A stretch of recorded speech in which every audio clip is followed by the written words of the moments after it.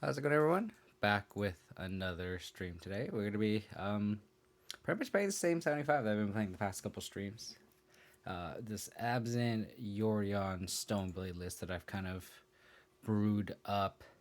I know that now that this list has been kind of had a bigger sample size, I know there's a lot of reservations about the consistency that I've seen, sideboard cards like likely withdrawing the sideboard hate.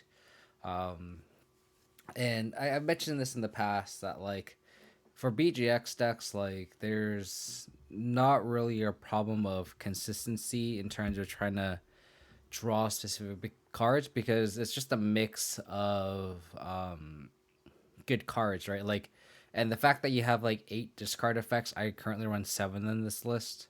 You have enough discard spells to draw them consistently. You have generic 2 drops that are great on their own. You're not particularly wanting any specifically in a general sense. Obviously, you want to draw like Tarmogoyf against Tron and Amulet, yeah, and you don't want to draw Bob against Burr, an example. But like in a holistic sense, in general, like you don't really care which 2 drop you want to draw, right?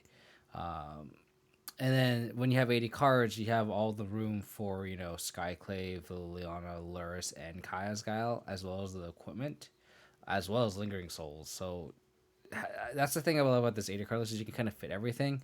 And I feel like when you look at it in a microscopic level, you see a lot of 2 ofs, you see 2 paths, 2 bobs, 2 decays, 2 guile, 2 skyclave, 2 lingering souls. But if you look at it from an overview, like they're all kind of generic effects, right? Like 2 paths is just copies of 1 mana removal spells, copies 5 through 6. Uh, I have 4 Ghosts and 4 Stoneforge Mystics, and uh, I just wanted 2 more 2 drops, and that's why I wanted Dark Confidant. There's a reason why I don't have a third one. Like these 2 guys, if I feel like you don't want more than 2. In the 60, I'd only really want 1 or 2 anyway. Um, Skyclave Apparition is just a removal spell. Like it's not like it's integral to the effect, right? Like what's the difference between like a Skyclave Apparition and like a trophy or something, right? It's very like replaceable effects throughout the 75. And that's why I would argue that it's kind of okay. Like there's a reason why I'm running 2 main deck Spellbomb is because I want Mishra's Valuables copies 5 through 6 for Luris. Um, it also opens up a lot of sideboard space, So like this kind of things where I kind of thought of when I was building the deck. Um, and I'm glad it's kind of working out in terms of just how the Manatraders qualification matches have happened. I mean, we're 8-0, so hopefully we can kind of build on that momentum. How's it going to Theorize? Thanks for tuning in. Hope you're doing well and having a great weekend so far. Um, so that's kind of the thought process, right? I feel like a lot of people are very critical, as they should be, about the 2 ofs and the potential consistencies. And honestly, playing it out, it doesn't feel that inconsistent just because of the fact that everything is so replaceable. Like you could have 2 Grim Flayers instead of these Dark Confidants, and it's like okay, like obviously I prefer one over the other, but in the sense that like it's not integral to your game plan, right? Because if your argument is consistency, like you just want to draw a 2 drop, so I feel like it doesn't really matter which one you draw, and arguably against big mana you want Dark Confidant over Tormagorf, right? So like you'd rather have any of these 6 cards, like any of these 6 2 drops are great against Amulet or Tron, for example. And I guess like Prowess, you obviously want Tarmogoyf, but Silverwave is just also great too. Like you want to get Battle Skull, right? So like, do you care which one of these Goyf or Stoneforge Mystic you really want to draw in that matchup? You don't really care, like as long as you just draw one of them, right? Or I mean, like not specifically only one of them, but like you don't care which one. They're kind of interchangeable. Um, and then the only argument that I would kind of agree with that's a knacked against this 80 card build is really the drawing the sideboard cards consistently. And that's fair, right? Like I have a 1 of Eidolon or Rhetoric. How likely am I to draw that against Storm and Prowess? So there's an argument to like, you know, trim like this Eidolon and a Gatateek for something else, right? Or even just like cutting an Eidolon for a Gatateek or cutting the Teak for the Eidolon, right? So just have a bunch of 2-ofs in the sideboard. And then the Sword of Light and Shadow you can tutor for. You have 3 Fulminator Mages, and then you have the Companion, right? So like you at least have a chance of drawing them. I just kind of still like prefer the split. I found that both have been relevant, and I can't really choose between the two. I can't tell which one is more relevant in the meta right now. So that's why I'm leaving it as is. If something's working, why try to break it, right? So Leon ID, how's it going? Thank you from Russia. What time is it? Is in Russia? It's pretty late now, right? Thanks for tuning in. Really appreciate it. Hope you're also having a great weekend. So we have to finish 10 matches to officially qualify.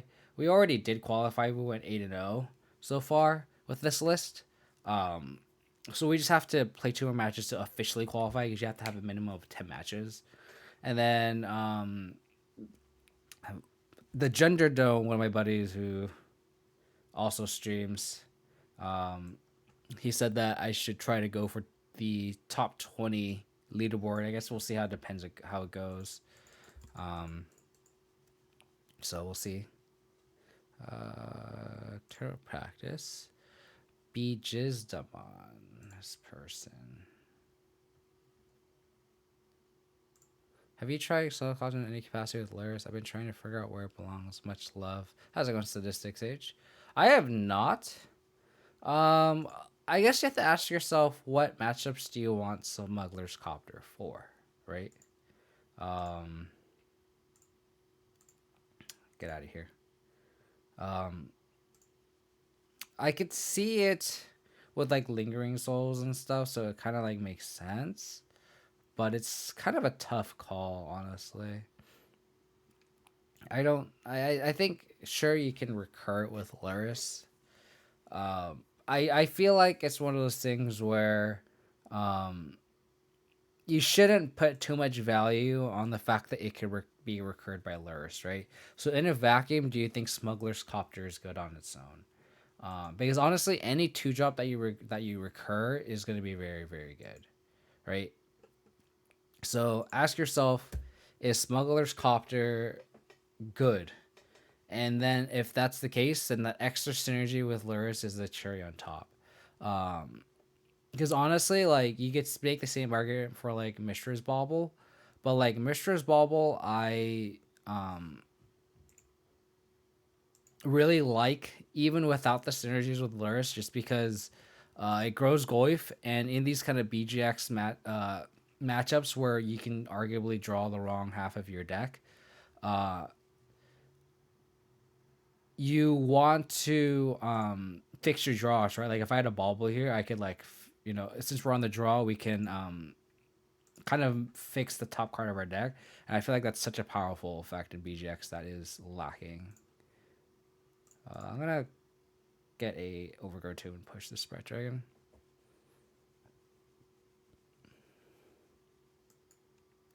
So what kind of Luris deck are you thinking about, Sadistic? I think that's also the other question you should ask yourself too. A lot of white mana here.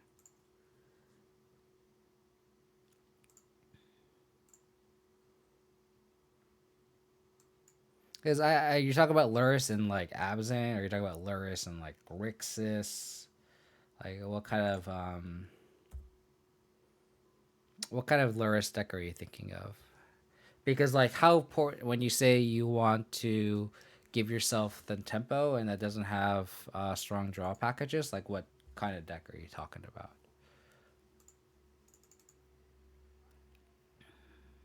Wow, are we gonna be able to untap with his Battle Skull? No way. I'm assuming they're gonna bolt this. Okay. Yeah, that's fine.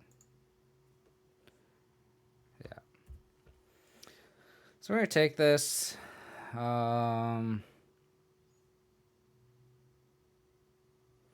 I'll probably just play Hex Drinker, hold up Path. Play this tapped. And honestly, I'm in the business of trading.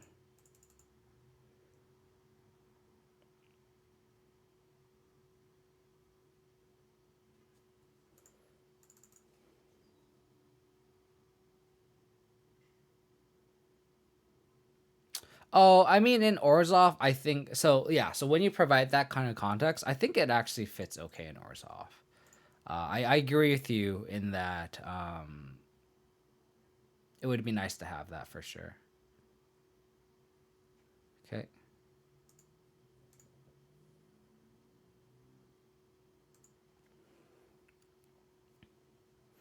Probably path this Soul Scar Mage to save this Hex Drinker.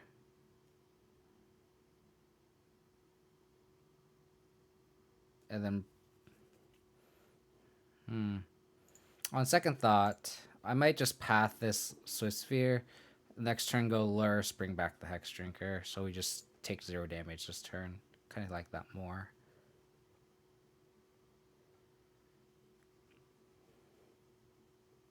Sucks away at the path, but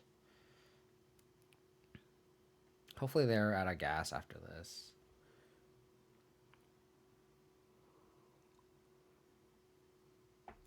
But yeah, I could see like 1 or 2 copies of Smuggler's Copter in that deck, just because honestly, I think the biggest thing about that deck though is the fact that the clock is just so slow. Is what my experience has been. Then again, my experience with the deck is without Spellbinder, which is like 3 mana 3/1, the Paulo Vito Dharma Darmosa Invitational card. So that clocks pretty decently, right? But like the versions that I've tried is like Stoneforge Mystic, Dark Confidant, Tideholder Skull, Lingering Souls. So like your strongest card is your highest power card is a 2-drop or a 2-power creature. So like I definitely see an argument for Copter just for that reason. Um, that being said, making room for it might be tough, but like I also see people that run like Giver Ruins and stuff, so it makes sense to uh, try Copter in my opinion. I actually kind of like it.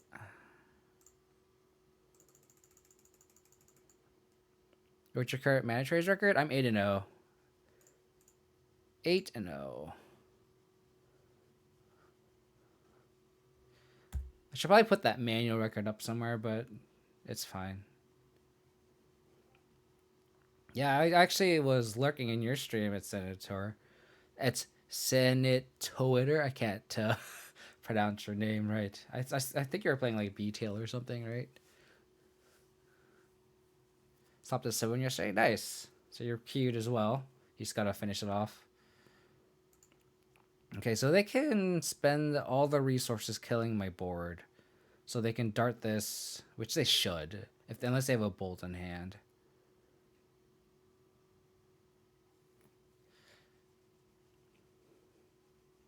The other thing too is like, um,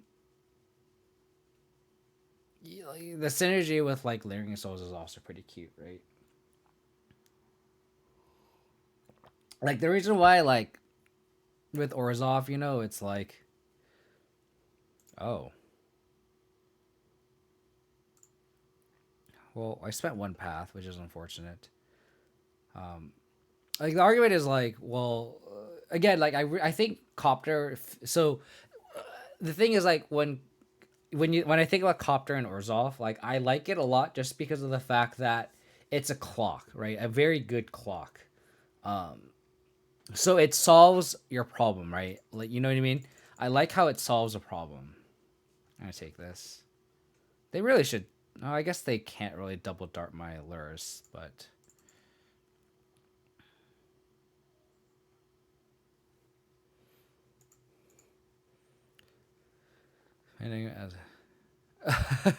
yeah, my bad. I'm sure I'm like super butchering it. Honestly, it makes me feel like Dark was a higher thing with Copter. Yeah, I mean, when you're Dark Confidant can clock and filter too, it's pretty good.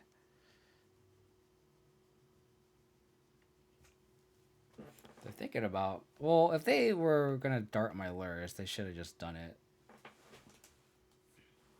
So we really need a...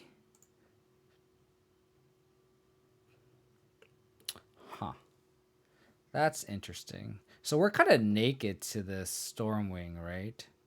So is it worth trading here? Oh, but they have the Lava Dart, though. So are we dead? 1, 2, 3, 4, 5, 6, 7. So we take a virtual 7.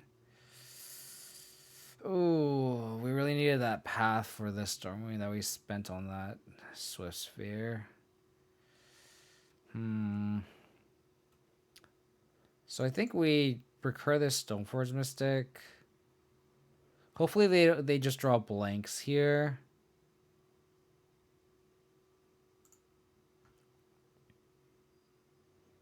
They really need them to like draw nothing.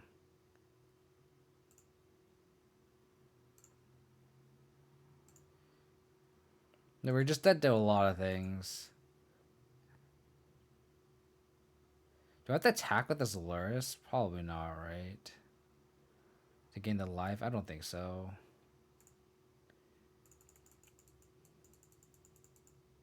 Like, this Batterskull plan is just a little too slow. Bring it up. No, yeah. I think it's definitely something worth exploring for sure. Oh, man. That's not bad because we have the push.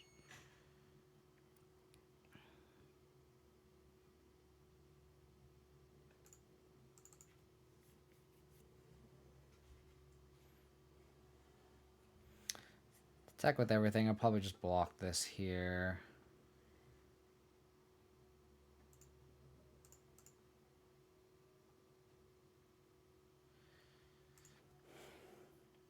So we're gonna have to push this Sprite Dragon. Let's see if they go for it all the way with Lava Darts.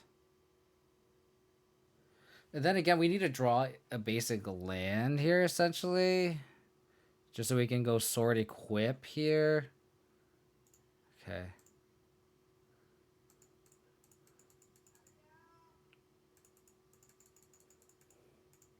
Lava Dart being pretty clutch here.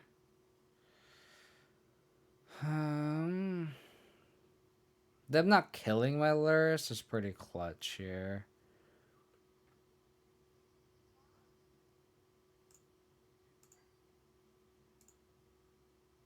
So we go to 2. Like I said, we need to draw a basic here.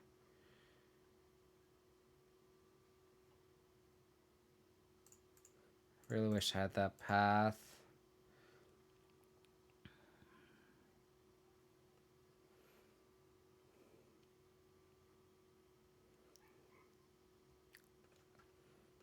Then again, we do gain life off of this Luris attack. Oh, they just... okay, they got it all. They have it all. Got it. Okay, well, we wouldn't have gotten there anyway. I mean, if they didn't have the growth, we could attack. Yeah. Oh, well. It's all good. It's all good. So let's go with these. Just probably cut the Bobs and the Hex Drinker. Anything that does a Lava Dart's pretty awful. Man,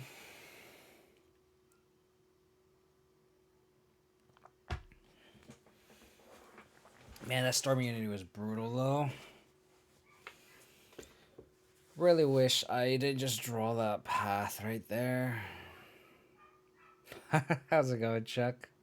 Hot tub stream when? If I could somehow fit a hot tub in my apartment, I would.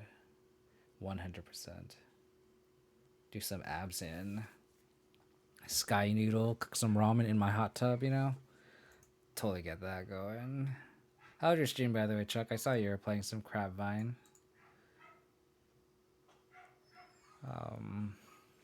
It's an argument for Damping Sphere, but I don't think it's that great. I think that's definitely our 81st and 82nd worst card, I think. Just arguing for like swapping swords here, but I think I like the discard effect. So. And I like the spell bombs. Just recur for lures.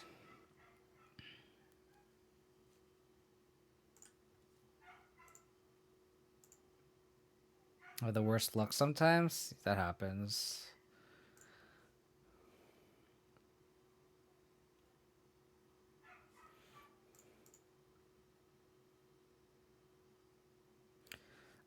Unfortunately, that's what happens with Magic, right?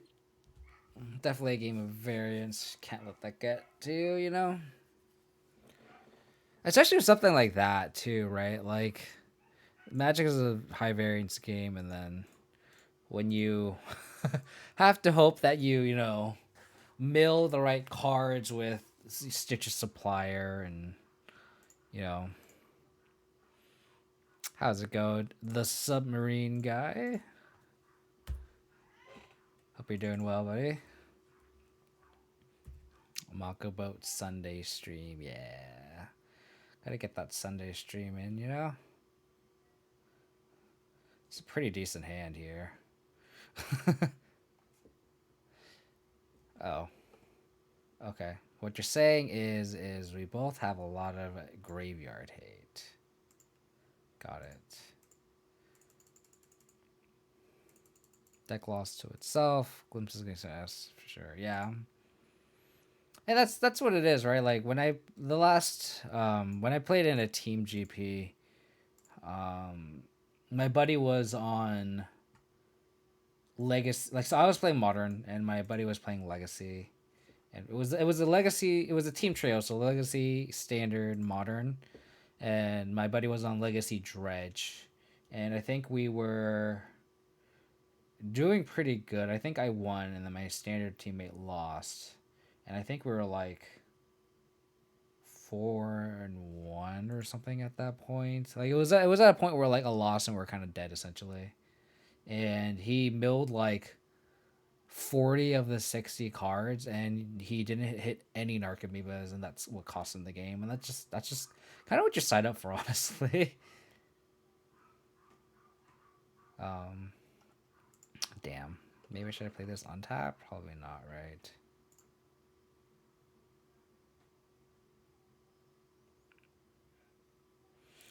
I still think I idle on here.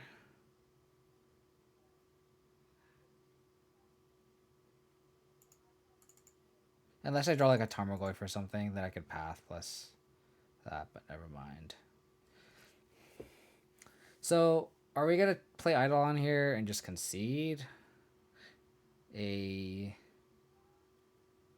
hit? I think that's fine. And the next turn we go Lingering Souls um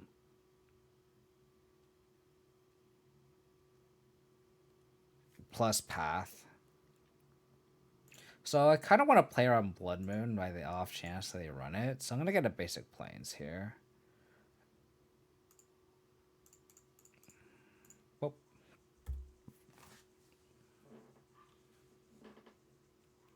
See, we just, an 80 card deck list. You just draw our one of cyborg cards. Just easy.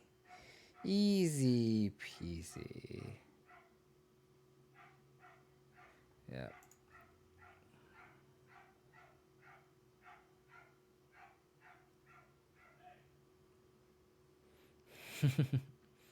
Easy peasy. Lemon squeezy.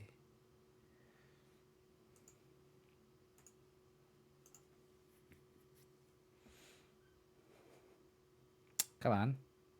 Come on, opponent. Kill me.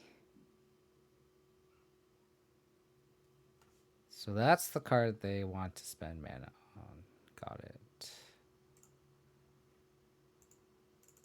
So take 4.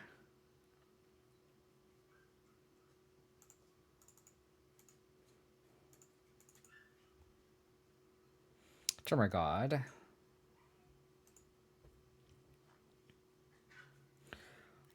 There's an argument for just playing the Tarmogoyf here and then just like pathing this Storming Entity. And then hopefully next turn we can go Souls Flashback Soul so we don't lose value off of it. I actually think I like that more.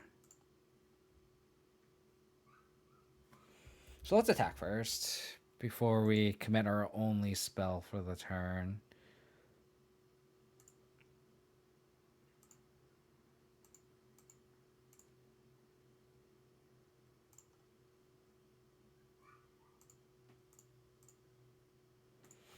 Tarmogoyf here. So they could theoretically kill our Tarmogoyf if they have a bolt or something.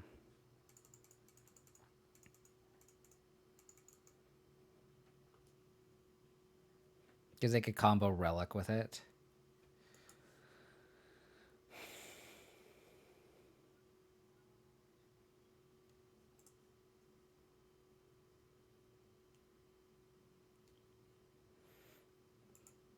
Okay.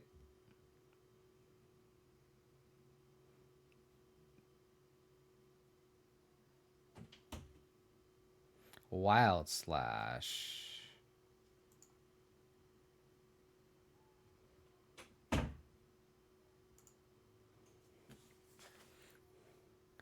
So I could pop Spell Bomb.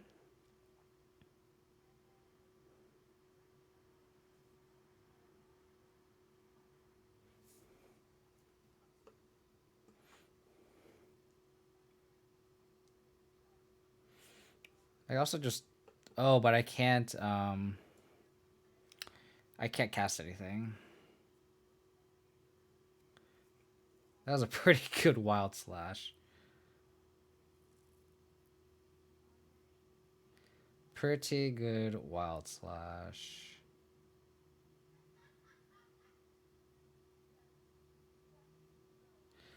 Darn. Eidolon's screwing me here. You're supposed to be on my team, Eidolon. What's happening?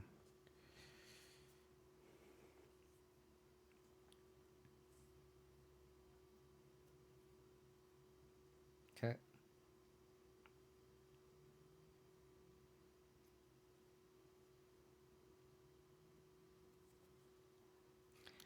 We're still probably priced in either pathing or pushing what other creatures. Depends on what they do here. Huh. Well, the card that they exile doesn't do anything. So...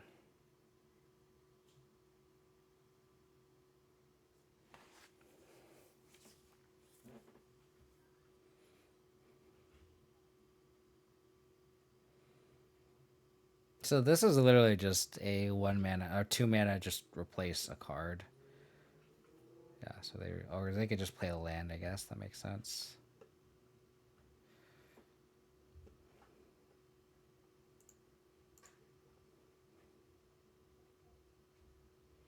So I'll probably just save the point of damage here and path here.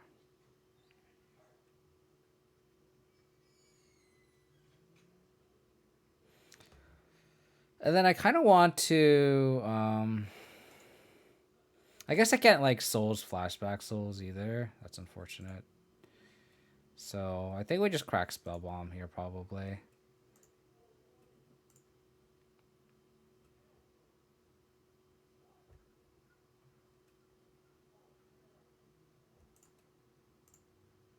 Just to make the most of our mana, I just want to draw a card.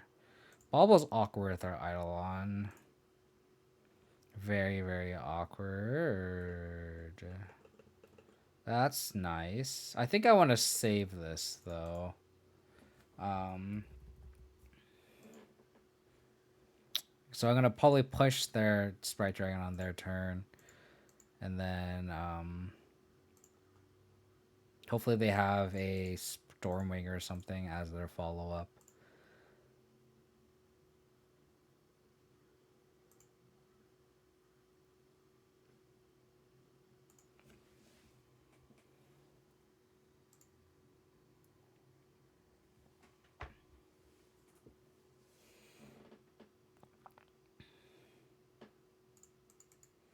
Okay. They don't use mana on their turn. I'm wondering if they should have just cracked this. Oh.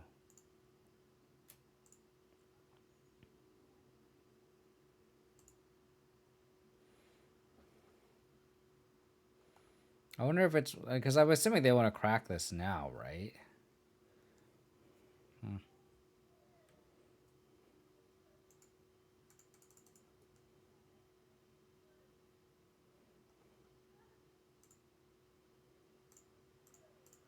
Let's push this now, because if they like have Pierce, I want to block here. So I'm going to do it before I declare blocker step.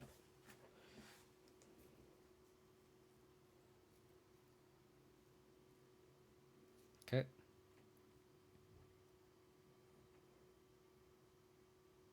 They're going to price into cracking this relic, otherwise I'm going to insta like just flashback Lingering Souls here.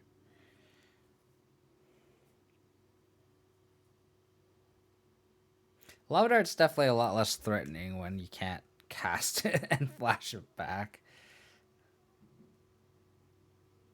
I'm just gonna hard cast Armanity here. Okay.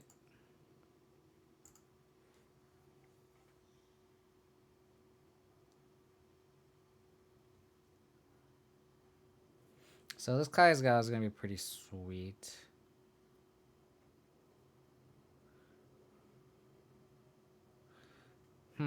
I want so a fifth land would be great here because we could flashback Lingering Souls and then Kaya's Guile.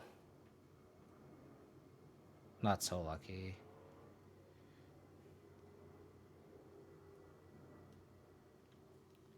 I feel like if they had a Spell Pierce, they would have cast it. So I think there's value in just flashing this Lingering Souls back through the relic right now.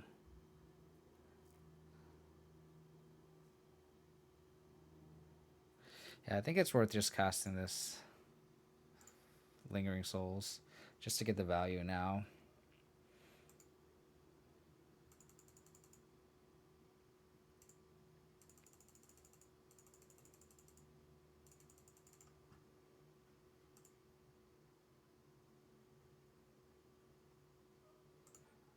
I mean, that's the decision that they made, right? So they decided to play Storming instead of not getting my spirits, and I'll just like chump one, right? So it's kind of fine. And if they play a creature, we can still set up this Kaya's Guile.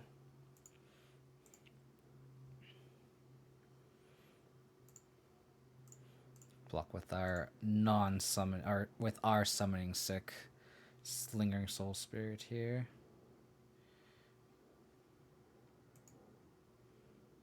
Okay, so they choose to do nothing. Explosives is interesting. I think we just Kai's got. I guess we can bobble.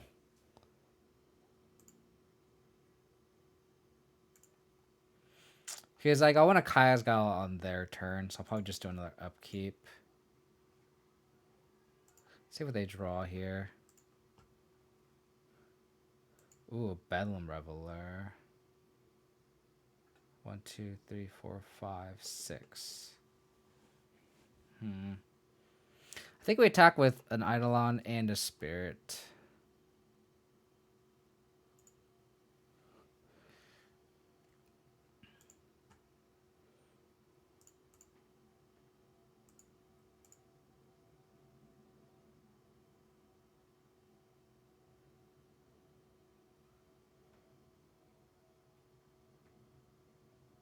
I'm gonna dart my Spirit.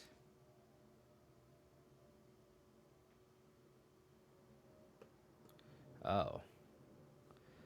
That is fine.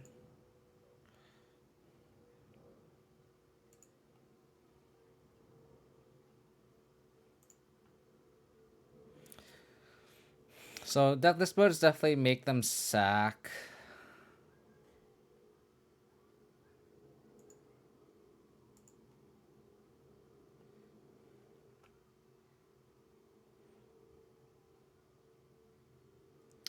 Yeah, so let's make them sack. Probably exile the graveyard. 1, 2, 3, 4, 5. See what they draw though. Okay. So sack, exile graveyard.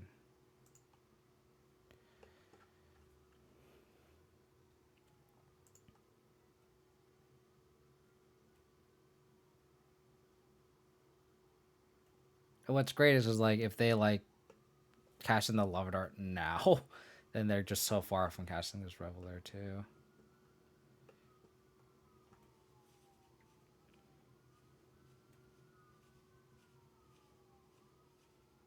Next turn probably put Yorion in hand if I don't have anything relevant.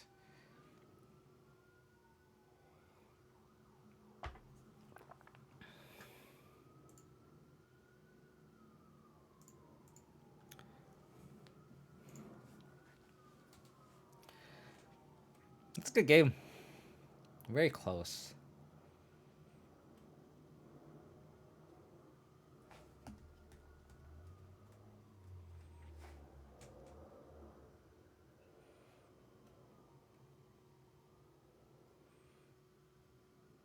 Opponent's in the tank here. In the tank.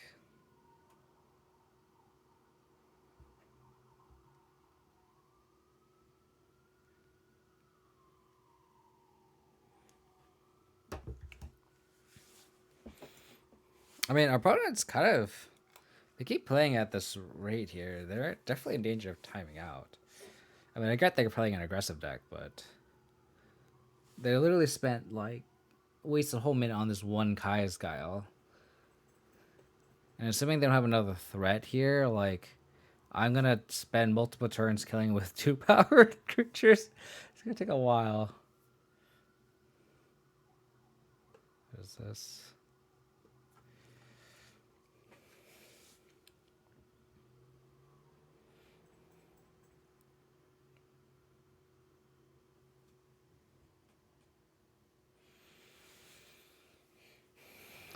Huh. Okay. So they did that, which works out. 1, 2, 3, 4, 5. So they have Leveler 3 unknown. Ooh, them spending a turn not doing anything is so good for us. Yeah, I think I just put Yorion in hand. In case, the off chance that they have Blood Moon, I'm probably going to play this first.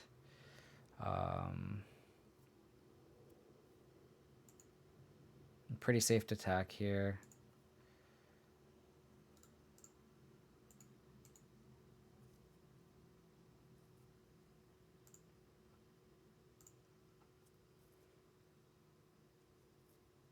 And then we hold up push.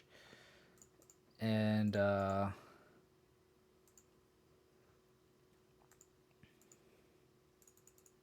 we're not too naked just throwing it at it because we have a 4 or 5 now. Okay.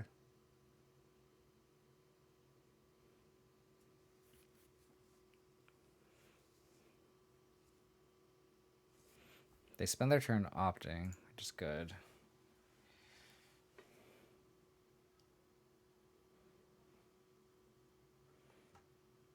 One, 2, 3, 4. So 1, 2, 3, 4, 5, 6, 7. So next turn they could Reveler.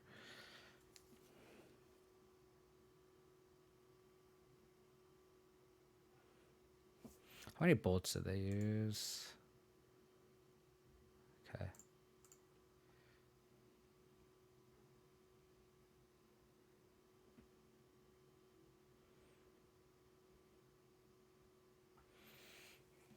I think I got a crack now.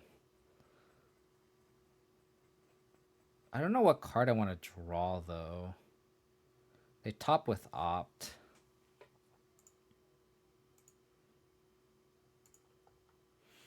I guess we can hold on this fetch. Because there's argument for like cracking this P-Line, but I think I want to hold up 5 mana to hold up push, too.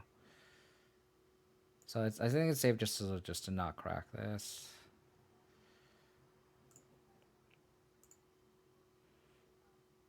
Definitely in the range of getting bolted out of here.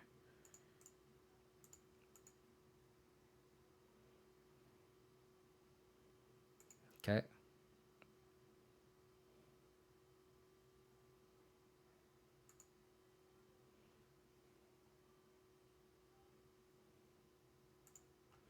So they can cast Reveler next turn. So them going to cast Yorion.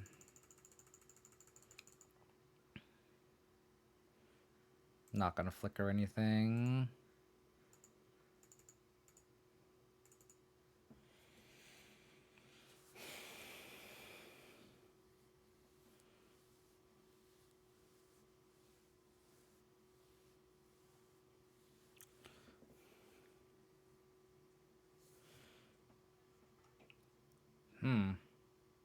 I don't know why they didn't shock this in, because they could have like bolted out the end step. So now they're just like essentially tapped out. I feel like they should have shocked this in. I could be wrong. Okay. So Liliana the Veil would be great here. I'll take Liliana the Veil. Okay. Guess we crack this first. Pretty free. Okay, that doesn't do anything. I think you still try to get Liliana the Veil, probably. So let's crack this now. Skyclave wouldn't do anything, so we need double white. Let's crack here. Inquisition. Inquisition's a decent draw.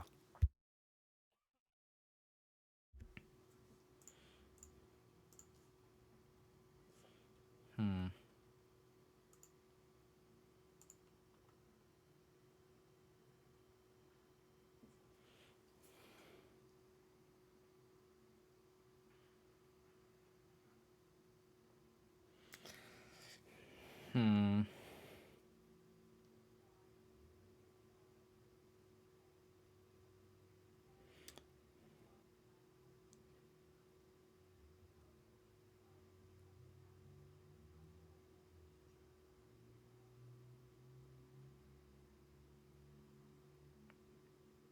I think we just attack with this Yorion here. No, I'm trying to figure out if I want to attack with a spirit.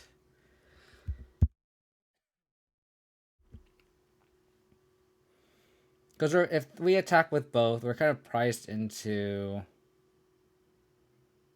No, we attack with both the spirit. Because if they attack, we just block. And then if they have a bolt, oh, then they can kill us. They can bolt us, Eidolon dies, and then they can cast Storming Entity. Like, how much work is this Eidolon doing right now?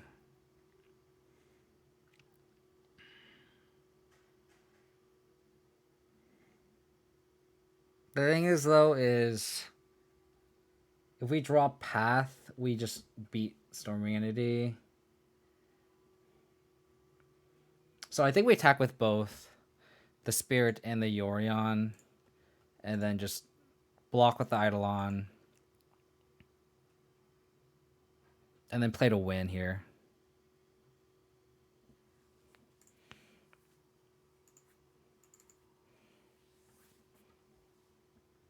Because if the target is just Storming Entity, and we have Path, we just Path the Storming and attack again.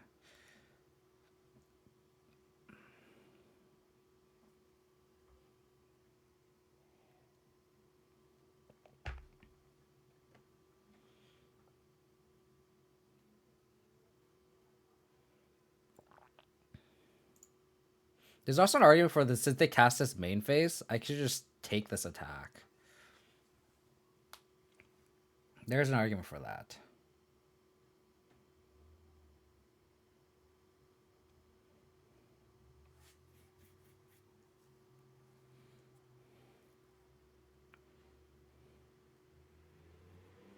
Okay. We have one card. They don't attack. Wow. That's so clutch for us. Oh, Laris doesn't do anything. I think we have to go for the redraw here.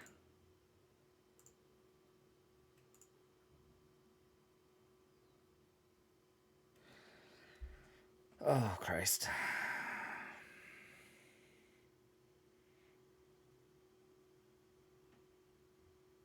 So I think we just attack with this Yorion. They bottom two with both Storming Entity, which is good, obviously.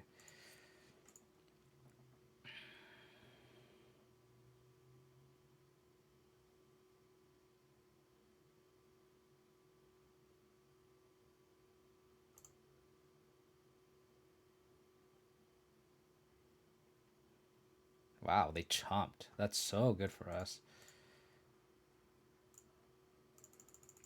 And if they had the bolt, I think they would have bolted the Yorion too. So now they're naked through the air, which is fantastic.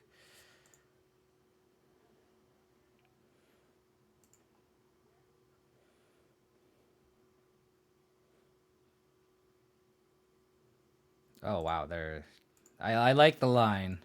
We're both playing to win here because they could have bolted the spirit. Playing to win. Wow, what a game! I like their line. I like their line.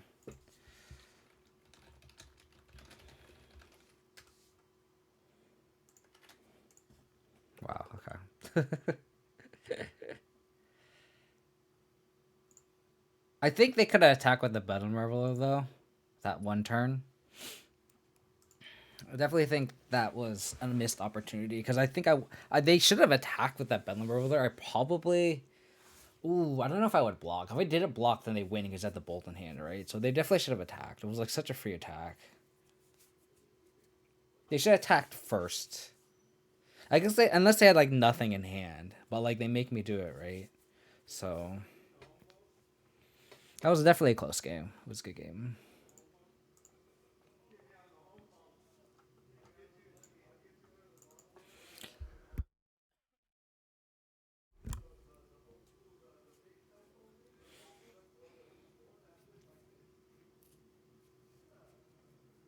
There was also a turn where they could have exiled the relic, and like they wouldn't have gotten the storming. They would have gotten storming entity a turn later, but like I feel like it's worth it, right? Because then like that was just literally my clock for a couple turns and like a bunch of chump blockers. Like those spirits just save so much life. So I think like that turn where they could have uh relicked away my lingering souls in the graveyard, I think that was something that maybe they should have reconsidered. Very close though.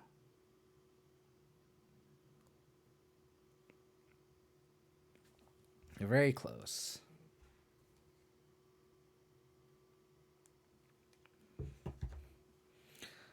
But it has 4 minutes left. I mean, they could definitely win in that time span. As long as they don't have storming entity, we're good here.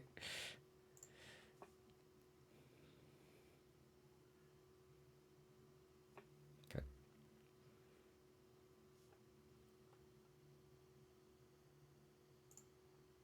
You get basic swamp here.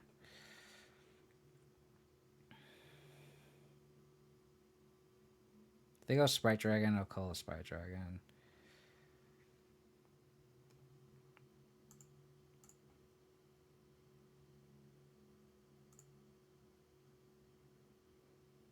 What are you gonna do? Oh, they're going all in. They're going all in. I guess if they have Spell Pierce up, that feels pretty bad. I mean, this seems like a line you'd take if you have Spell Pierce.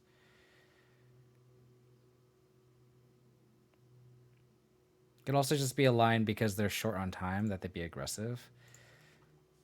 Could also be a possibility. I said I needed a game where they didn't have Storming Entity.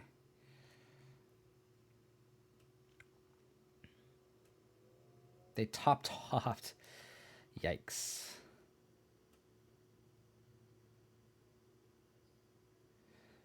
Mega yikes.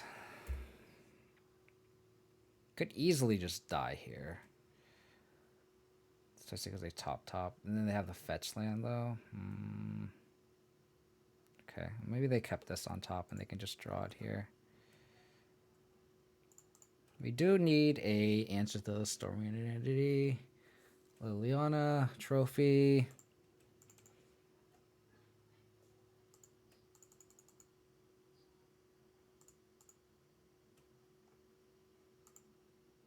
Okay, since it's their only threat, Liliana, Kaya's Guile, all those are good draws here.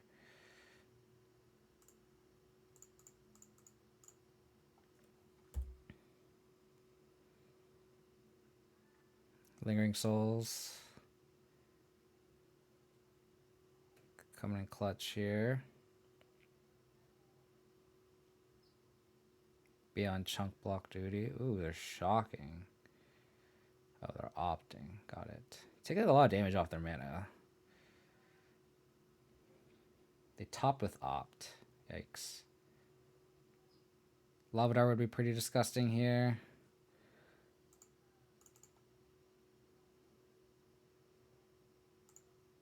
Path would be a good draw for us, please. Trophy.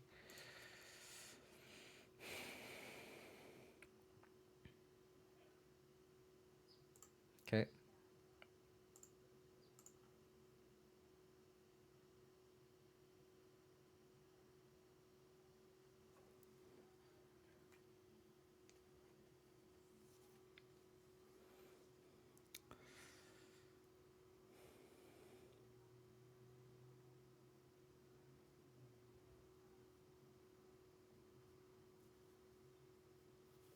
I feel like I want to flash this Lingering Souls back. Next turn we could go explosives.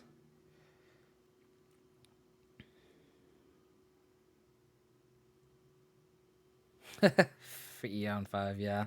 For real.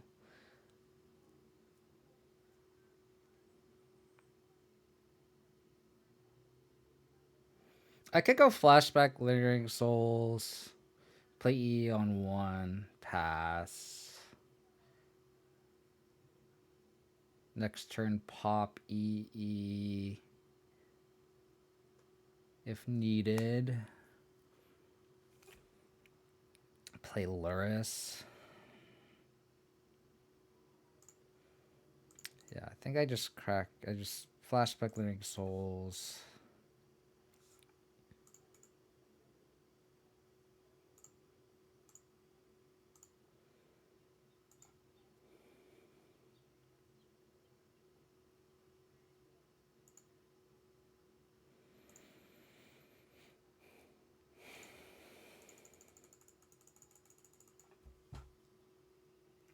What is in their hand?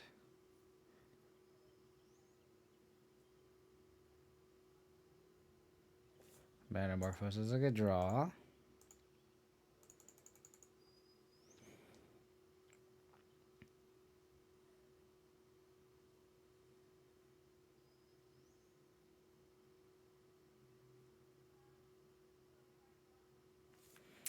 Damn.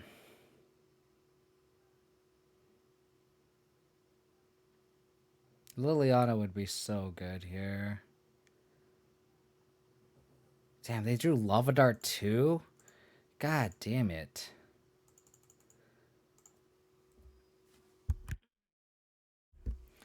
So we need to like push or Kaya's Guile. Oh man, that's a lot of damage.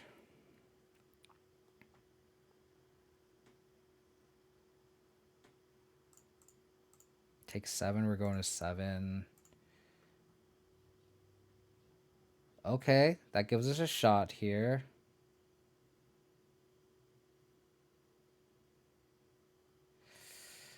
Man. We're dead to any burn spell. This is tough. This is tough.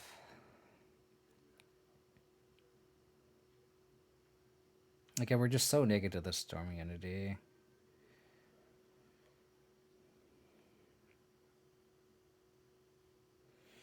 If this was a path, we might have had a shot, but then we're just naked to the Sprite Dragon too. We have to shock this Godless Trident, I think, because we're going to be spending all our mana next turn anyway. So we'll just do this now. We just hope their hand is just literally nothing. Which is unlikely. And even then, like, they just have a 2-turn clock. I probably need to crack this Peatland next turn. Any spell and we're just dead. I guess we're not officially dead, but...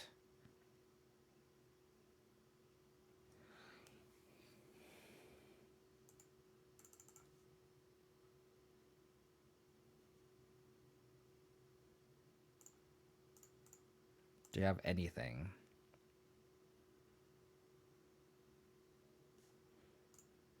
Oh, Cool.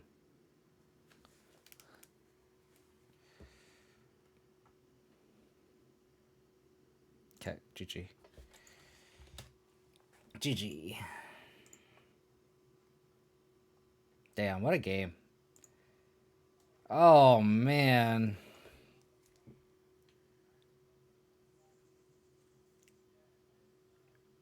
We just needed... Our hand just literally was just like, you can't have a Storming Entity.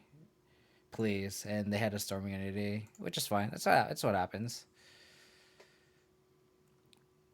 It is what it is. Let's play another match. I see Fluffy. Trying to qualify here. I see you. Is he streaming right now? Or is he playing this off stream? Looks like he's off stream.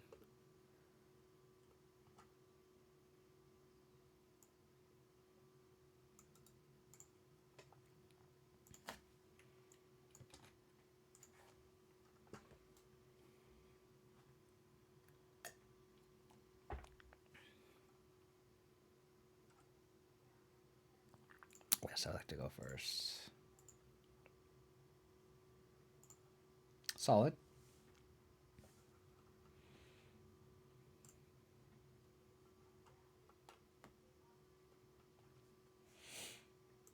Courtyard pass. Got push into Stoneforge into Skyclave. Points on basic island. If they're on through the beach, the Kaya's got a pretty good draw here.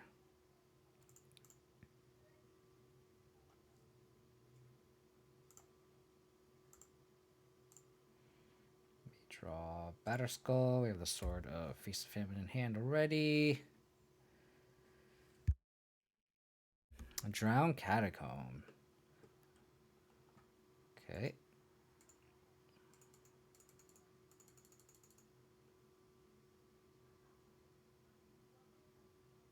Do we just play this sword out? We could also just put Yorion in hand. I think I like putting Yorion in hand, I think.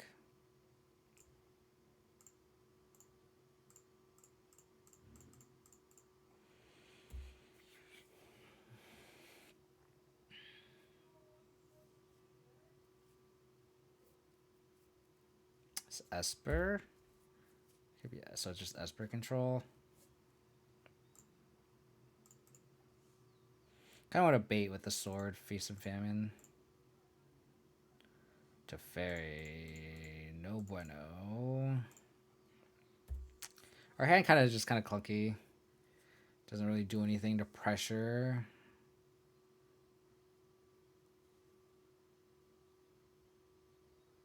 Yeah, if their Archmage is trying and drawing too, that's so bad for us.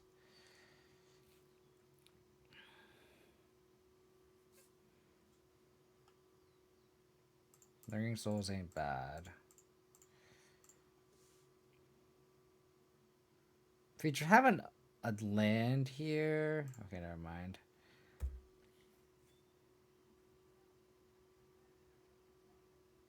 Yeah, if we draw a land here, we can animate Shaman Event and Eclipse Sword. So we could pressure this Teferi pretty nicely.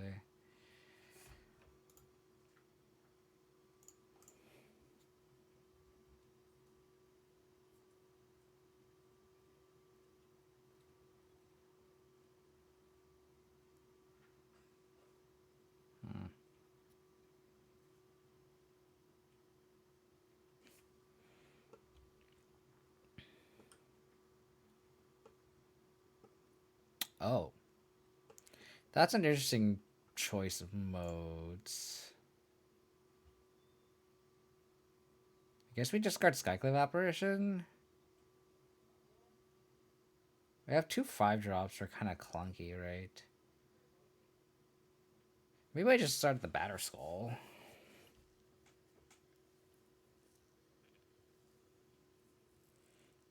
Yeah, I think I just start the Batterskull, unfortunately. It's a really aggressive Esper Charm.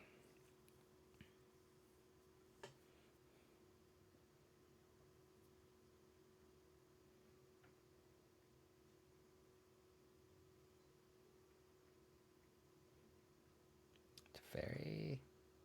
Yep.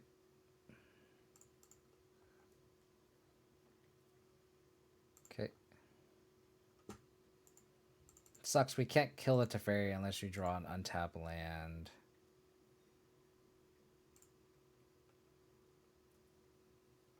Oh, damn it. I think we just equip here and just send both at Teferi here. Why are you doing that now?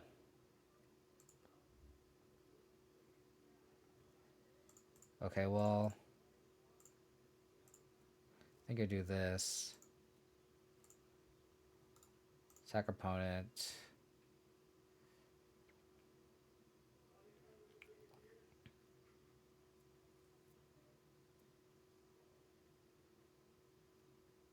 Could attack the fairy. I think I actually like attacking the fairy.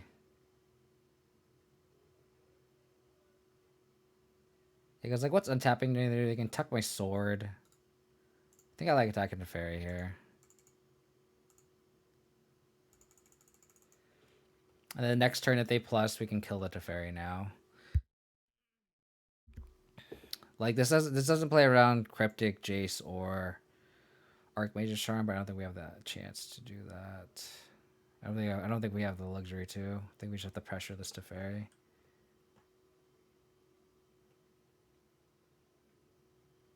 Oh god, they have a Teferi. Nope.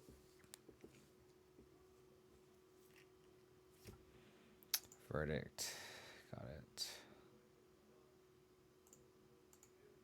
So land here means we can... I guess it depends if they have a removal spell. We can... Okay, that's fine.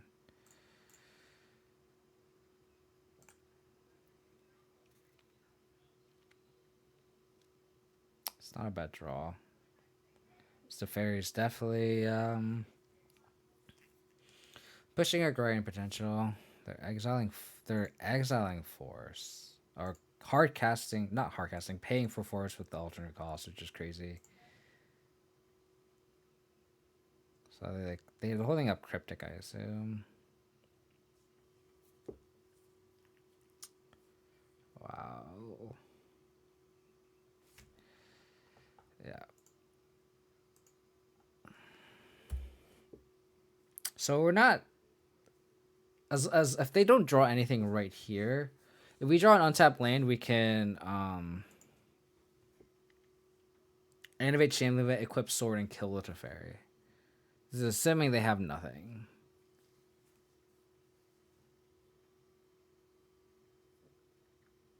And even then, we can just probably cast Yorion, worst case scenario.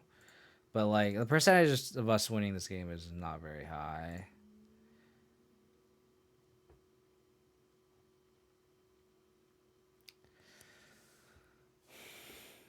Yeah, I think we just cast Unfortunate Sig now that we drew that.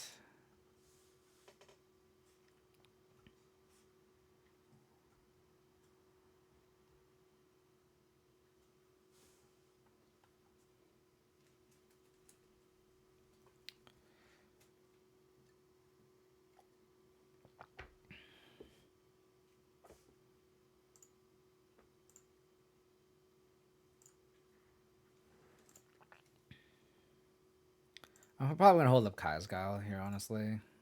Just commit murder to the board.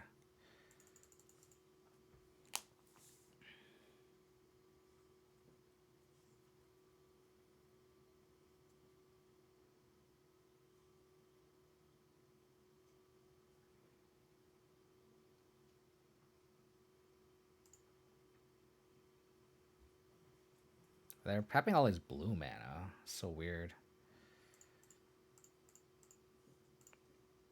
Exile Graveyard, make a 1/1.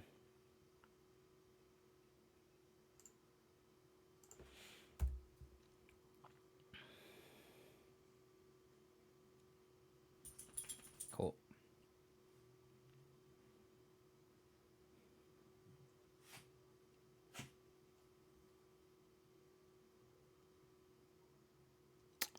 Okay. Got the push. You got it.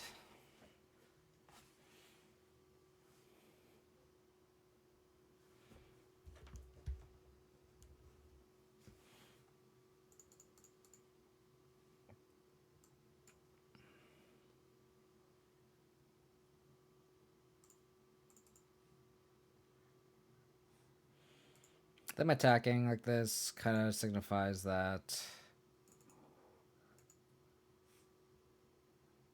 they have something. First leave action is probably... Ooh. Because we Thoughtseize here. Snapcaster. All the pushes. Got it.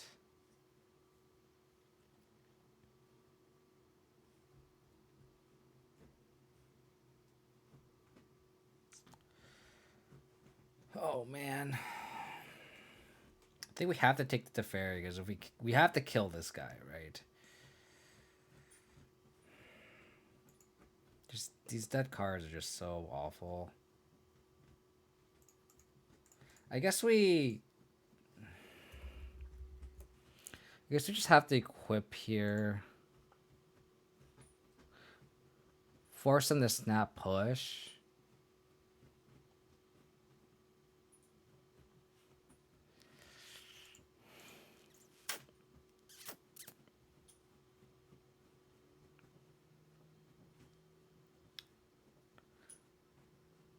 Yeah, I think we have to force to... Oh, I wanted to equip first. Fuck. I was gonna say, like, I wanted to force... I didn't mean to click, but I wanted to equip the sword to the spirit. Force him to use the push, and then the next turn we can go animate Shambly Event, equip here. But that did not... That is not how I wanted to go. But this actually might work better, because now they're snap pushing, so...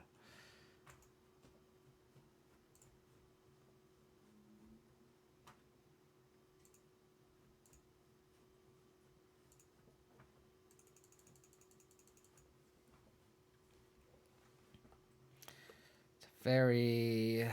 Okay, so we're gonna have to get used to this, because this is how it's gonna be when Modern Horizons comes out, with all the counter spells. See if they attack with both. It's just decay one.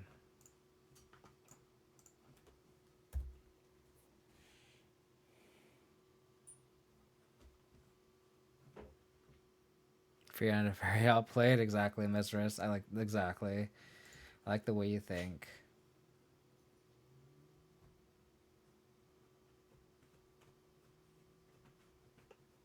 So this gets tucked.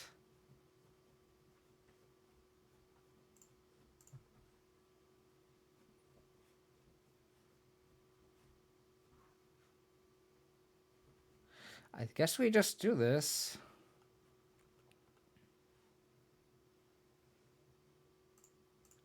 That could be our key to victory here.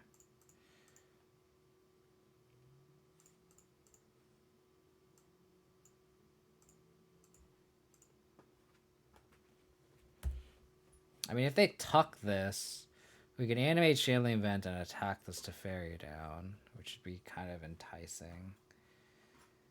Yeah.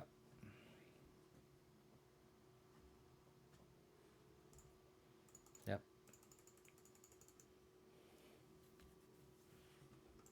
They have Snapcaster in hand.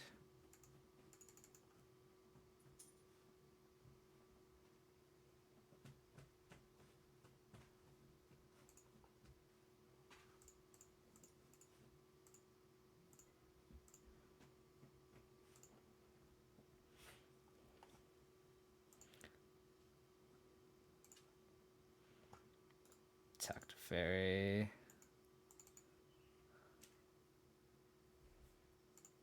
Just splashing a Snapcaster to save the Teferi. Fair.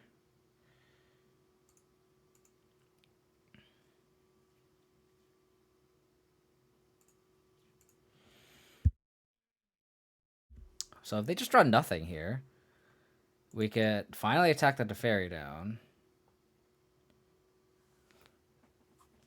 Of course, they don't draw nothing. They have 2 mana. Oh. Okay. That could be nothing. That could be nothing.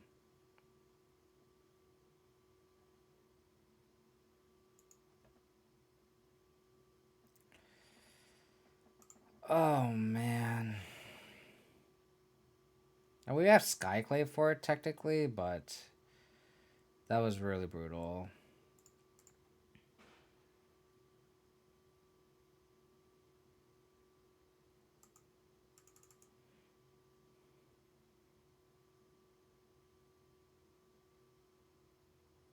Man, if this was the sort of Fire and Ice in play, that would have been nice.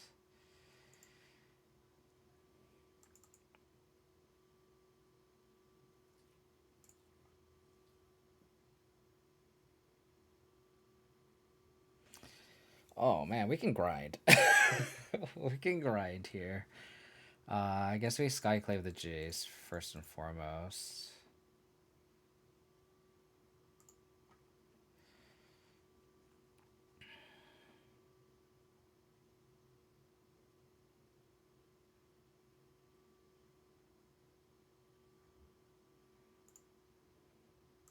Man, brutal. Brutal.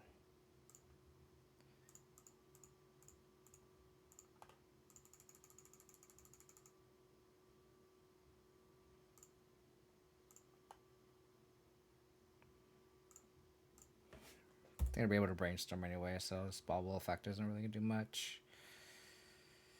So Flooded Strand.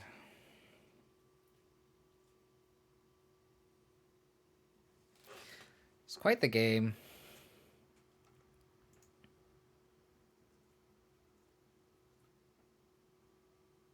I mean, if they don't have the removals for this Luris, we are in it. Likelihood is very unlikely just because they shuffle and they can just draw a bunch of cards with these cards, so not looking good here.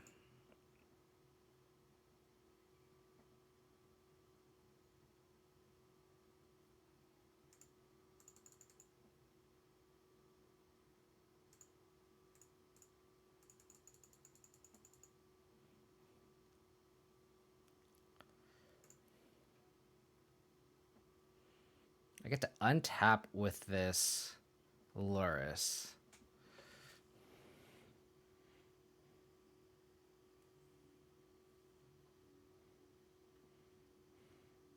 Stoneforge Mystic has no more targets left. So I feel like it's just better to get this bauble back. Right? Or is it better to just get the body?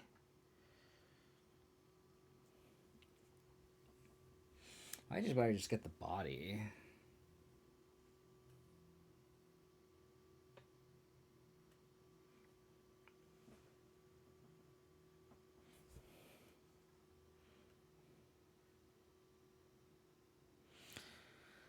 I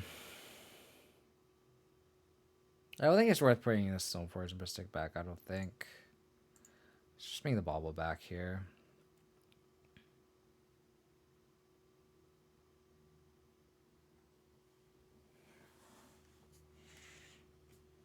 One, two, one.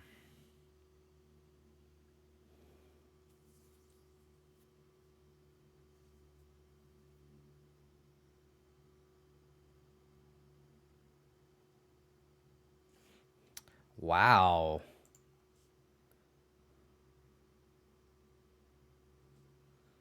Does it mean I can just go like this? Let's play our own Snapcaster Mage.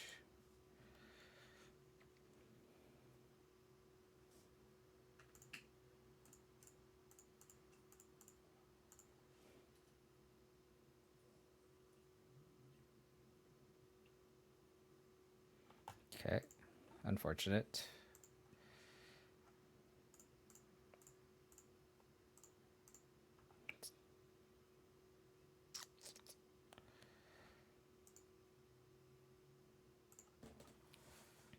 So I guess I could tuck Luris.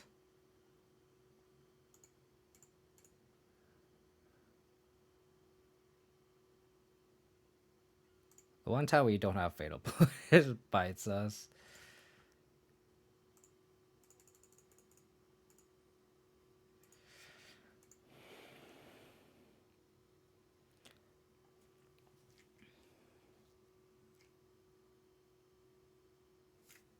Okay.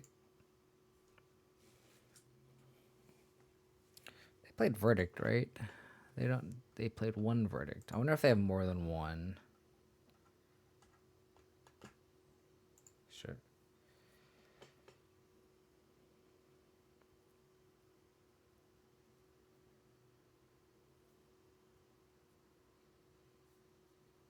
This is crazy. If this Lurus can survive, famous last words. Oh. Man, that's brutal.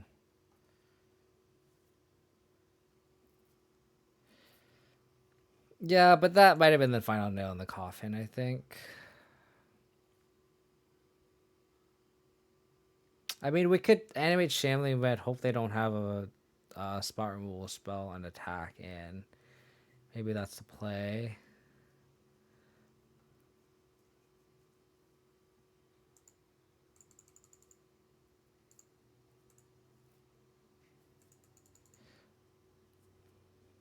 The fact that we have 80 cards means we're not even close to getting milled too, which is so funny. Decay. Oh, okay. 1, 2. 1, 2, 3. Yeah, so there's no point in decaying this. There is a point, but like I don't have enough mana to decay Animate Chamberlain and equip Sword, right? So then we're gonna let this resolve. Unfortunately.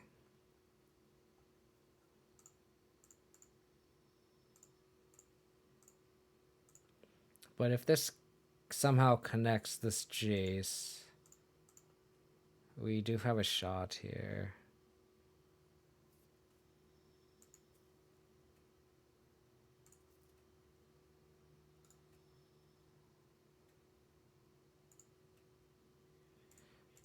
This being black is kind of relevant here.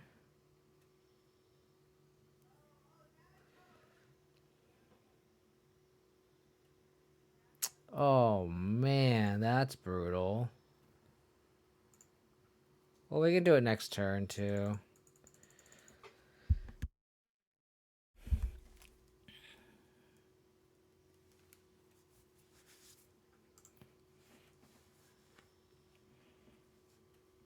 How many Snapcasters do they have left? 1, 2, 3. So they have one snap potentially left. I'm thinking about win conditions, right? So. Oh no, creeping tar pit.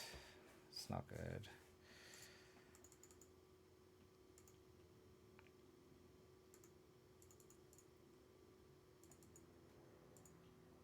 It is, but at least this I can take down the Jace, right? So that's kind of the mindset here.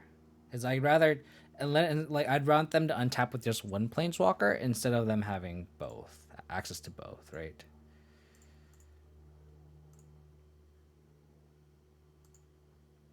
So let's animate here. I wonder if they have a push in response to this, because if that's the case, we still have mana to play Bob here. Yeah.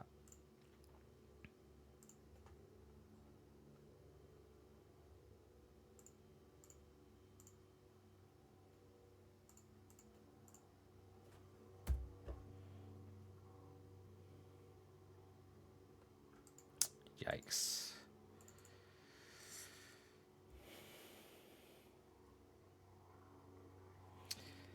Man. Yeah, so with Tar Pit, like, they have the clock now. It's gonna F6. Oh, they're fate sealing me now. If we draw a fatal push, we can push this.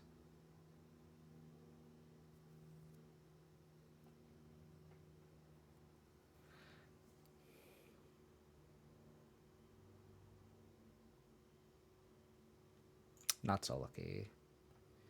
I think it's worth cashing this in now.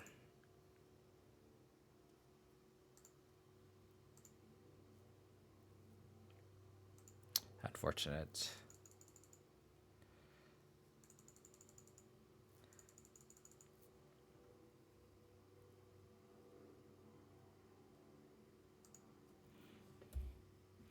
They have lethal. Good game. We're itching and crawling though. Like that was definitely a game where like we were definitely behind, and we definitely almost had honestly almost no business winning that game, and we almost crawl back. So I think we can just cut the 4 pushes and the 2 paths. Paths, come out, please. Sporting 2 fulminators. I think this is pretty clean. Cling, Inquisition, discard spells, drinkers. Decays are a little iffy. Maybe I want to cut all the decays. Maybe keep 1.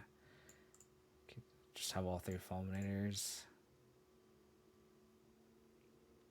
I think this is fine.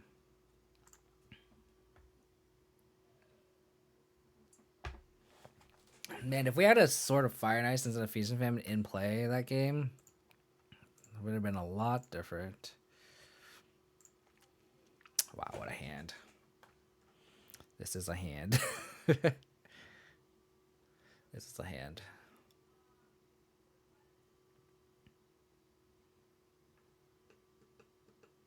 Inquisition and the Dark Confidant.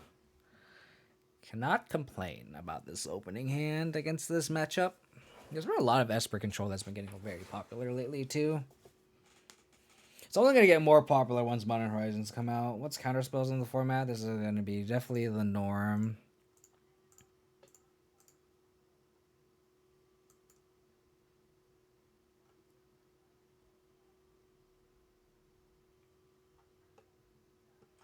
Unfortunate. They have 2 removal spells.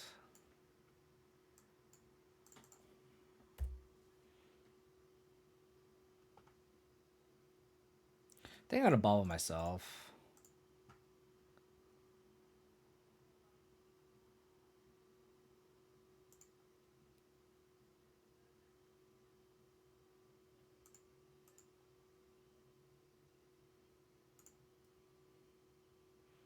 How's it going, Chucky Chili? Timeline is matching up again. Yeah, for real. They bought him with Opt. Oh, they have the Kaya's Guile too? Are you kidding me? Goodness gracious. I mean, we just take the Guile. It's technically the 2 for 1.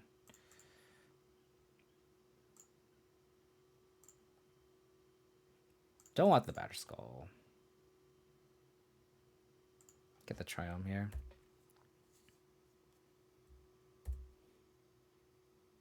That's not bad. They do have the Eliminate, though.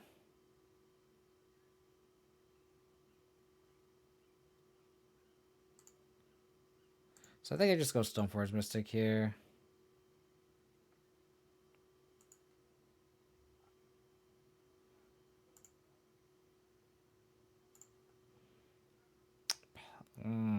I guess I get sort of Light Shadow to like recur.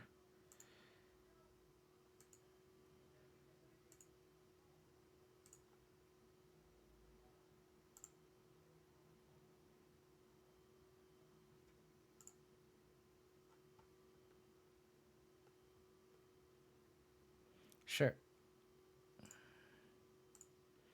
I'll probably end step Cling the Eliminate. They're representing Archmage's Charm.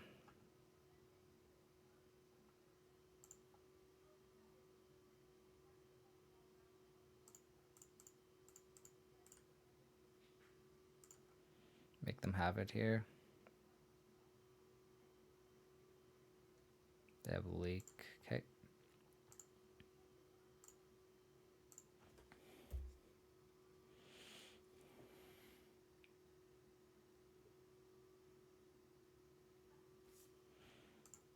Okay.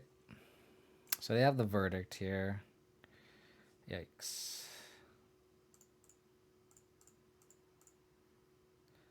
So they sort out.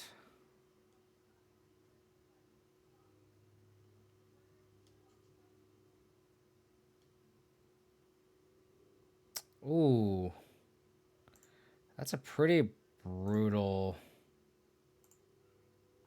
Jeez. Okay. Esper Charm is so disgusting. I think I'm gonna have to crack this clearing.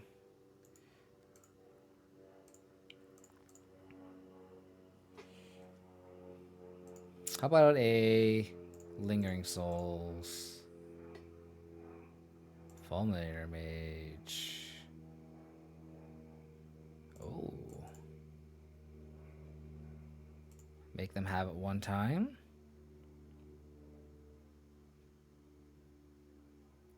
Ah. Damn. So they have Verdict Unknown. I had to make them have it that turn, right?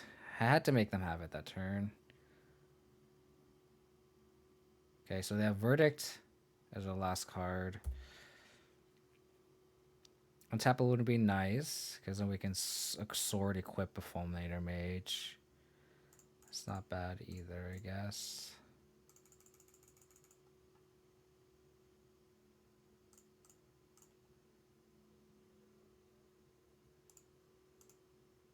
I wonder if they'll spend a Verdict on this Fulminator.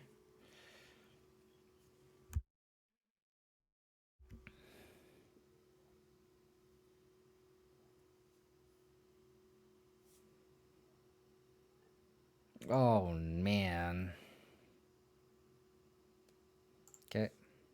We can't take it down either. Damn it.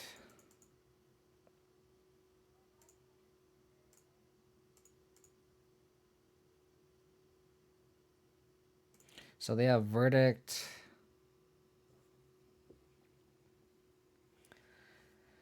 Oh, man.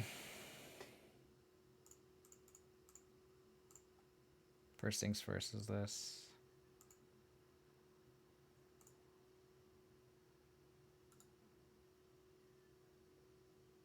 I guess I have to attack them.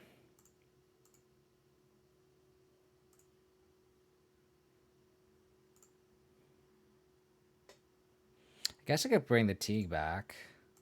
Seems pretty good. So then they can't Verdict. Or I guess they can minus the Teague and then Verdict, but I think that's a fine exchange for me.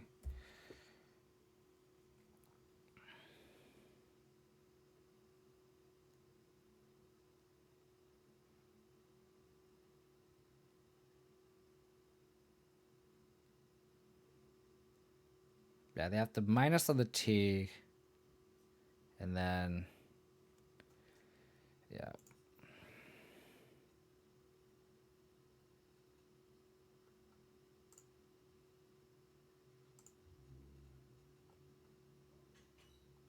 It's not looking good. We need Lingering Souls. Lyris wouldn't be bad. Threat. Lingering Souls wouldn't be bad.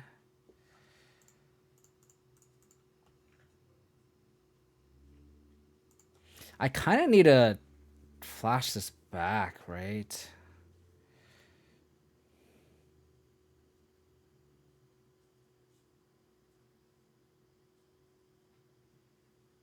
I guess I don't. I don't think I do. Go like this.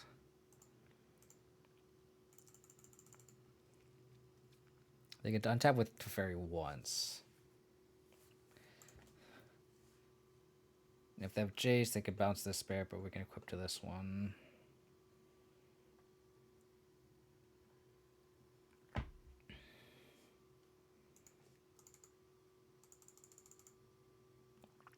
So they need Cryptic here.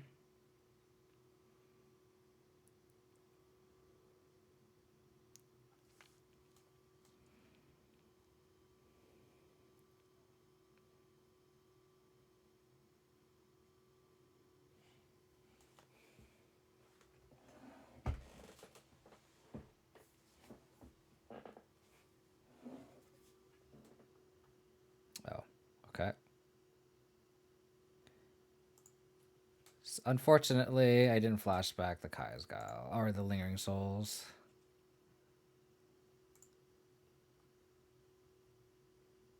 Timber God.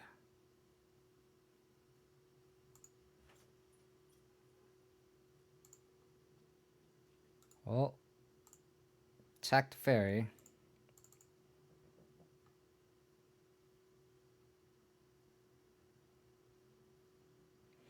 If they have anything.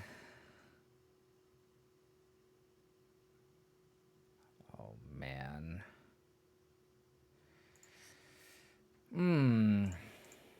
Tough.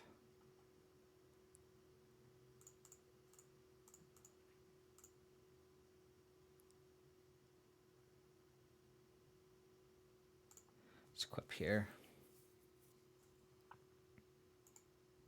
I should have actually equipped the Goyf because of this Goyf can attack through and when they plus. That was a misplay. That was a misplay.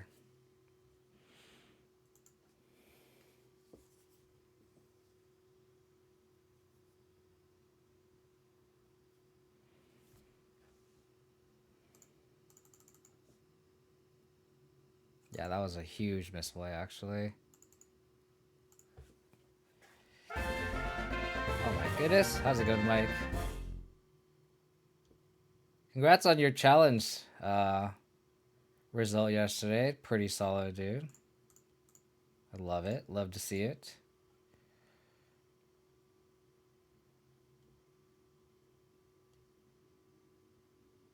I mean, if they had the push, I'm going to be really sad. Oh, damn. Damn. Really sad. Because I could have killed this Teferi this turn. That was a misplay for sure.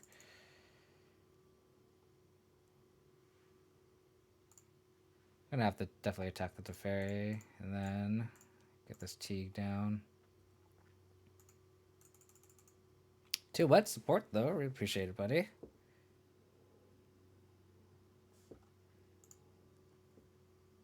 Okay.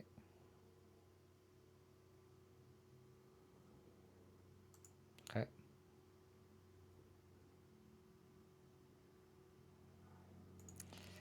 Oh my god. Like that play really cost me because I could have equipped the sword to the Teague. Damn.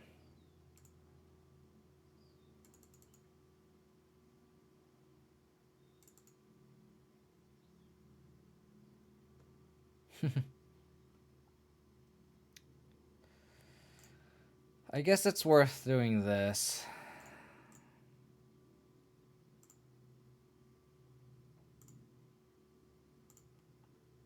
It was indeed worth it.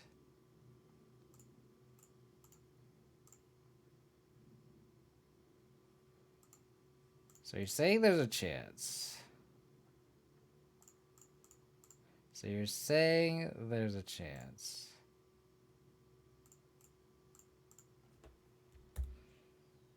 I mean, they'll just bounce this, but that's not much mana commitment, so. You ran something my Yorion list? That's so funny. I mean, we're getting run over today, too. I mean, our match before this one, we played against Blur Prowess, and it was really close. And then this match is also pretty close. I mean, this is arguably a pretty bad matchup for us. At least pre-board. We just had a bunch of pushes in the caves and didn't do anything. How was the blue-white matchup for Shadow anyway? I'm assuming it's pretty bad too, right?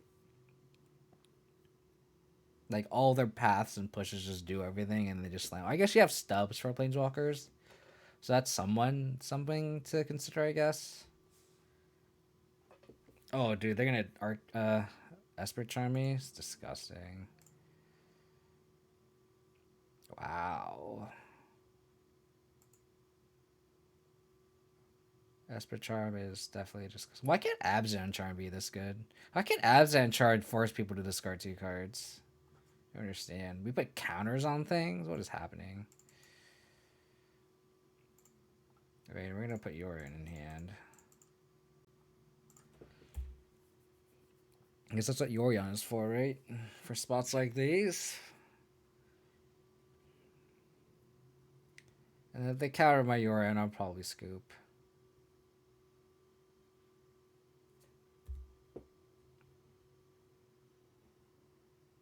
Unfortunate.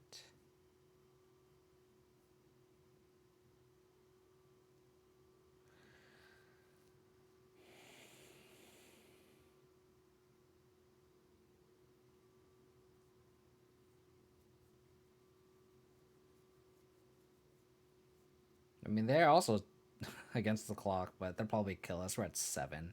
So if they have any counters before there's Yorion, I'm probably conceding. Yeah.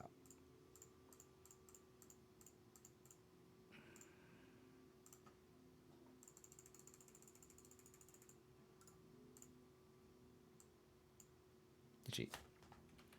GG. Unfortunate. I misplayed there. I should have equipped onto the Tarmogoyf. And then if that was our only smart move, I could have killed the Teferi. So that was completely my fault. That was a line that I should have just taken. Those little things, you know? Those little things. Hey, you know, it's kind of nice when you lose 2 games in a row and then you qualify. That is a good thing, you know? There you go. And I don't really care to try to qualify for the leaderboard, so it's fine. I don't care. But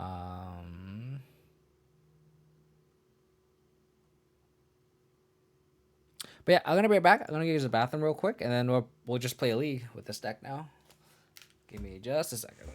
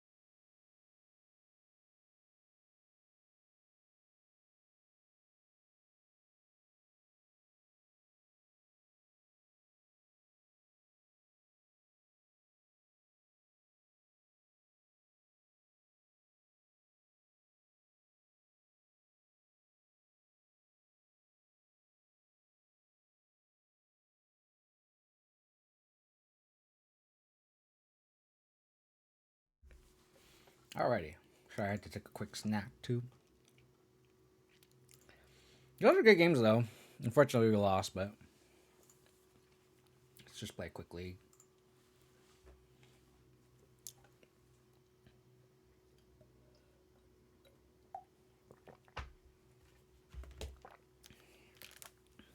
I just feel like that's something that happens. You go on a hot streak and then you hit a wall, and that's just variant sometimes, right?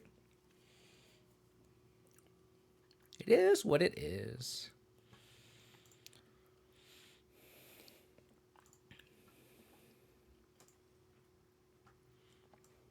Hope everyone's having a wonderful weekend, though. Yesterday, me and my girlfriend went for a nice walk during the day. Like it was like sprinkling in the morning, and then it was super nice in the afternoon. So we have a lake that's right by our apartment, so we just like took a nice stroll there. Felt like during the pandemic, we just like never went outside. So like going outside and doing all this is like, wow, it's nice. Definitely a little sore just for going on a walk. Like, you ever gone on like a long walk in a while? You're like, dude, what is happening?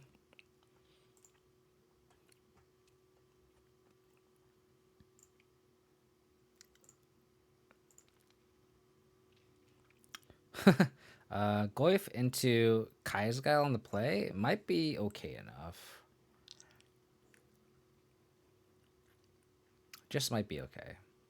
Just a little. Go Triumph, Courtyard Goif, turn 3 Kaisgail. This is, I can definitely see an argument for mulliganing this, but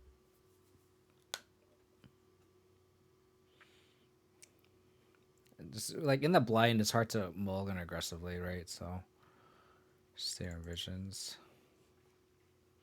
Storm?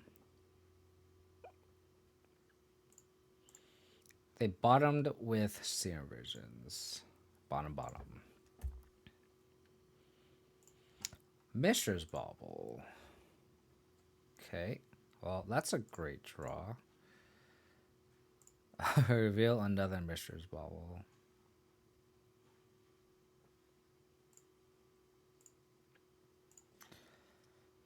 Then I get a basic swamp here.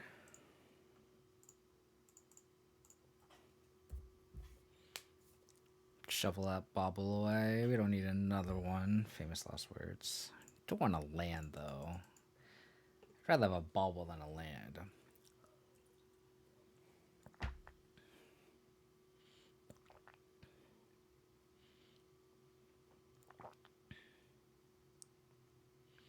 So this is Storm. In which case this is so good.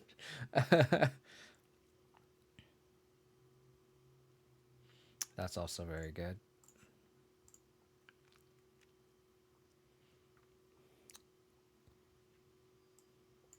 Wow. They had it all.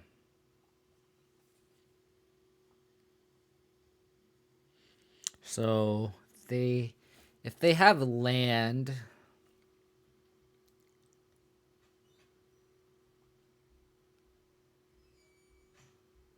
one, two. So if I take the Electromancer, they empty for a Jillian. If I take a Ritual, if they draw a land, they can go Ritual into Warrens, and it's not that great. I think I like just taking a Ritual here. Because if I take the Electromancer, they just Ritual into empty, and like that's really hard for us to beat. If I take an so if I take a Ritual, they can go Electromancer, Ritual, empty.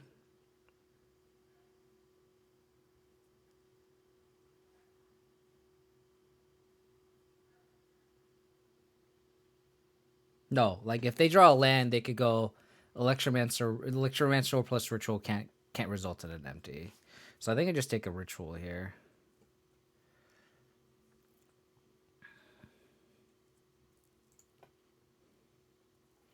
Yeah. And then we just hold up Kyle's Guile.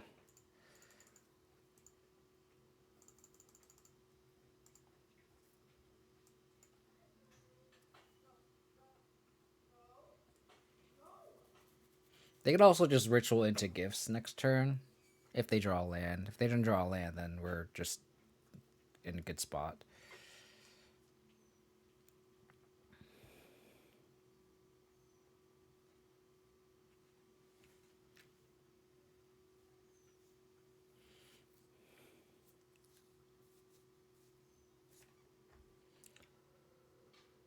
I need more water.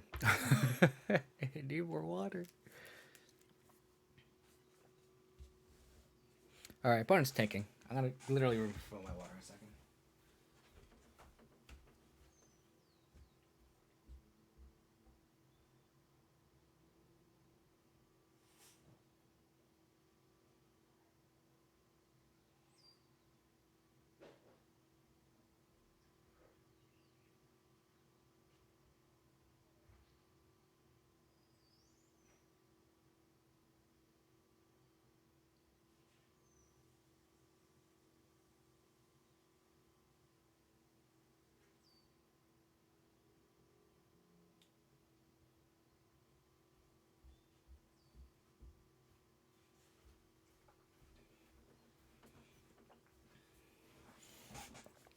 Look at that.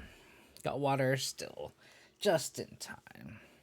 So if they drew another ritual, they get ritual empty, which unfortunately they drew the land. Okay.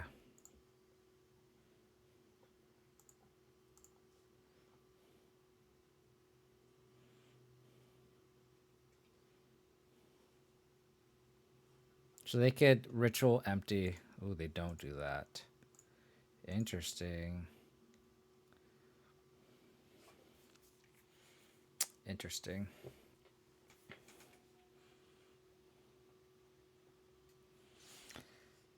Um.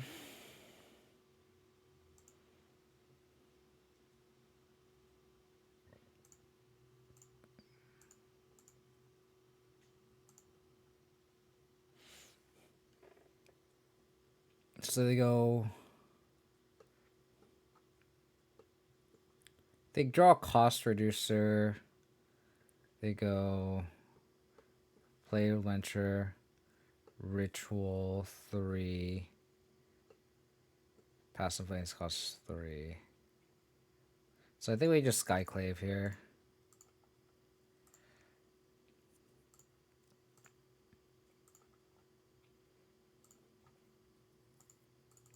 They kind of went for a ritual empty.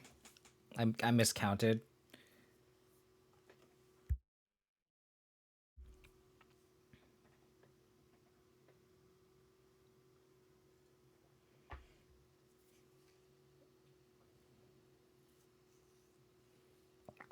If we can just untap and just hold up Kaya's Guile.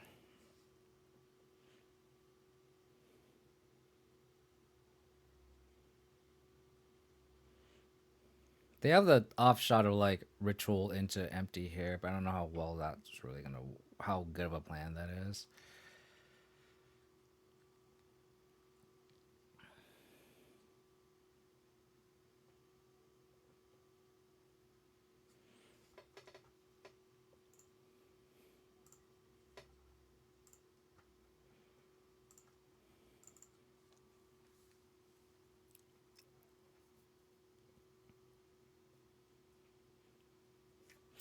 It's kind of interesting to see that the pathways have a pretty good home in Storm, though. I think Storm is really the only deck that really adopted these pathways because it's like I feel like the mana restrictions in Storm aren't that much. I could see like a hand where you have like pathway, serum visions, and like that's your only land, and it's like we can make an argument that like maybe you should keep that hand, but then you only have to pick blue for serum visions, and then you need to draw red. So I can see spots like that. That's kind of like my pickle about like these pathway lands. Is like I see them like Logan Nettles run it in rock, and it's just like when you have like these low land hands that you kind of have to keep. Sometimes it makes it awkward because like you want this black for Thoughtseize, but then If your opener's like Pathway, Field of Ruin, Thoughtseize, Tarmogoyf, Fatal Push, blah blah blah. It's like the pathway is like you're forced to, go on the black side for Thoughtseize. And then you don't have green mana for Tarmogoyf, right? So it's like it's kind of awkward.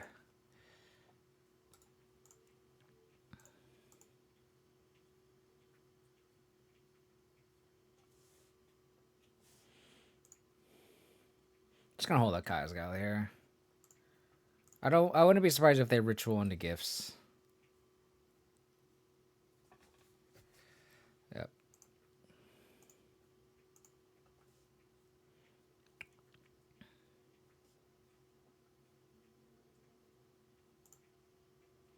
So they actually have all the win cons in hand, which is funny.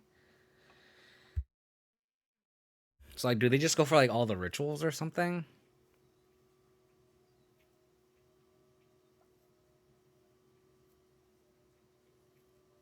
I wonder what they go for here. Because they're definitely stuck on mana. That's the problem.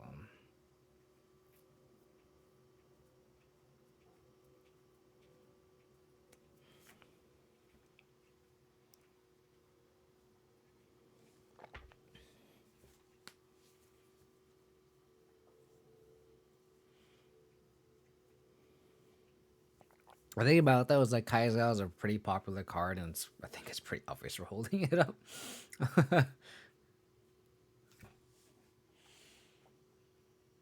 Oh.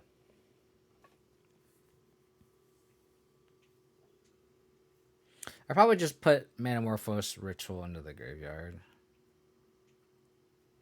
Or both rituals in the graveyard. So we have Past in Flames, Grape Shot, Empty, Unknown.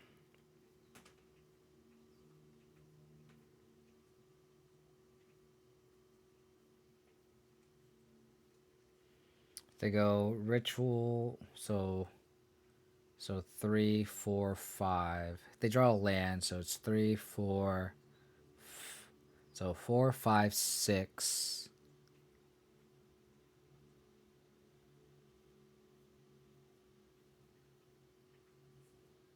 I kind of want to just put all the rituals in the graveyard. Is that crazy? Put both rituals in the graveyard. They can go like Manamorphose into Empty.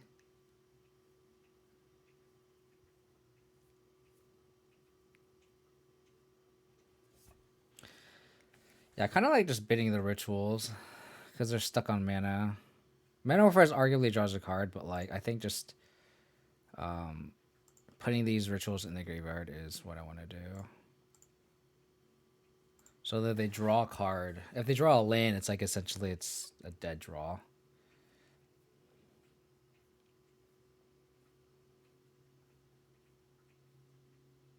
It's weird because usually, like, I think every time they have Mana Warriors in the bio, I feel like I always put it in the graveyard. But I feel like this is the one situation where I feel like it's correct to keep it in the.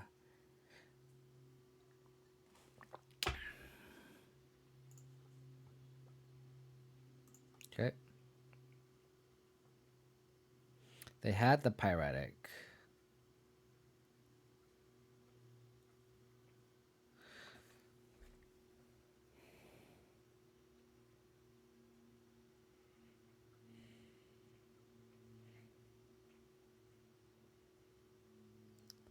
Okay. Let me think. If I Kai's Gale now, they can Metamorphose in response, and they have 5 mana.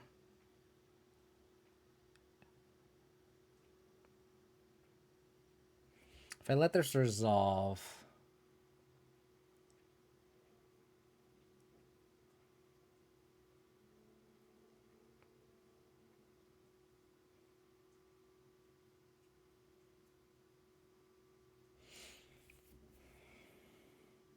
I think I let this happen, right? And then I think they might Metamorphose, which is fine. And then I'm assuming they would want to Pass in Flames. So I think the turn they try to cast Pass in Flame is the turn I try to Kaya's Guile them.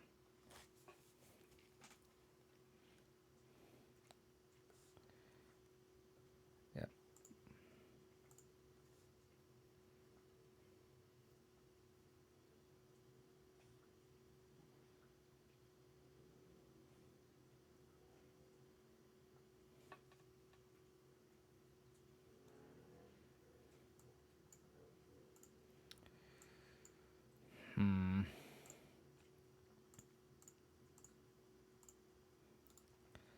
Sack, exile, graveyard.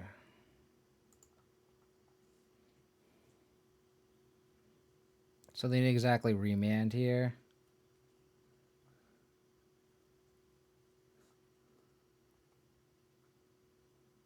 Because now they have enough mana to empty. They could Grape Shot, but then we just play Batterskull next turn.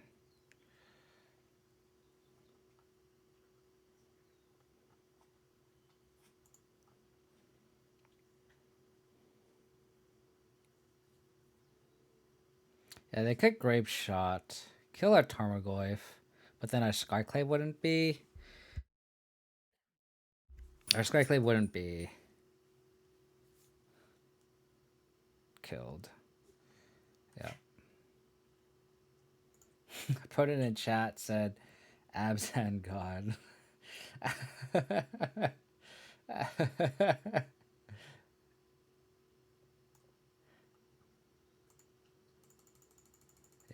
Yep.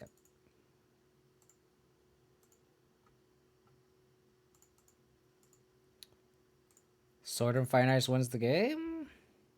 Or or Feast and Famine as well, actually.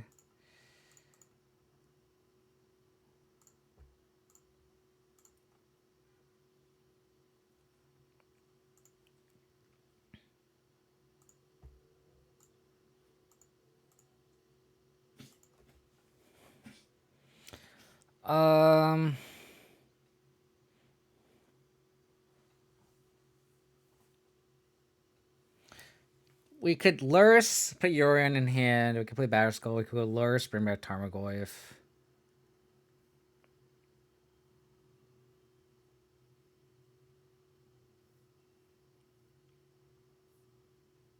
I kind of like putting Yorion in hand.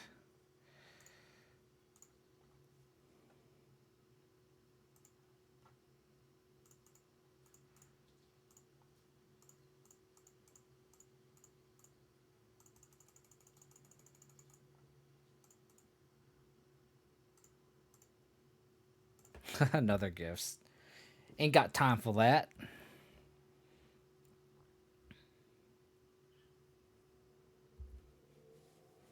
Ain't got time for that. Cool.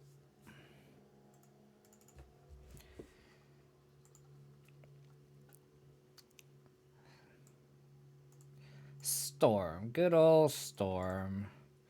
Debbing Spear, Explosives, Gaddock, Ashiok, Plague Engineer, Eidolon. Oh, these cards! We have 10 sideboard spots for exactly Storm. Isn't that so funny? We don't want the paths. We don't want the trophies.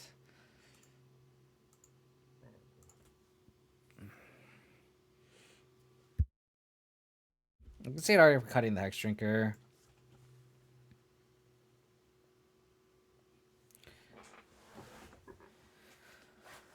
I think we can trim X amount of push. Like 2. I think we trim Lingering Souls.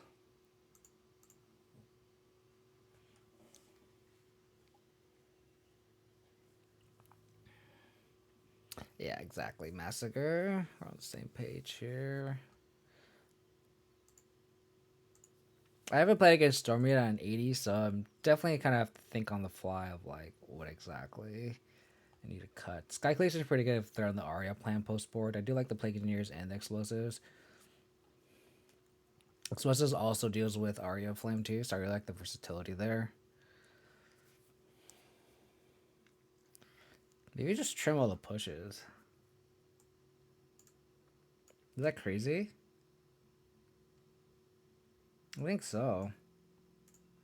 Like we have Liliana, Skyclave Apparition, Decays, Kaya's Guile, explosives for like their cost reducers, and I feel like they trimmed them post board anyway. So I think I just go like that. Like, it's not like we're naked onto it to a turn 2 cost reducer. Obviously it'd be bad, but I feel like they also just.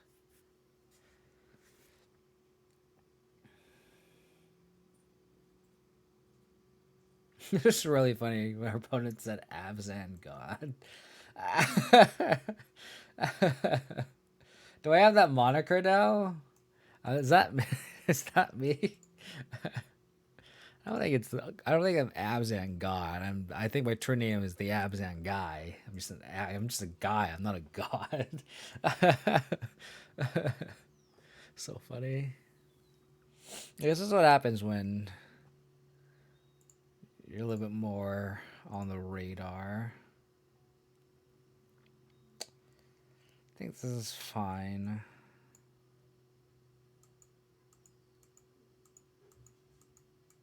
Right? If they're all in on the empty, it's just so good.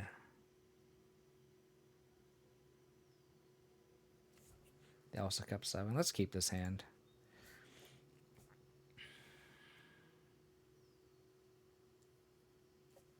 Sleight of hand.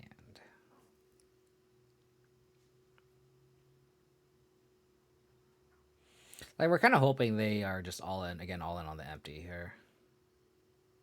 We just play man to death.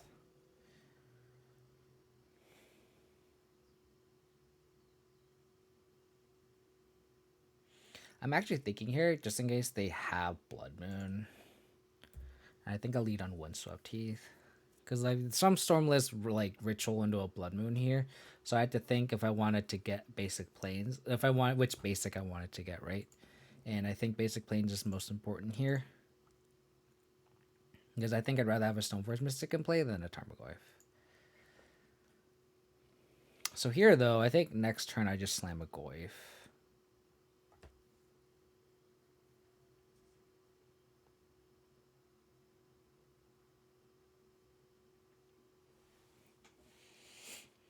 It's the quickest clock, and it's not like Stoneforge Mystic does anything. We're not naked to empty because of the Plague Engineer.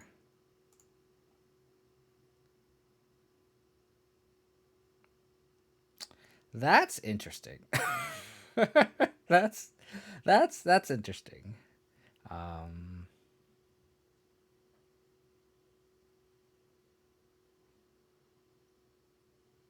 guess I play this because it actually just stops empty completely, right?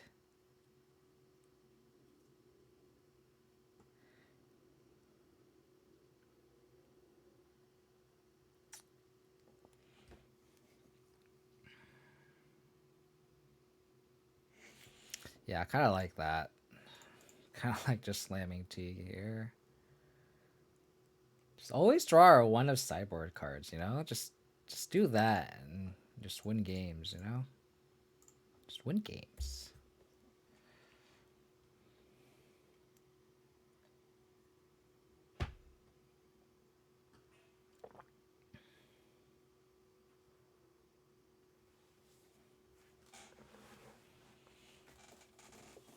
Kind of have to like get Godless Shrine with his Verdant Catacombs though. Tapped. Okay.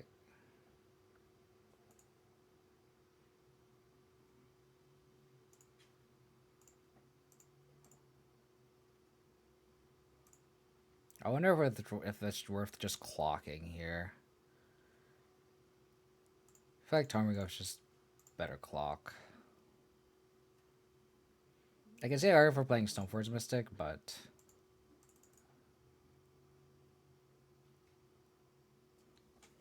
I think we want to beat down now.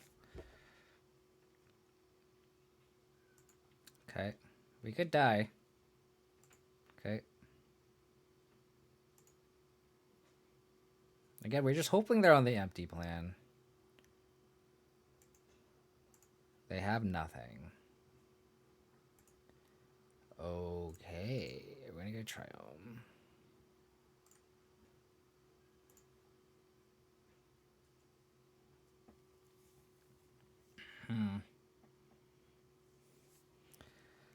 Both of us are just kind of flailing.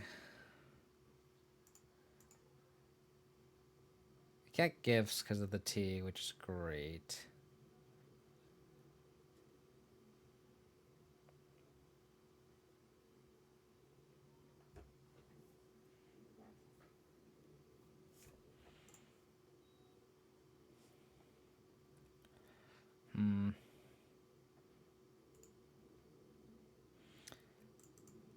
See if this gets remanded. They just F6.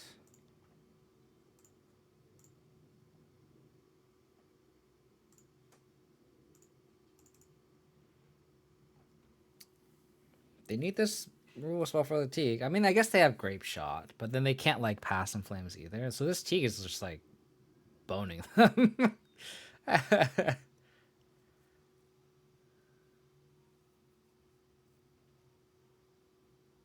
Tapped is good.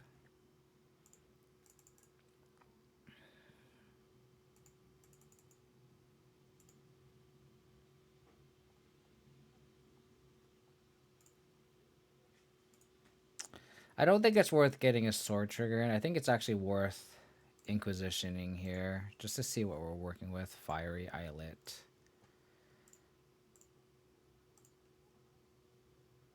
Oh, they're just they're actually just like locked out by this T. That's so great. That's so great.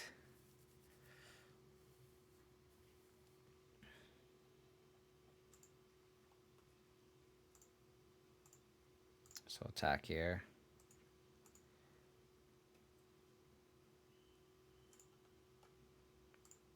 Just get another Tarmogoyf from play. Next turn we just go wide. If I draw, I took all the pushes, I think, so it shouldn't do anything. So they know they're going to draw Eyelet. So cracking here. Yeah. Gaddock Teague, baby. Gaddock Teague.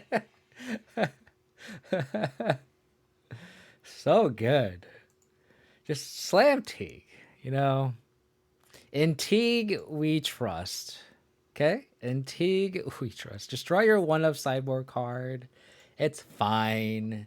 Who worries about the inconsistencies of drawing your sideboard cards? You know, it's fine.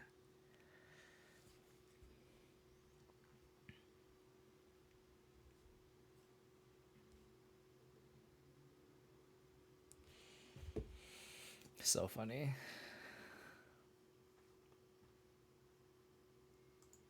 Who needs discard spells in the Star matchup? Who needs them? It's fine. Opponent definitely took the right line, though. They needed to, like, Metamorphose into Grape Shot or Lightning Bolt, and then hope to go off, right? As we only have, like, a Verdant Catacombs up that we didn't have a spot removal spell for their Brawl. It's why I like Stoneforge Mystic so much. It, like, invalidates a lot of their plan, you know? Like, if you're on, like, Rock or Jund, like, the empty plan is just so difficult to beat sometimes. That's out of, like, a Maelstrom Pulse, but, like, 4 Stoneforge Mystic plus Battle Skull just means you're just, like, you're okay with that, you know? So, Thoughtseize into any variety of 2 drops here, depending on the matchup. Seems pretty good.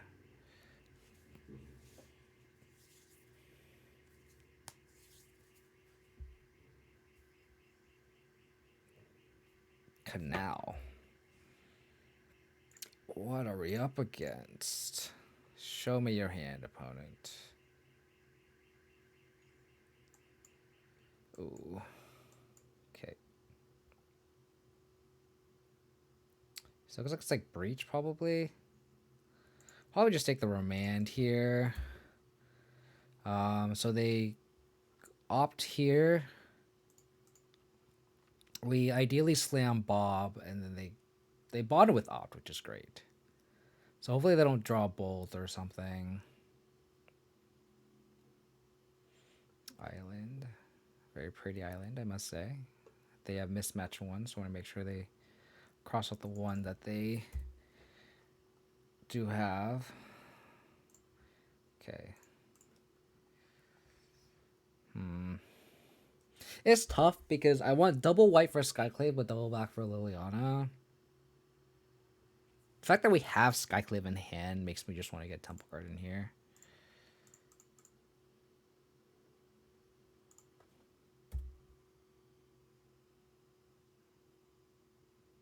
Gross. They had the remand. I played the island that we knew about. Good job, opponent.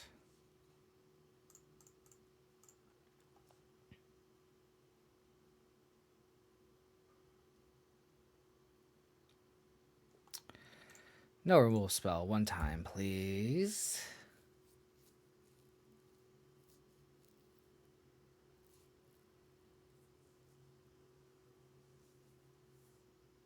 Oh, okay. Sure. So they have Cryptic mana up.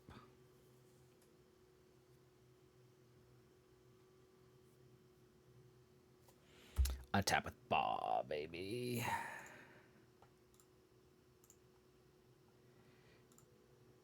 Make sure you didn't.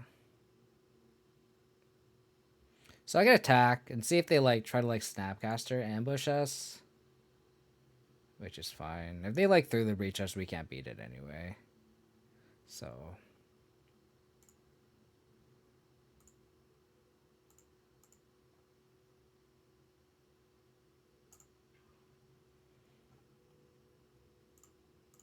they don't have the mana to Cryptic either, so let's just play out our hand here.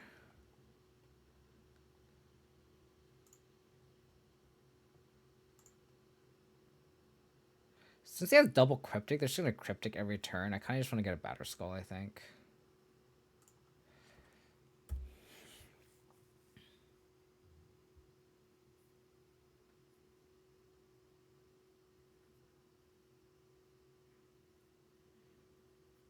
Snap opt. I wonder why they don't want to trade here. I think that would have been. I think if I was their shoes, I'd want to like snap and then block the Bob, hold up opt, right? Unless they have like a counter spell in hand that they want to counter, it's cheaper. But yeah, we just died to a breach. They just had it all. They just had it all. They had it all. Oh my goodness, how's it going, Mohan? Hope your stream went well.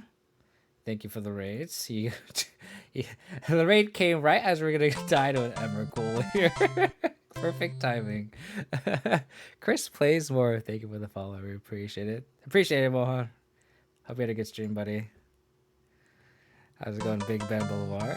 Tenorless 420. Thank you for the follow. We really appreciate it. Oh my god, there's a username Siege Rhino. Oh, that is just perfect, isn't it? That's just perfect. that should be worth a screenshot right there, right? Siege Rhino join the siege. It's like that's pretty.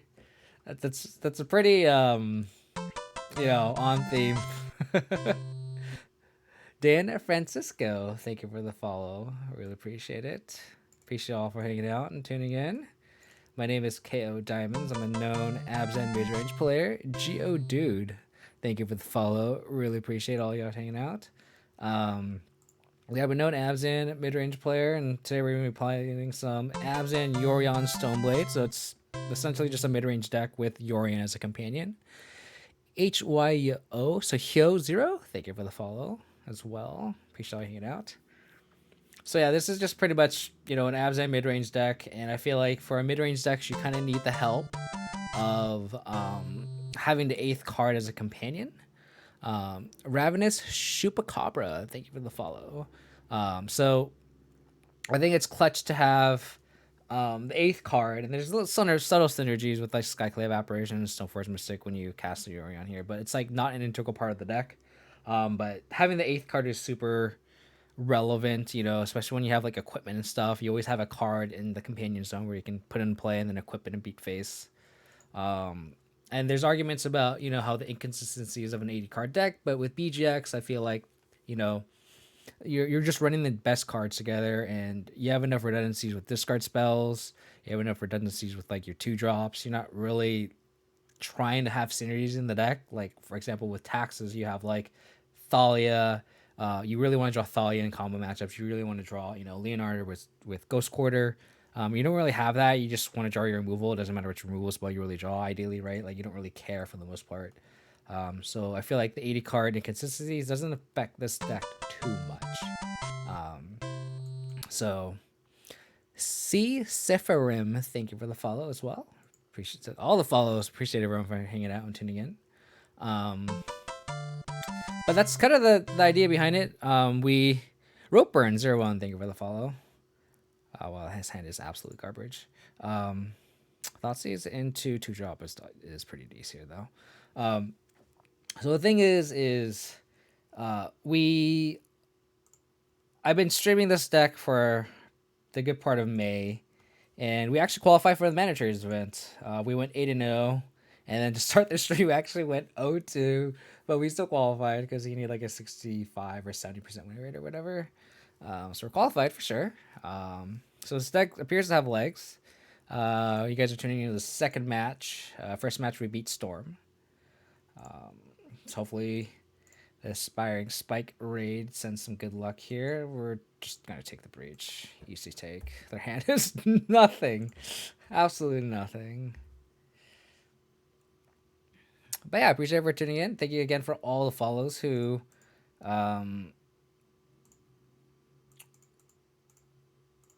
just wanted to support the channel. Appreciate everyone hanging out.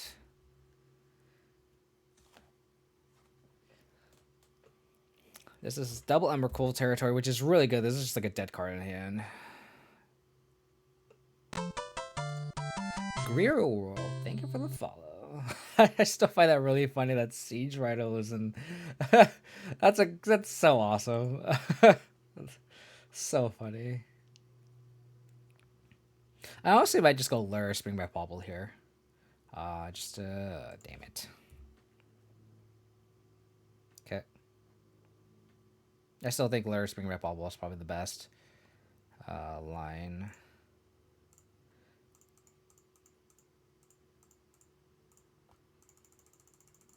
Because next turn we can, if they don't have another Bolt or they don't have Snapcaster,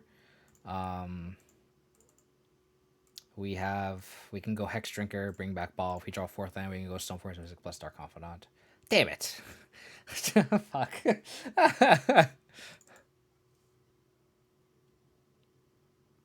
I think so, Tenderless. Like I played Orzhov, and like your main, the biggest creature you have in the deck is Titleist Color. So, in my opinion, it's better to splash game for Tarmogoyf. And stuff like Gaddock Teague is also very good as well, right? So I don't know how good Ashok is here.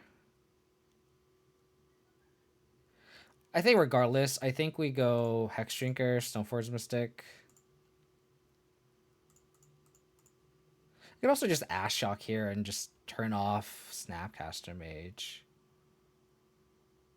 It actually might be better. I think that actually might be better.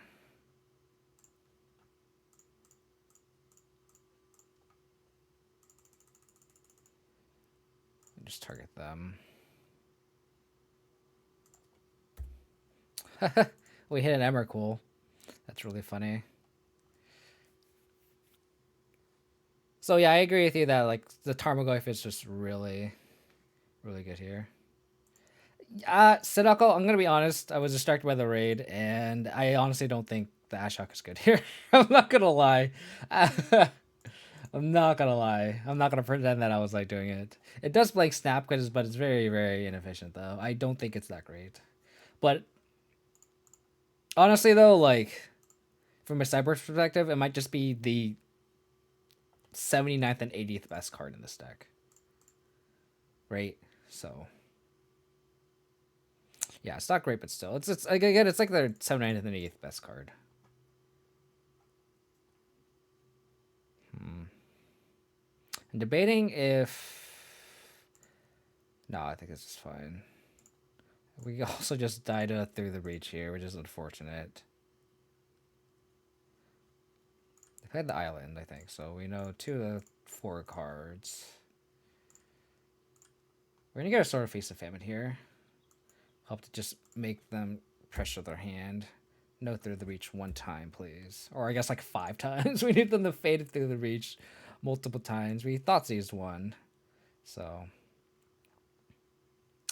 Okay.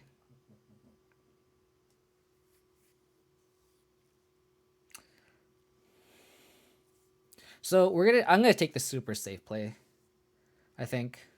So I'm going to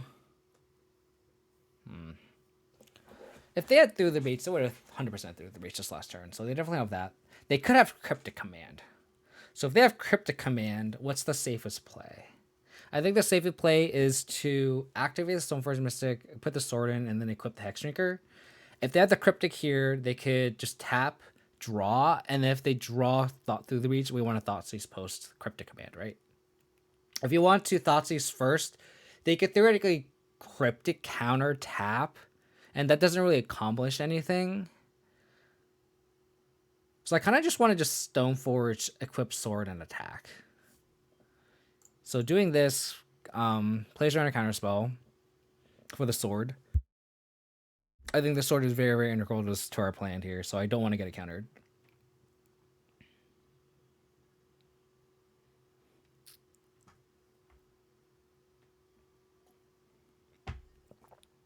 So put this in play. Hexdrinker has protection from instant, so I don't have to fear too much about this equip cost here. If they like flash in through the reach, I'm gonna be like, why didn't you do that on our turn? So, but that's fine. So now that this happened, I think we still try to attack, which it went through. Cool. So now this is great because I'm assuming they discard the Emrakul. They don't discard the Emrakul. Wow. Okay, so their last cards are Emrakul unknown. Is it worth Thoughtseizing here? I feel like the answer is no. It could be Snapcaster Mage. I feel like I'm better off just like not casting the Thoughtseize. And then just do that same line next turn.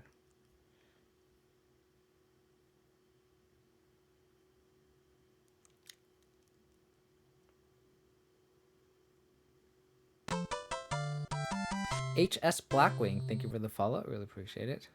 Just the downside actually. So yeah, that's actually I was just thinking that Sanako. I could also now I feel like their last card is just dead. Honestly, like they would have casted a bolt. They would have bolted the Stoneforge Mystic. They would have, and if they have a bolt, the Thoughtseize doesn't do anything right now. So I'm thinking honestly to like move the sword over to the Stoneforge Mystic now, and then level up the Hexdrinker and just use up my mana. I honestly think this Thoughtseize is dead. So just do that. Sky dodge through the reach.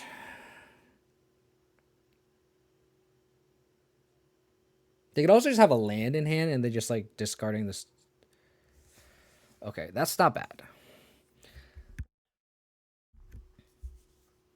We're 1 damage short here, unfortunately. Oh yeah, let's go.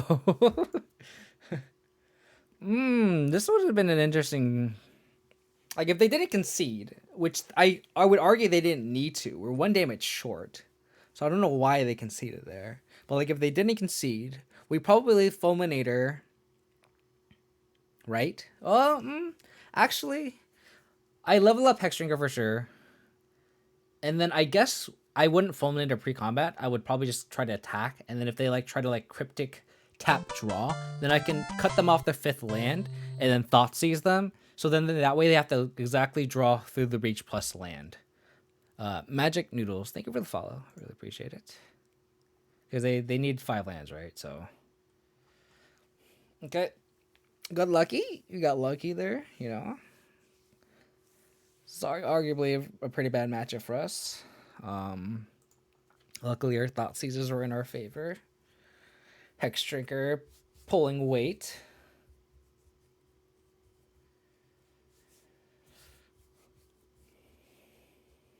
But yeah, appreciate everyone tuning in and hanging out. I know the raid is kind of settled in. For all of you who are still hanging out, checking out the Abzan content, really appreciate y'all. Hope you're having a wonderful weekend. This hand is awkward because we have Teague, right? And we want to protect it. I think our game plan here is to play Stoneforge Mystic first. I'm going to get a Triumph with this Mars Flats. I'm going to play a Stoneforge Mystic first. Hope it gets bolted. And then play the Teague. And hopefully the Teague sticks. I mean, they have counter magic. It's whatever at this point. But this Teague is like number 1, like protect the queen kind of deal here. They have Blood Moon. It's like whatever. Can't really bleed a Blood Moon anyway. Discard spell would be nice here because then we can go discard into Teague. Not so lucky. So we could actually just lose here. They could just go Prismari Command, make a treasure, untap through the breach us. So do we just throw the Teague out now? I think the answer is no. I think the answer is honestly no. I think we just hope they don't have the nuts. We Stoneforge here. Okay.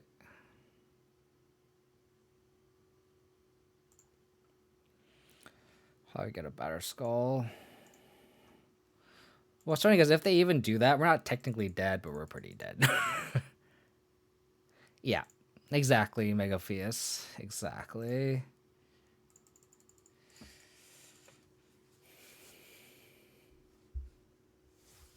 So they can... Oh, 3 mana. So they charm us. So next turn, I'm pretty sure I'm priced into casting this Tarmogoyf.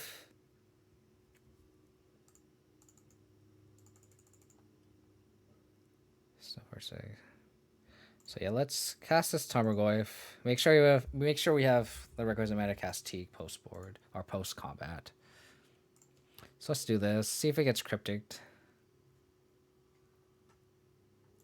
That's fine. This sequence is 100% okay with me. Oh, you just gotta hope they don't have Bolt for this Teague now. Yeah, that's fine. So we just cast a Teague. Pray they don't have a Bolt. Don't attack.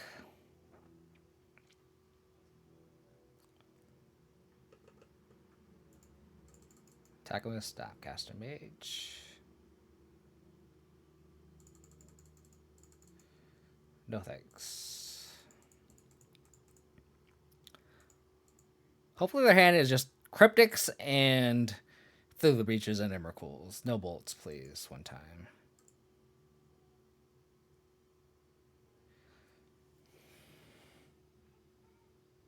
Oh, God, that's so disgusting.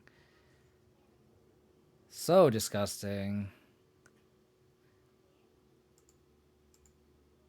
Absolutely disgusting. Alright, oops. Can we just rebuild here?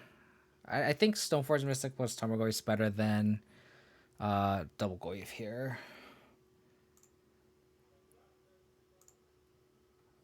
Get this last sword that we have. Golly, that was brutal. Okay. They bond with Opt. That's a good sign. Okay.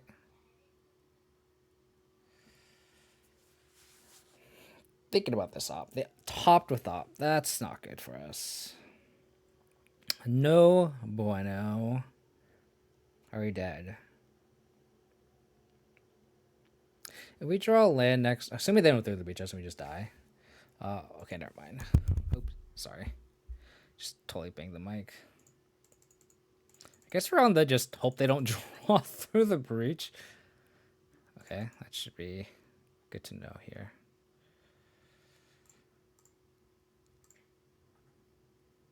Okay, land. Land's not bad. Land's good. Just keep drawing those lands. Lands are integral to the games of Magic here. So attack first. Play around. Cryptic.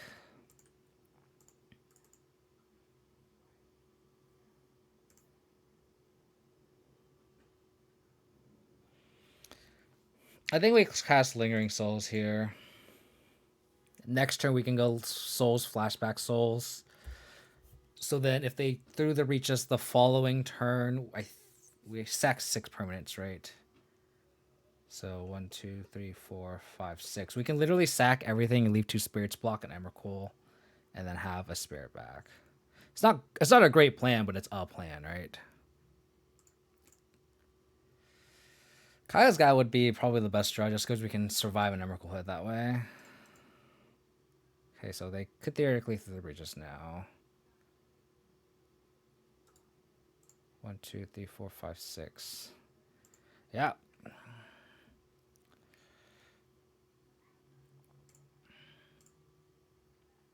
Good thing we Lingering Souls. Do you believe, chat? Do you believe? You gonna bolt this guy? Unfortunate if that's the case. Do you believe? Do you believe? We draw a great source. We get Tarmogoyf. And they exile Little Graveyard. So it's not bad. Yeah, we really funny fed. Surgical Extraction. So then I can circle this with that on the stack. And they're only win cons or Snapcaster Mages. That would be so funny. Okay. Come on, deck. Second land next turn. I believe. They can also just do the Regis next turn. It's just a sad game, but we need to.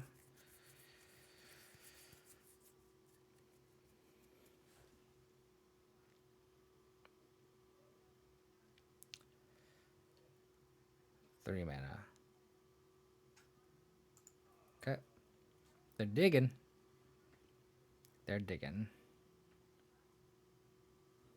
Land? Do you believe? Do you believe? Don't have a counter spell. Let's go. Let's go. Burning and Horde. Thank you for the follow. Just draw lands for like 3 turns in a row. Please. Please. No. Oh, okay. Double Flame Slash or Snapcaster Flame Slash, I guess. Okay.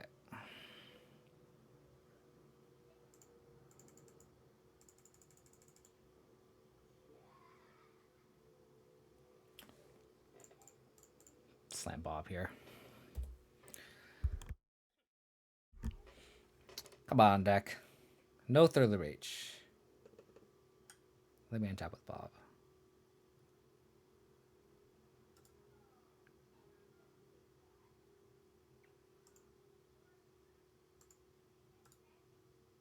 Oh, I mean, it was fun while it lasted. Alrighty. I'm going to be right back. I'm going to use the restroom real quick, and then we're going to finish off this league. I'll be right back. Let me pull up the deck list so you guys can see.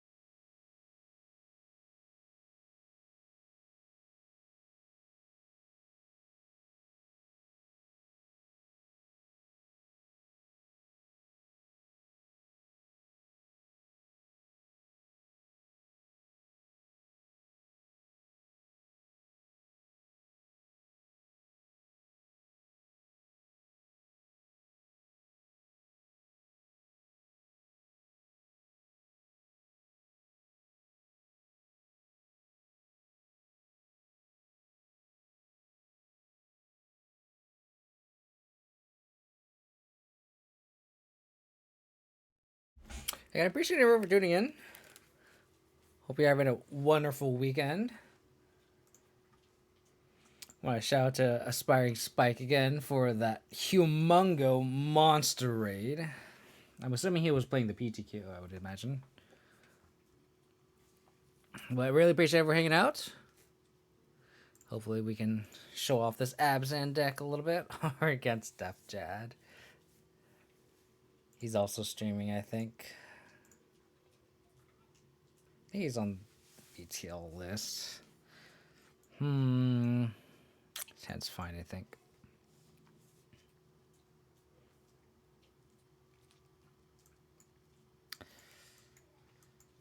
Sounds kind of awkward, though.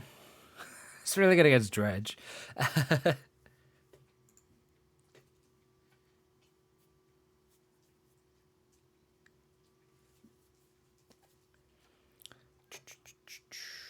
Probably just lean on Spellbomb.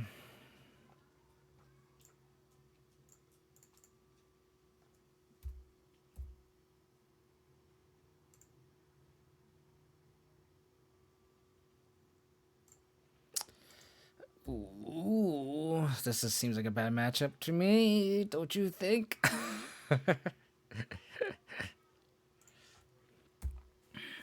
Probably cash in this spell bomb this turn.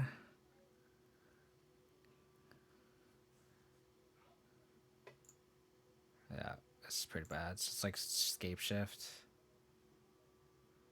No bueno. Another Velomachus.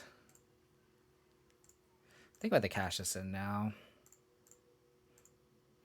There's an argument for me to do that before the Explorer in case I draw Tarmogoyf like this. So then it doesn't I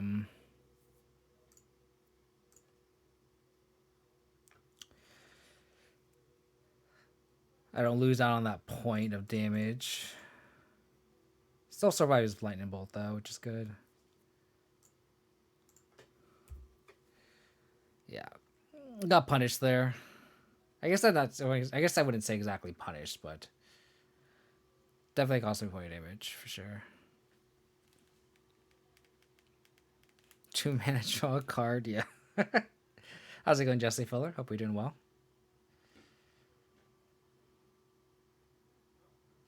Explore again. Okay. Didn't get punished. Didn't matter. Didn't matter.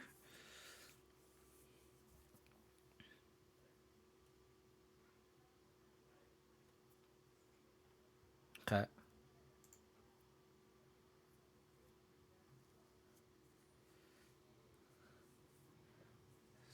Looks like it's BTL. Gross.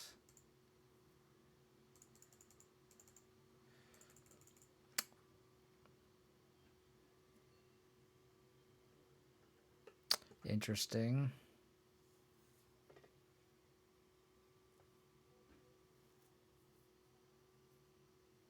I kind of want to go Lurrus. Bring back Spell Bomb. It's like just the most mana efficient play. There's argument for like going Tarmogoyf, but like I think I like just getting Lurrus back. Bring back Spell Bomb. This game's like not about that though, but honestly, like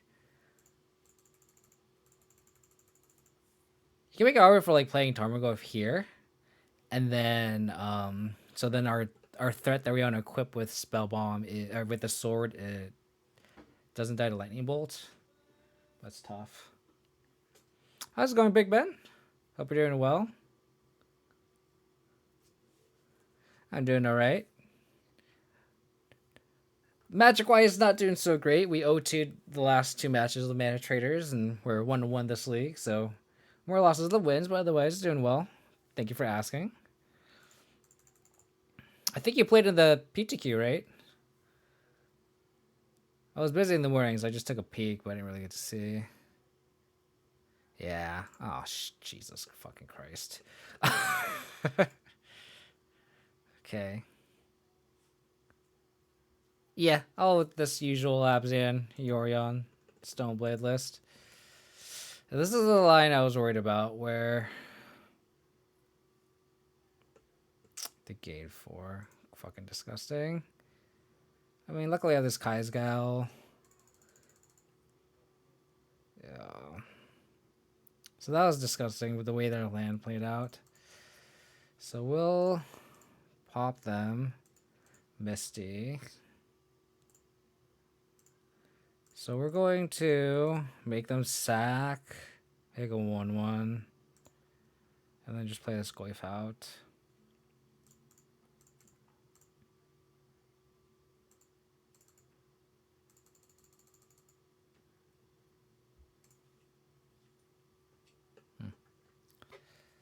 Didn't have time for the guys staying this challenge this morning, 4-3. Nice. Nah, because I saw you were playing Amulet earlier this week. Definitely a challenging deck to play. I was seeing you, and I was kind of seeing you play through your lines, and I was like, I would not have seen that. I was like, whatever, dude. It's very definitely one of the complicated ones for sure, right? I think we can honestly ignore this Ren. I think we have to play this sword, though, and equip this Tumbergoyf. See if it gets countered.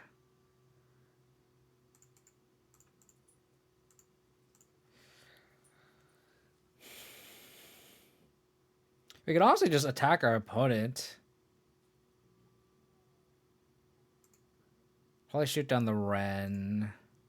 They go to 12.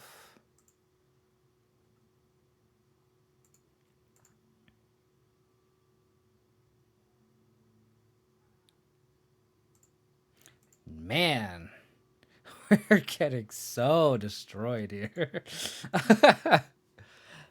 Hot Duster had a blast. I'm pretty hard for that deck right now. The puzzle. Oh my god.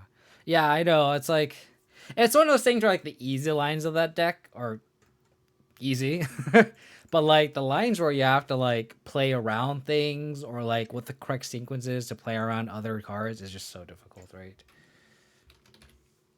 So this Leon is kind of embarrassing against the Ren. 1, 2, 3, 4, 5. 1, 2. So we can Battle Skull equip Sword, which is probably a line here. Think we want to crack this Spell Bomb, cash in. Because if we draw land into discard spell, we're going to be pretty okay, I think. Yes. Okay. We drew the land. Not the discard spell, though.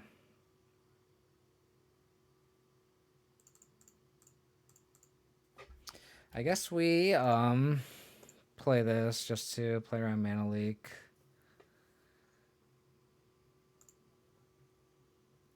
So they could bounce any one of our equipments here and it'll be okay.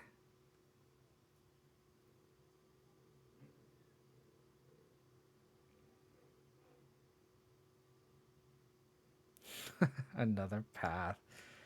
Golly. Okay. As long as you draw, as long as we dodge Scapeshift or BTL, we could put Yorion in hand, cast it, flicker Batter Skull. Okay. It's fine. How's it going, Dredge the Bed?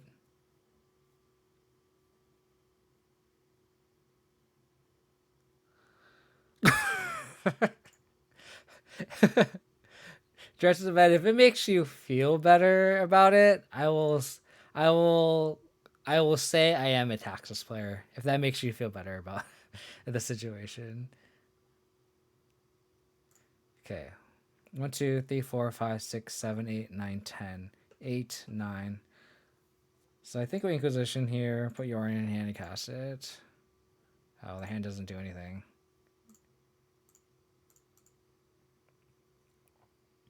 Boop.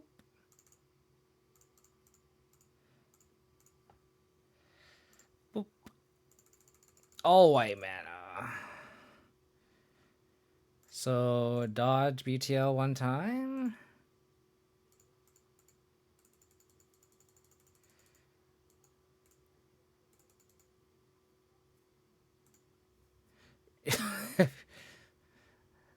You're not a Taxus player. Big stomp of a denial here. I mean, if I call myself a Taxus player, does that piss you off, Spider? Because if that's the case, I will definitely be happy to call myself a Taxus player. Okay, so we know all the cards in their hand. Okay. 1, 2, 3, 4, 5. 1, 2, 3, 4, 5. 1, 2. We're gonna fucking equip this Battle Skull on this Yorion, dude. This Yorion is gonna fucking beat face right now.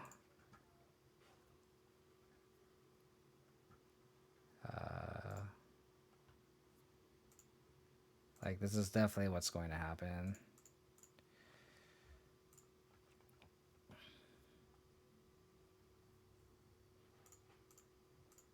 Equip here.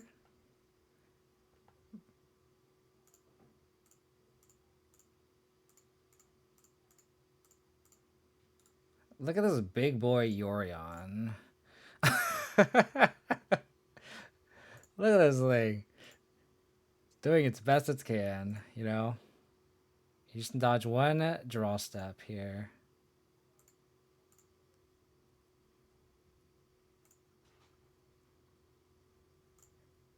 Boop. Thoughtseize doesn't do anything. One draw step. They always have it here.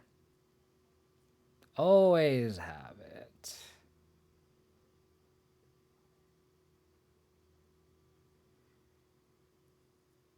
If that path is not that big of a deal, we can just bounce Spider Skull, replay it, equip sword.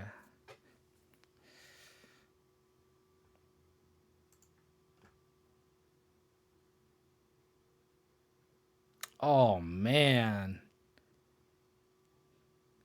Again, not bad. Not the end of the world, honestly. We just bounce Spider Skull, replay it.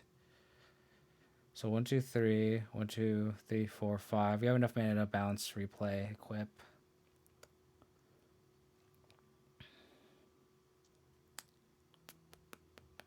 That verdict was pretty disgusting. Not gonna lie.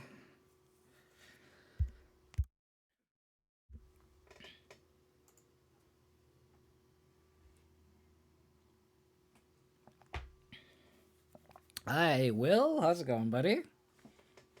Hope you're doing well.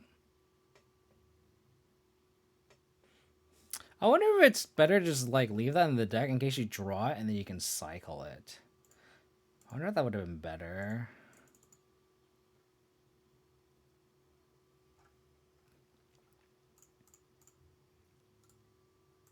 Boop.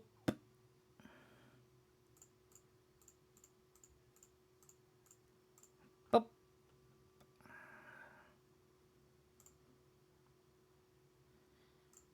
Equip here. Again, one draw step. Oh, he's lame. This game is so crazy. Don't do it. Don't do it. Don't do it.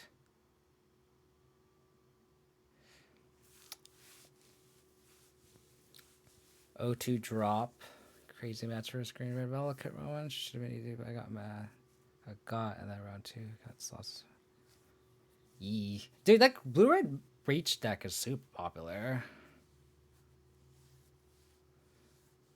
Spider's here. Dude, everyone's here. Spider, Will Hall, Big Ben, MTG.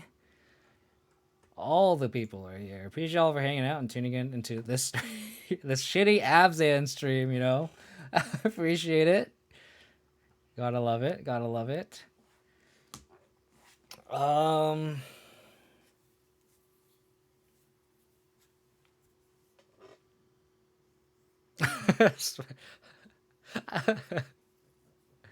Yeah.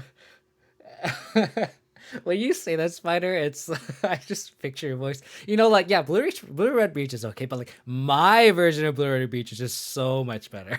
I feel like that's how I was when I brewed like an Abzan version of Heliod, where I'm just like, I think my version of Abzan Heliod is way better than the normal one. I'm not saying you're wrong, Spider. I'm not saying you're wrong. but I will give you shit for it. I'm not saying you're wrong. I mean, what are you splashing white for? Just Teferi, right? I mean, I think Teferi is just really good right now too, so I agree with you. And just being able to like end step a breach through a Teferi is just so good too.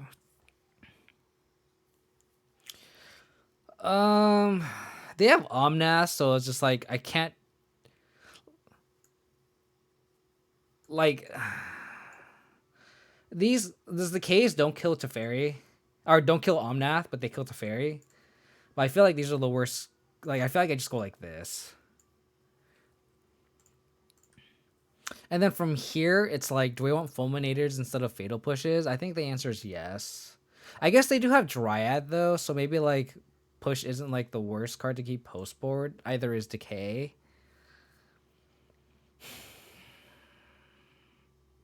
Like they have Ren and 6 too. They have Ren and 6, so maybe decays are just better.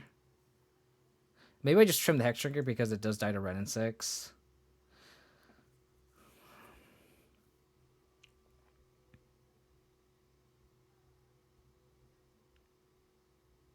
Maybe we trim a path. We just go like this.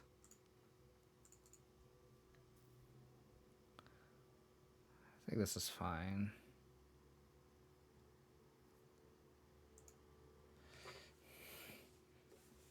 Is it because I play 60 carry don't accept me? Even I don't accept you, Judge the Bed. You need to, like, as much as Spider and I disagree and argue and hate each other, like, I think the thing that we are kind of have a common ground here is definitely the Yorion. Definitely think Yorion's very good.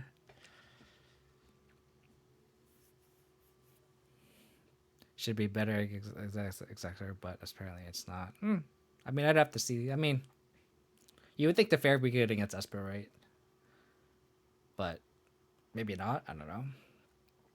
Also, cut Wisp for Burmass. So you cut the Sacred Cow. I'm all for cutting Sacred Cows in decks. I want the controversy. I want people to argue, that you're playing decks wrong.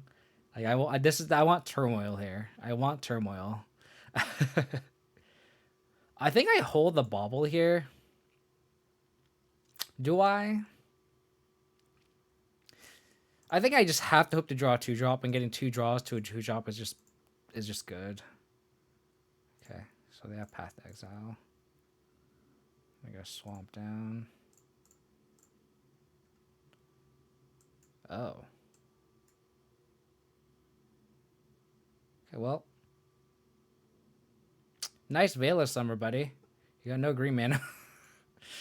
I'm gonna take the Ren 6 right now, even though they have no fetch lands. Okay. Blue. So we're gonna just slam this Goyf here.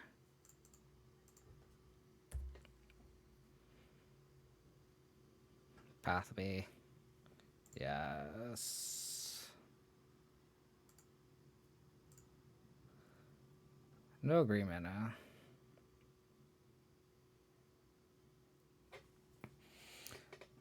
Oh, they drew it.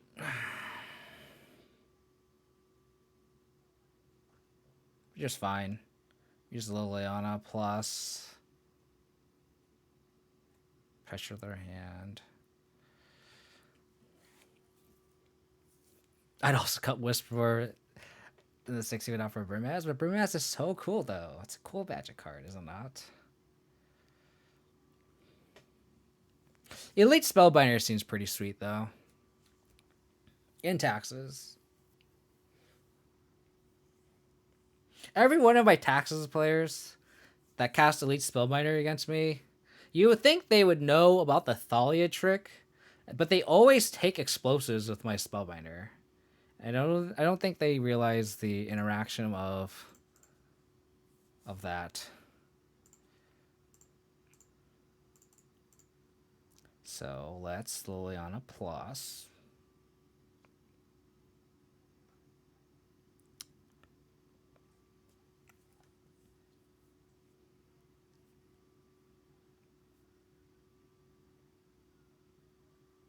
So do we want to get the Liliana down or the Lurrus down? I think I want the Liliana down first.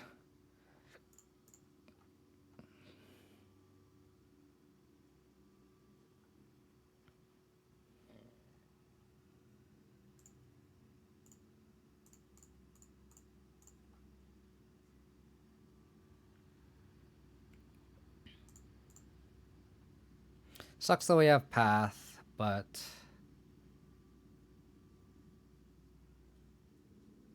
kind of want to just start taxing their hand here. So their last card is Omnath Veil of Summer. So with a Dross trigger on the stack, I could put Path the Omnath.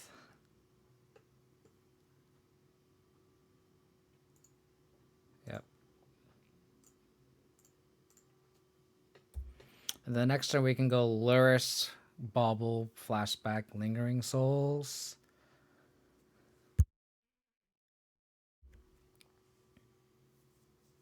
X1 suck at the minute. Not wrong. Not wrong. Okay, so the Veil Unknown. I guess I have to discard the Skyclave Apparition. Yeah.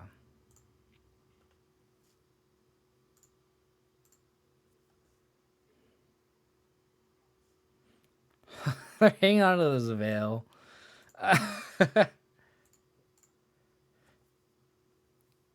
So funny.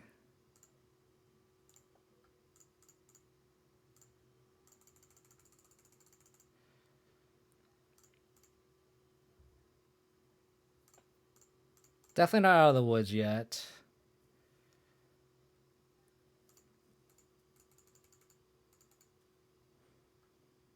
Okay. So we get to see what they draw because they're fetching now. What are they drawing? Bite your lip. Hold your breath. Oh. Okay. So, we don't know what their last card is.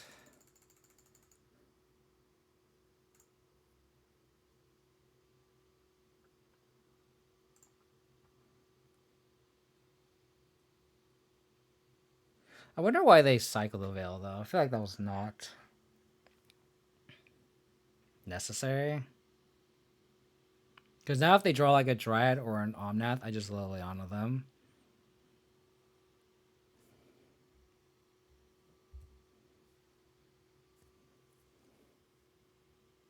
Cling.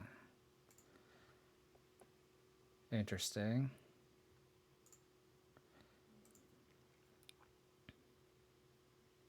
Foothills.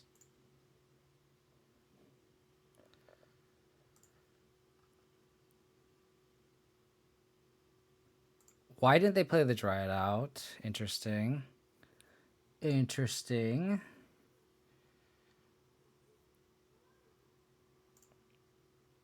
Okay. I don't understand.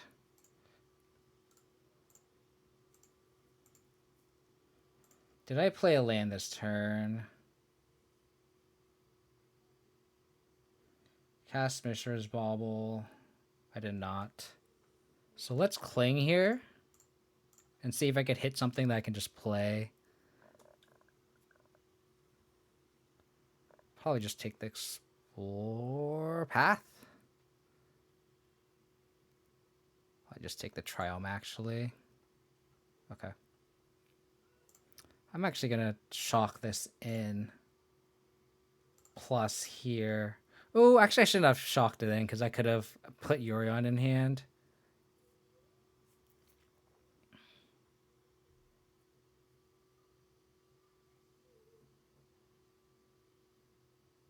I should put Yorion in hand. I shouldn't have shocked in. That was a misplay. So then we know they have foothills.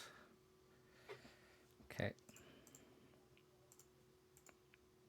So we'll bauble them. I guess they have the foothills, so then we can't really predict what they're going to do with it. I think we just cashed in this Liliana.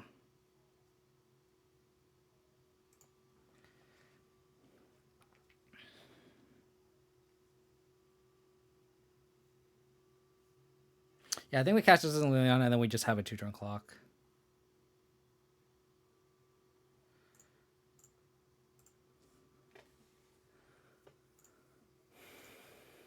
Probably just put all the blue mana in one pile.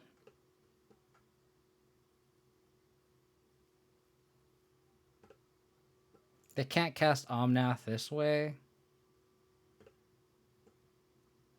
Yeah, put all the green mana in one pile, right?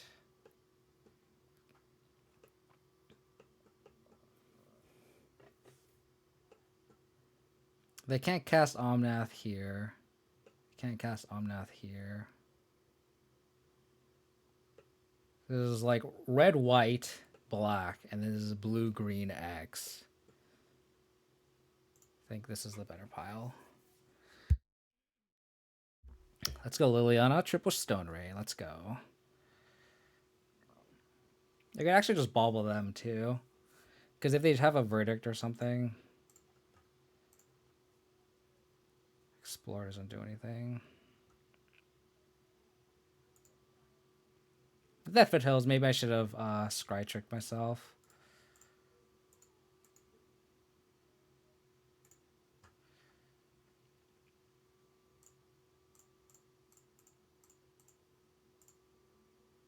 Cast a Yorion here.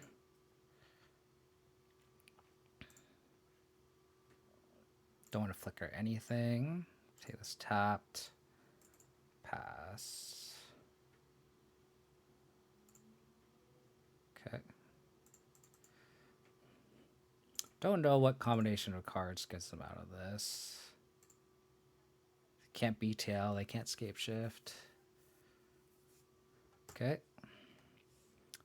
We still have lethal through a single removal spell. Sweet. Yorion! 80 cards! Low risk! Who said Lingering Souls is unplayable in Modern? Who's telling me that?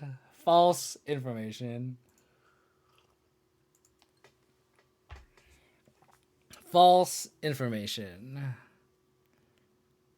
If you're playing a mid-range deck, play a fucking companion. I'm telling you.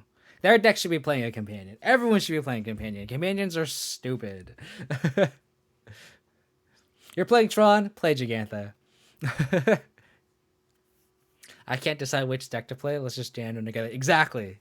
You don't know if you want to play Taxes or Abzan midrange. Just throw them together.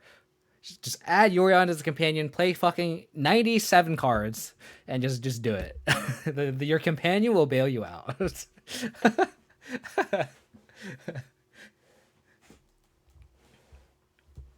If you can play Jigantha, if you can play Zerda, play fucking Zerda, okay? Play Zerda. Your opponents will tilt. Exactly.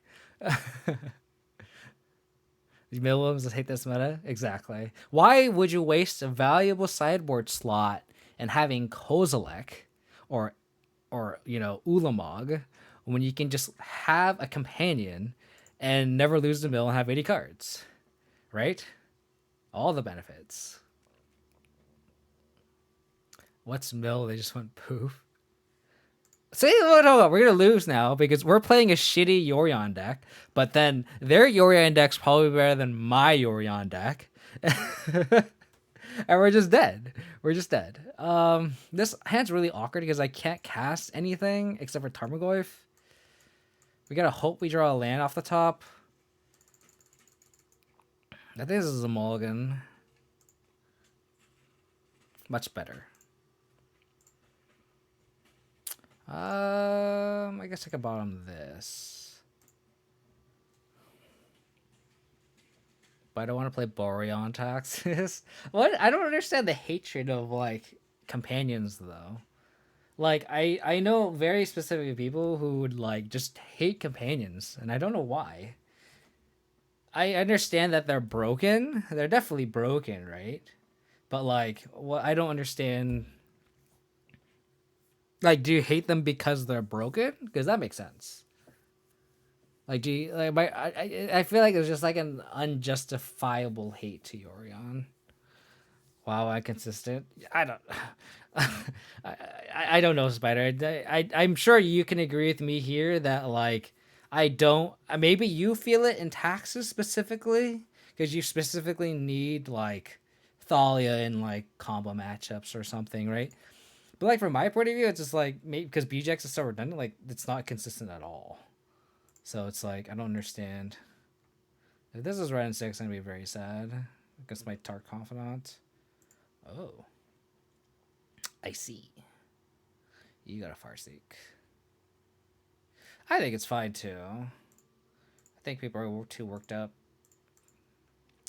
Like that was honestly my kind of knee jerk reaction too with like Yorion and stuff. Is like, you know, oh, are you gonna draw your sideboard cards? Are you gonna do this and that? And it's like, if you do the math, if you do 3 Fatal Push in a 60 card list, or 4 Fatal Pushes in an 80 card list, it's the same percentage. But then if you take out the 7 if you take out the 7 cards, right, that you draw in your opener, then you have a subtle percentage chance of drawing your 3rd Fatal Push more than your 4th Fatal Push. But even then, it's like it's worth it, right? And it's like you're thinking about Fatal Push when you're also looking at the other redundant pieces of the deck as well. Okay. So tedious just shuffling paper. So judge the bed. If you want me to, I will show you a technique on how to shuffle 80 cards. I have perfected it. I will show you.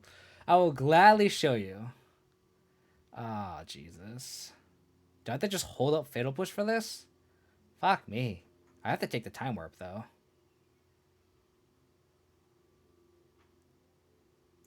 Yeah. I just have to hold up Fatal Push the whole game. We're against this deck with Transmogrify. No, you don't split it in two. I literally have a technique, and I can show you after this match. I have my 80 cards ready to go. When paper comes back, I will gladly show you. Just remind me. Just remind me after this match, after I get destroyed here. I will gladly show you how to shuffle 80 cards. And I have small hands. I'm short. I'm 5'2". Okay, I'm really short. I have smallest hands, and I will show you the way. Because like the thing is like when you want to shuffle the deck, like usually you want to use your thumb, and I notice my thumb gets cramped. So I actually have 2 techniques on how to shuffle 80 cards. Okay, they played the Mesa.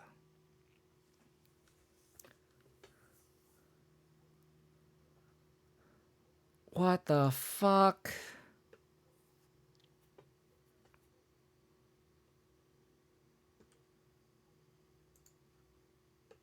Oh, we are so fucked. We're so fucked.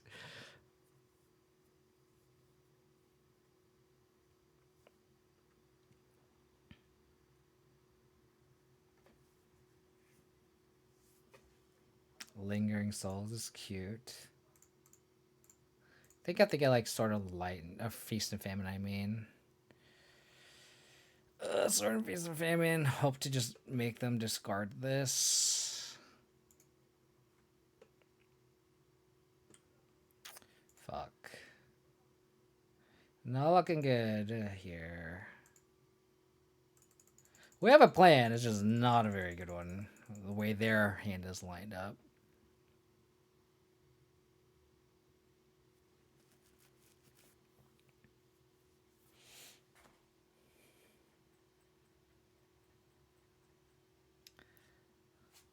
We are so fucked. So fucked. So fucked.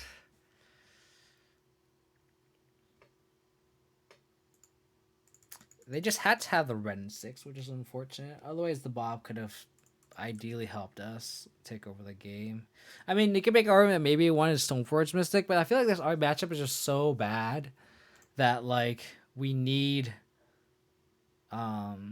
all the help we can get. and got to get a little lucky. Hope they don't have the Ren 6. I'll ground them card advantage with Dark Confidant. Like, that's how we win the game. And if they had the Ren 6, then, like, I don't think slamming Stoneform Mystic on turn 2 would have changed this at all.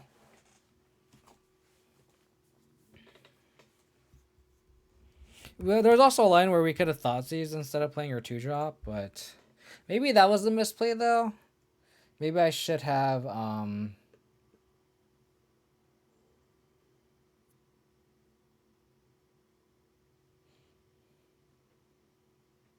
maybe I should have maybe I should have Thoughtseize on turn 2.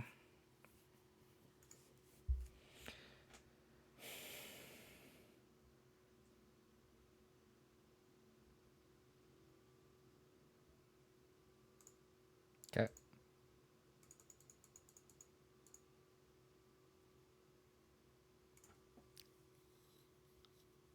Looks like it's that list that,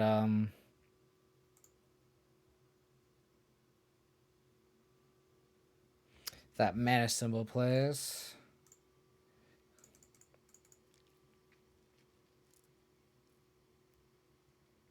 It's Velomachus or whatever. I don't know how to say that card. Velomachus, whatever.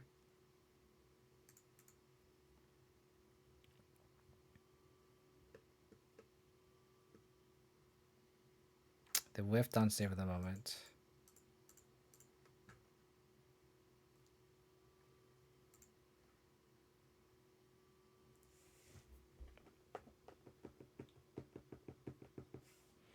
Okay.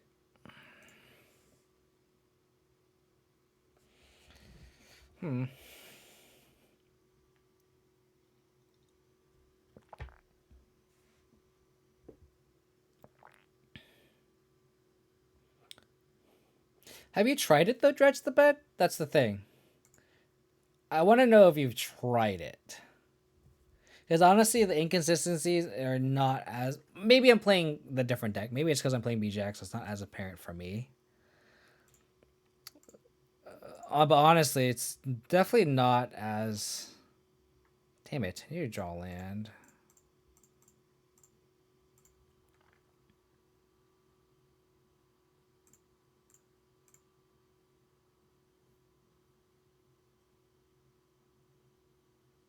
Wait, why can't they sacrifice? Oh!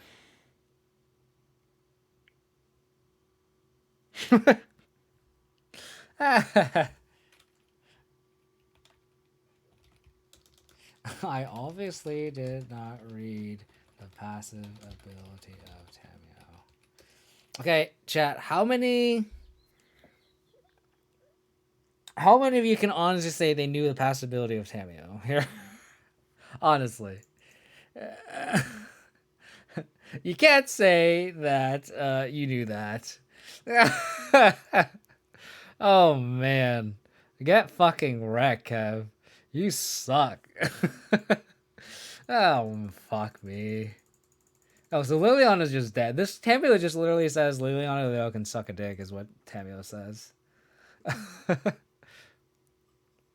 Did you though, Intellibeam? Did you though? I'm gonna call bullshit on that.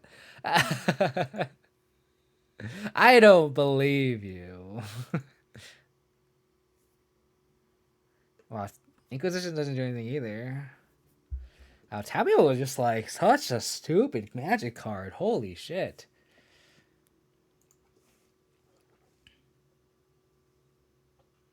Did I? Did I mention the passive ability? I did not. I just played this deck in the challenge. I fuck my trigger on the enemy. I died to the name of my Tamio did work though. You have to, right? Like that's the play. That's the point. Tamio did work here. Oh, they're gonna put Yorion in hand. How are we beating this?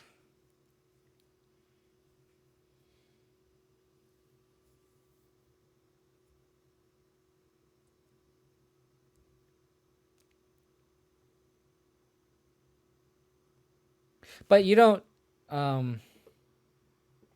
Annihilator doesn't like fully resolve, right? Like the trigger resolves, but you don't sacrifice anything, right? Is that how that works? So like if they Emrakul attack you, you shouldn't sacrifice anything, right? Yeah, I play 2 Luris and my silver cards against mid-range control. Yeah, Luris is my. I think Luris is starting to climb up to be one of my favorite cards, in terms of play style. I definitely think like if you had to ask an honest opinion of me, like what I would change in modern, I would just ban Companion as a mana completely. Like Companion should just not exist. Um, but like Luris is and just in the main deck as just like a value engine. Like Luris is just replace Tyler's Tracker, right? Like Tyler's Tracker is just not modern playable anymore. I mean, it sees some play in Amulet, but for the most part, it's just the very fringe play, right? And all the mid range decks that would play, um,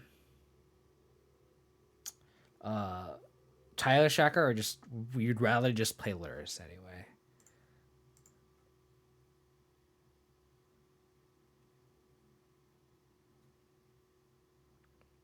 So I can't even do this or this.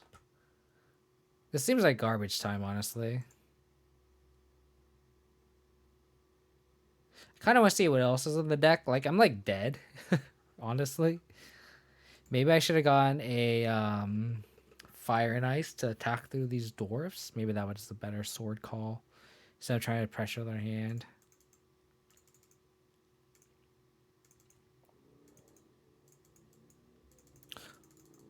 That is true too. I can imagine that the fact that the 80 has like a restoration angel, it's a little bit bigger, right? Oh, they just okay. Well, they're just gonna emblem me and just have infinite time warps. So T is okay at stopping Tameo and time warp. Shock seems good. I think that's it.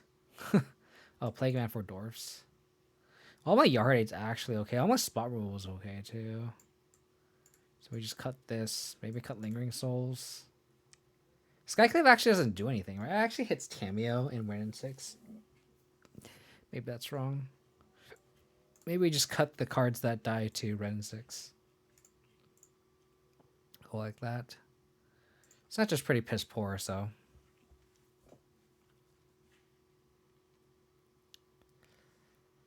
I mean, it's also just personal preference, right? I'm like such a huge advocate for personal preference and personal playstyle. And I feel like that's something that's very under like not talked about enough, you know?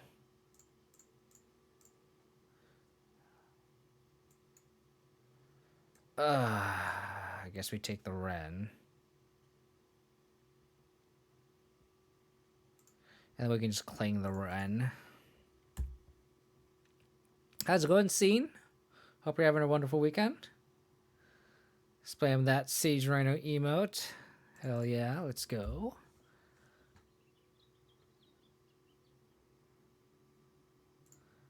I'm gonna hold up Cling here.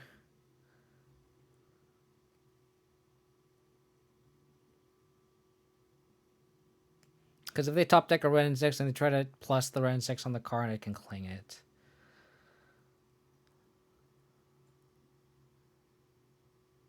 I was always restricted by money that could only play combo and aggro.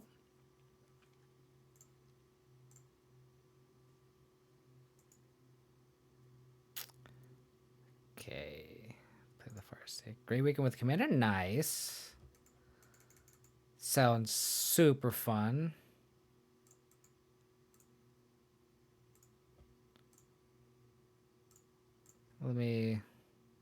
Let's actually just fetch first. Get the Triumph down and then Cling.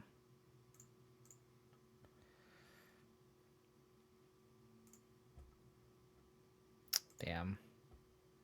Damn it. What is happening?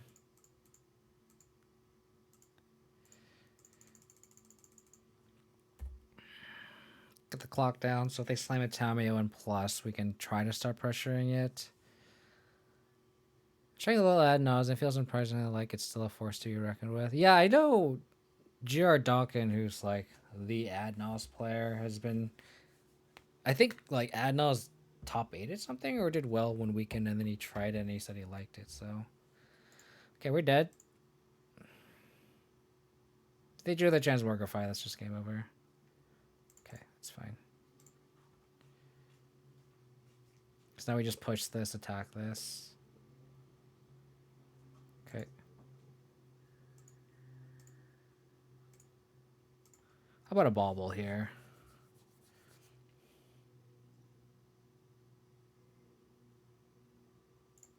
I guess we can crack this.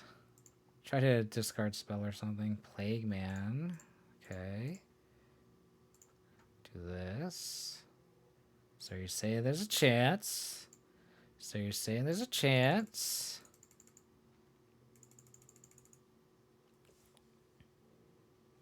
I am a hard combo player. Will always be, but the only combo that I enjoy is just gonna see. He has a meaning probably that, but once he has the money, every time I would love find a love for taxes. Yeah, I mean, you can always like people always like stick to a certain archetype, but there's Magic's such a dynamic game. Like you can definitely be attracted to multiple archetypes, right? Nicholas MTG, thank you for the follow. Really appreciate it. SSG at 1000 will be close to 200 again, which is fine. But I mean, if you can somehow make it work, not saying it's easy, but oh no, am I dead? Okay, this Plague Engineer is looking pretty spicy here.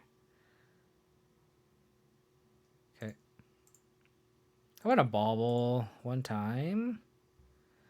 Man, this is a lot of lands.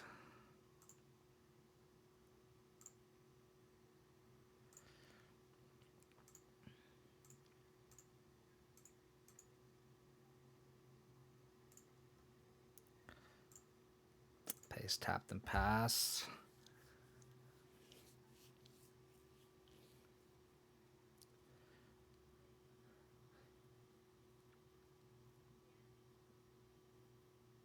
Maybe it's the bad version.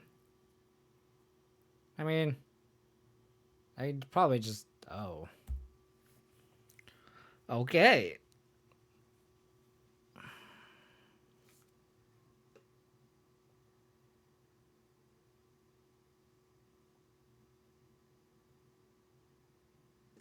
Nothing good here, please.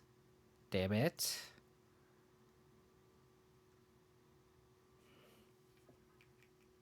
We need Trophy or Path. Hope they whiff here.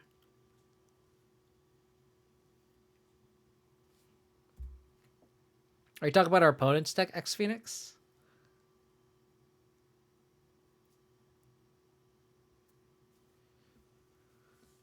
I haven't researched too much of this deck. I just see Mana Symbol pilot this a little bit. It's pretty sweet. I'm sure it just shits on my deck, obviously. So, and they top with the oven. Oh, really? I mean, it's funny how like crazy like Heliod is like warping the meta, where like Breach is good with like Emrakul, like all these like ways to beat infinite life.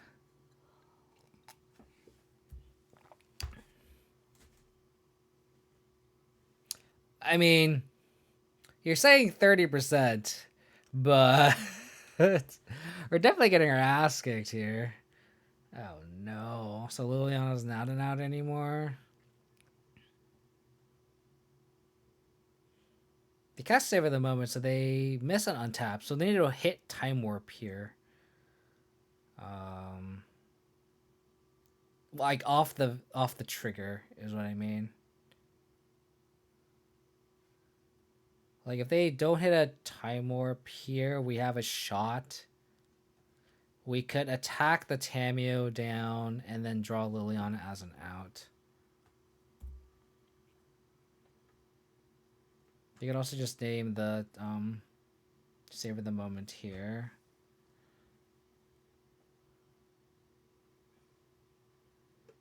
Tameo's minus is putting it in your hand.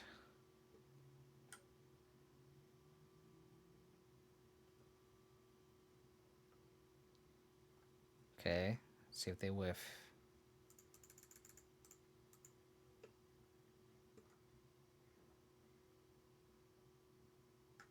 Okay, they whiffed. They whiffed. That's good. Okay.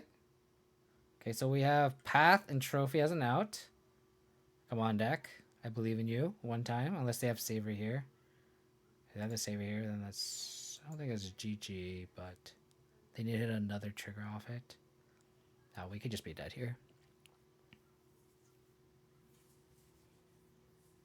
Yeah, Tamios is pretty good here, especially just like it's literally on the Veil deck. Discard literally on a Veil deck. I mean, our hand is pretty ass though, to be fair. Wow.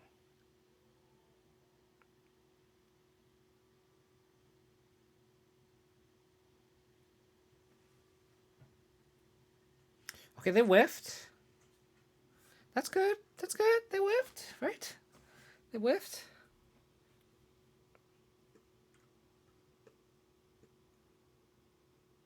I mean, I named Dwarf because I had a Dwarf in play. That's why I named Dwarf specifically. But why would you name Dragon, though? What's the thought process behind that? Path Trophy one time? Path Trophy. Oh, man. GG.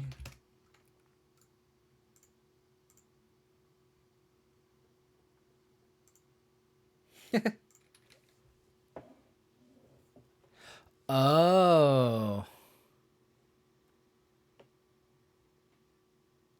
Oh, so that was me being dumb and not reading the card. I just thought they could just cast this instant sorcery.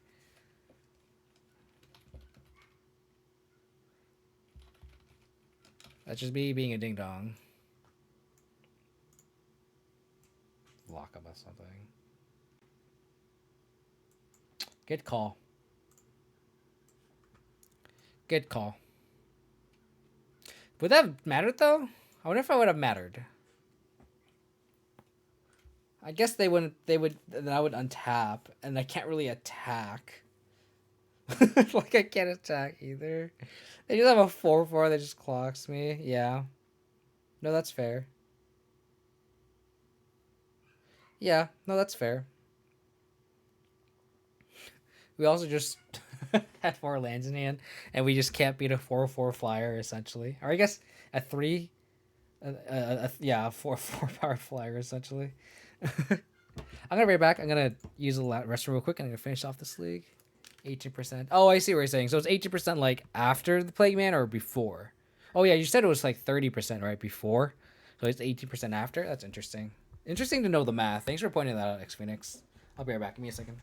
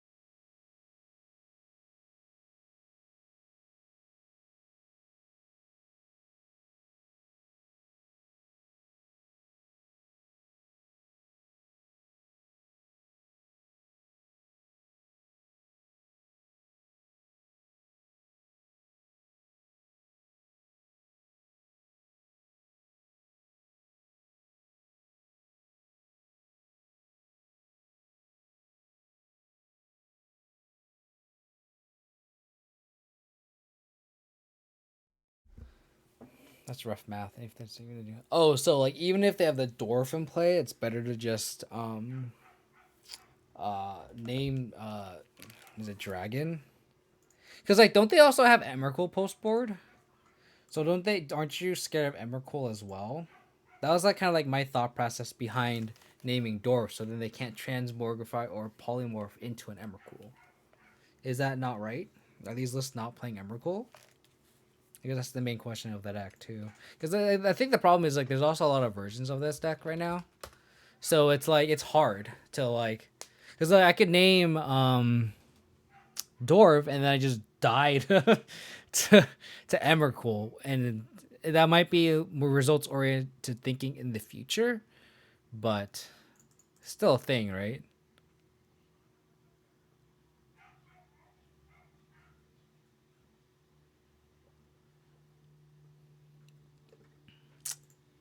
Two. Hopefully we can finish strong here. Good old bird serpent in hand. Solid hand. We can bubble trick ourselves. We have early interaction. We have Bob and Tarmogoyf.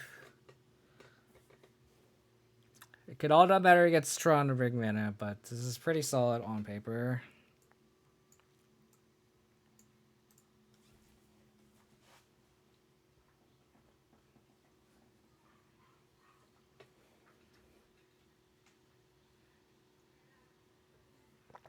Gemstone Cavern.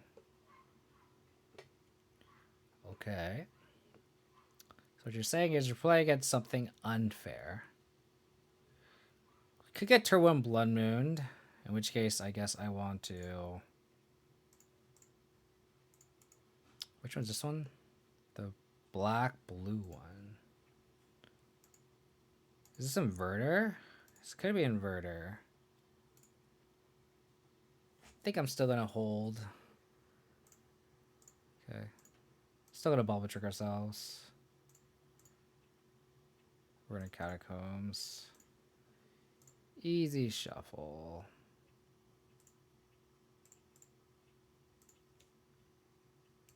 I think we just slam a Bob here. I guess we could slam Goyf here. It's a clock, and then we can go Inquisition into Dark Confidant next turn. Actually might be better.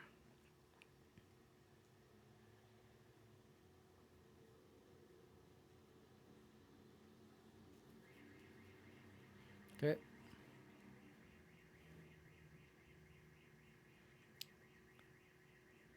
That makes sense. Yeah, especially against like my deck. Hard casting, it's definitely like probably, pretty normal. All these pushers that are potentially dead. It's kind of gross.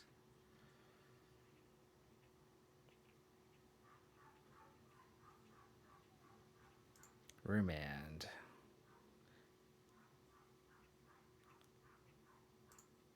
I guess we remand because I don't want to. Oh no. Ah, damn. All these fatal pushers are so dead. Because, like, the fact that I only had Bob as my only threat was just why I Inquisitioned. Yeah.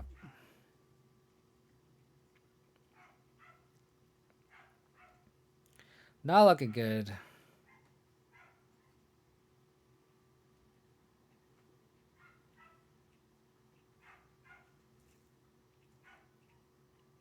It's not bad.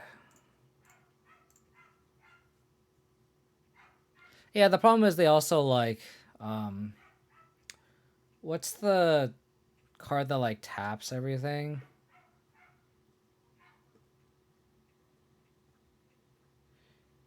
I guess we take the Dictate. Or we just take the Time Warp. Probably just take the Time Warp. Yeah, Giga Drive. So they just Giga Drive your lands and then kill you that way.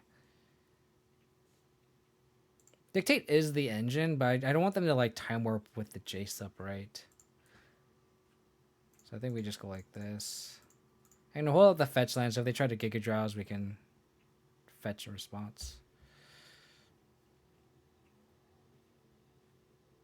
Yeah, we're on the same boat here.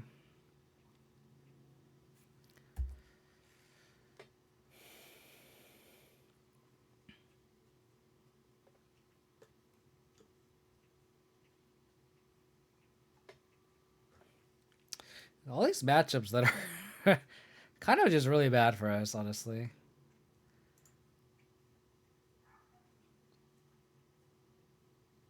Liliana of the Veil. They have the Commandeer too, which is absolute ass. So I can't even like Lingering Souls, honestly. I think I just put Yorion in hand just because they have the Commandeer.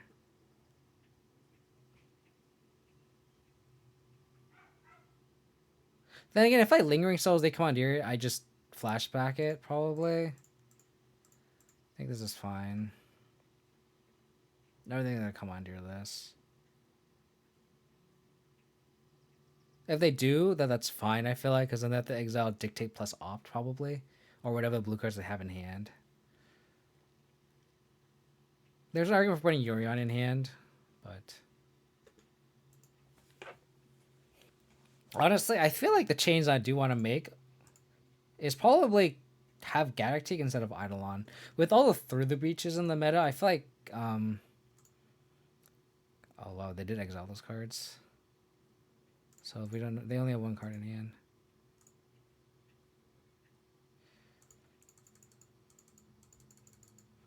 So with like all those cards in hand, like all those like... oh man. They have that other Dictate, okay? Yeah, Necromancer seems pretty good right now. Like, maybe I should run Necromancer instead of Teague and Eidolon. Maybe that's the right play.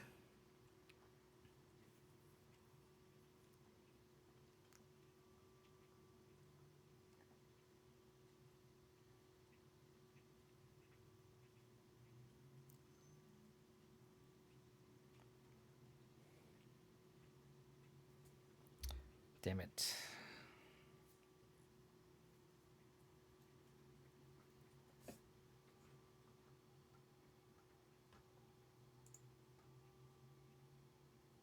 Lyris is an interesting one. Oh, we're definitely... I guess we Skyclave the Dictate. I mean, the Jace, I mean. We can't let them untap with Jace, right?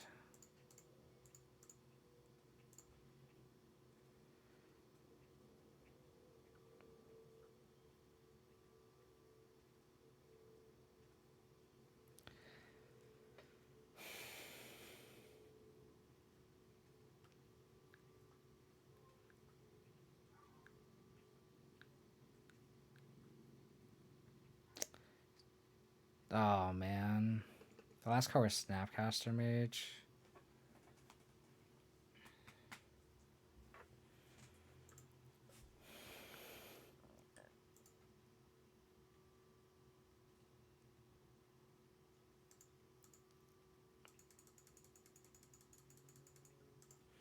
Probably dead here. Like, they would even go in for a turn, so like this plus just card advantage is gonna kick our ass. They drew the Opt off Snapcaster. They topped with Opt as well.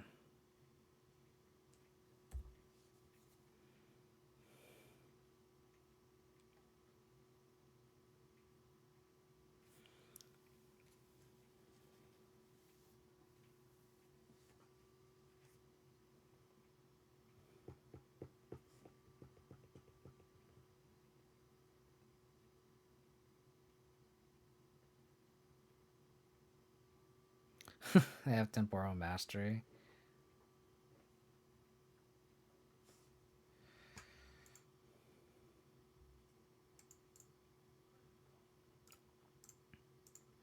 That's game. I could push this, but it's not happening. Again, Teague looks pretty good here.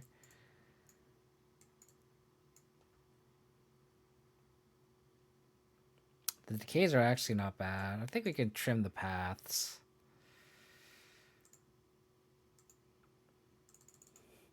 Probably just trim a hex, trim a couple pushes. Eidolon's kind of awkward though, but like, I feel like they can honestly just ignore the effect, right? They're not hinged on casting multiple spells a turn.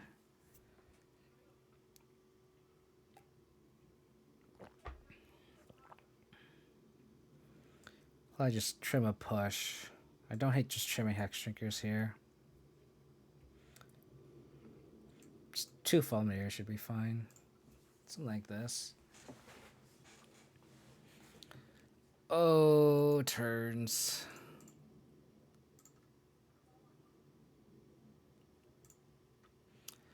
Oh my god.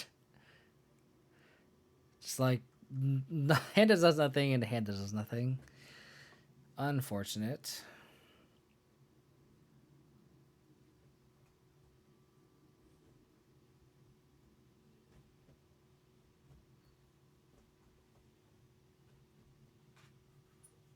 My dog is like trying to settle in here.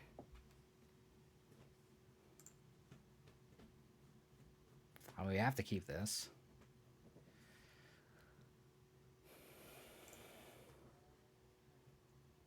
Just go like this. Just ensure we have 3 drops. So bad. So bad. I don't think cutting a bauble is, or cutting a land for a bauble is better. 2 drop.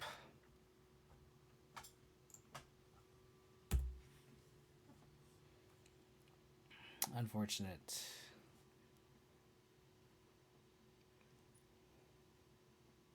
Probably slam an Ashok here and hope they just have fetch lands as their only lands here.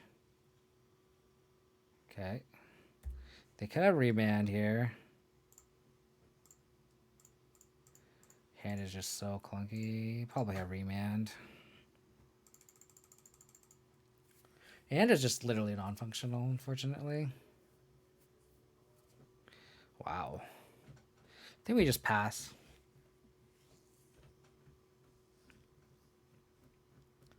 Again, hopefully they just have fetch lands. They topped with Opt. Probably slam Lingering Souls now. That's not bad. Lingering Souls. And then next turn we can flash Souls plus Stoneforge Mystic.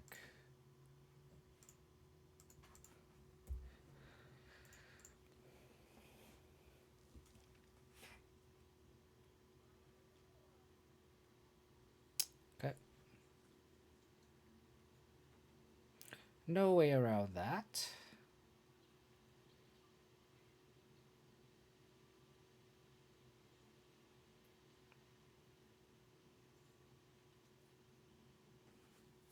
I think if when I get this Stoneforge, if this resolves, I'll probably get sort of Feast and Famine. They have Jace. We'll get fucked here. They don't have Jace.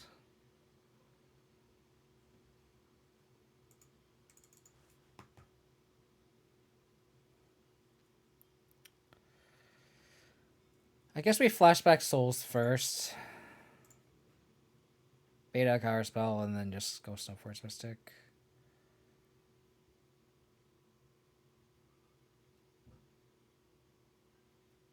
Cool.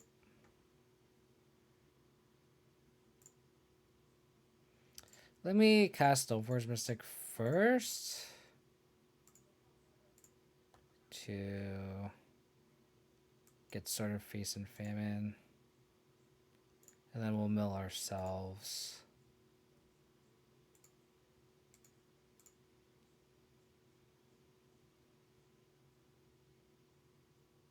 I think attack with 1 spirit's fine.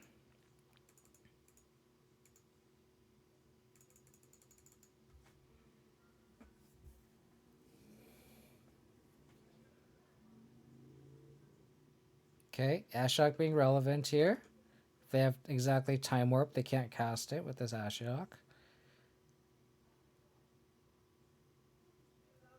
Okay.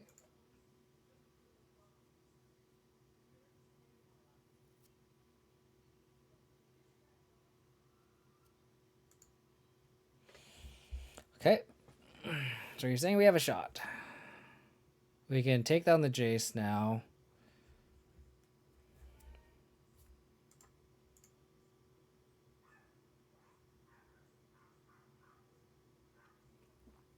Probably block if they did that, but they don't. Okay. Do this. Do this.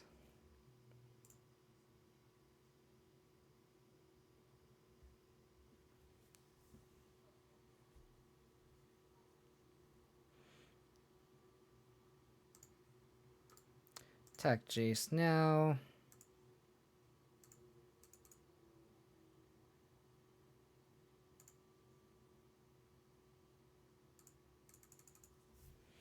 Holding up Kling's Dees, I think. I don't think I'm gonna cycle it right now. They forgot about Ashiok. Sorry, buddy. This is stupid. Not gonna lie. They have 5 mana though, so.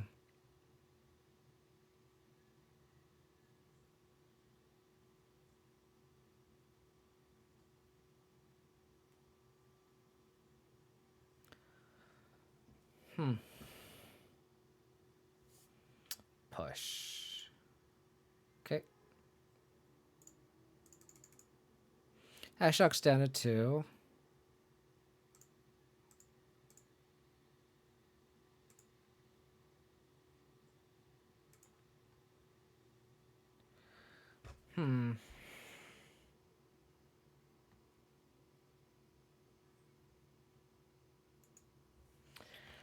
I guess I kind of want to attack.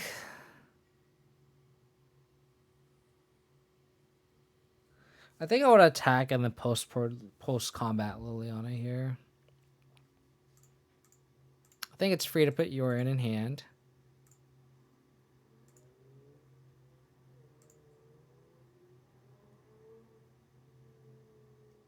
Maybe I should slam Liliana first, but I do kind of want to play her on Cryptic Command. Because if they're kind of forced to Cryptic here.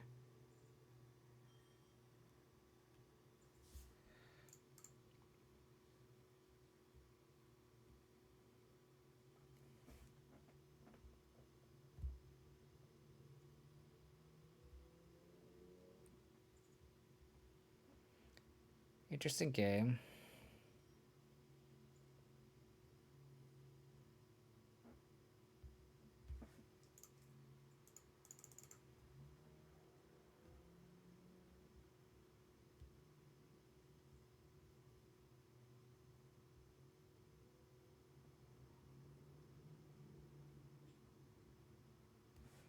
Interesting.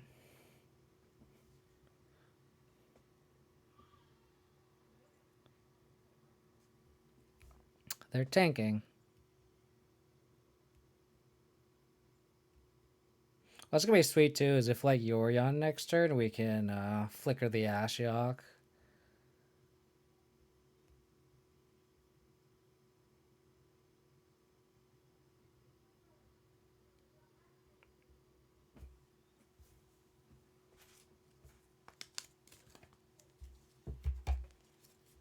They're tanking.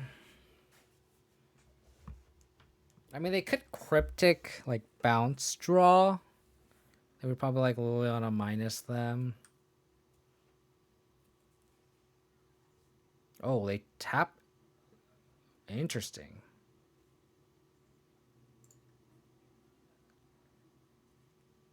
That's an interesting line.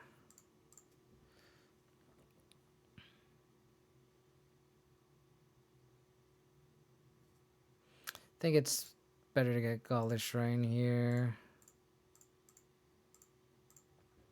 Liliana.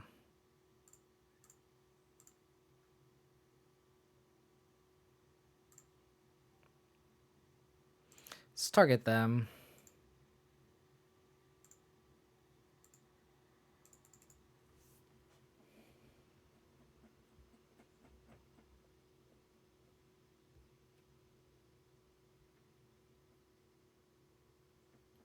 Okay.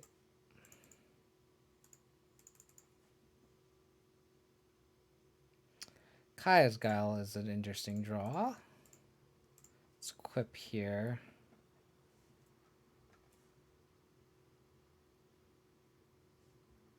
Oh, that's disgusting.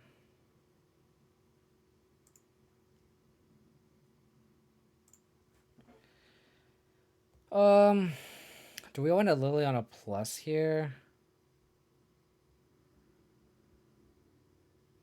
I guess we could like push, cling the push just to see if we draw anything relevant.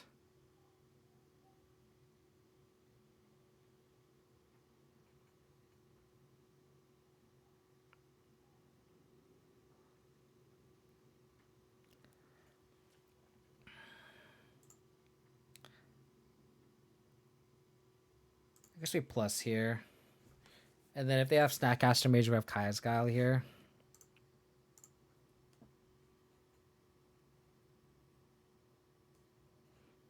I don't know. I don't know, Tireless. It seems like it's like a blue-black control turns thing.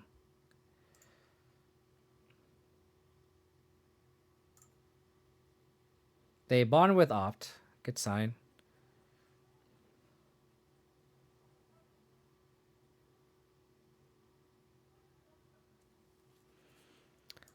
I'll probably just cash this Kaya's Guile in now. Exarch Gateway, make a 1/1.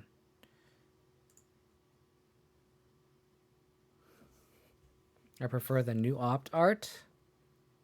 I honestly like the old border. I really like the old board or the old frame. And I feel like not enough players play the old one, in my opinion. Okay. Not bad. Do they have Fatal Push? Okay.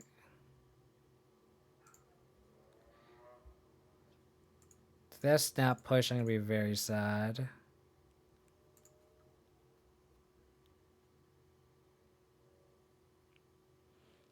I mean, they did get a lot of good ones, right? I think we just have to do this.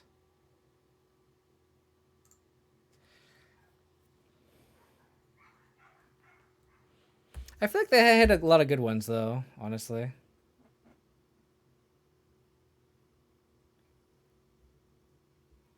Oh. I see. Thing in the ice. I see you, opponent. I see you.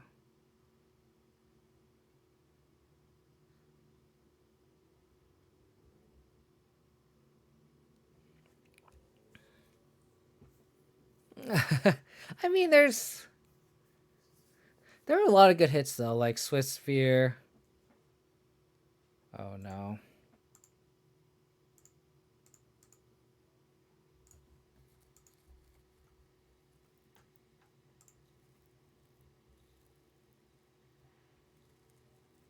Mishra's Bauble.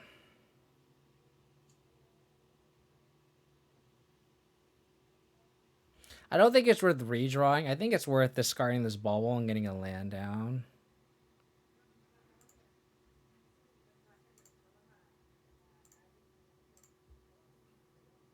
Dictate, interesting.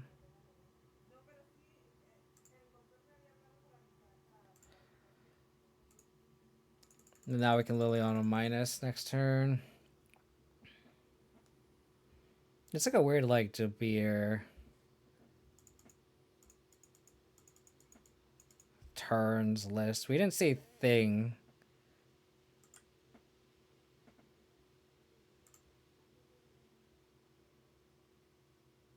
They bought him with Opt. Ugh, they bought him with Opt and hit the Time Warp. So was I greedy with not Liliana minusing there? Oh, okay.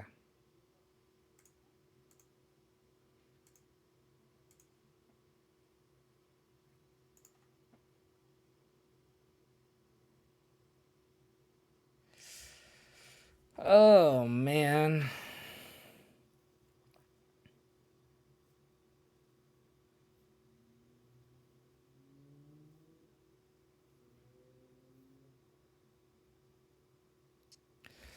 I guess we just start off with equipping Bob, right?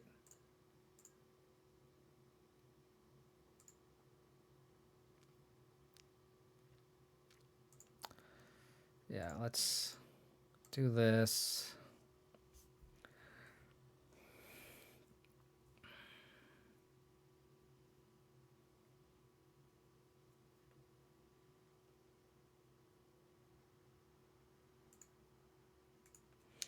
Let's play a spell bomb here. What can we hope that they get? It's like a remand or something. Something counter spell. Trying to figure out what the odds are for them to not flip this thing.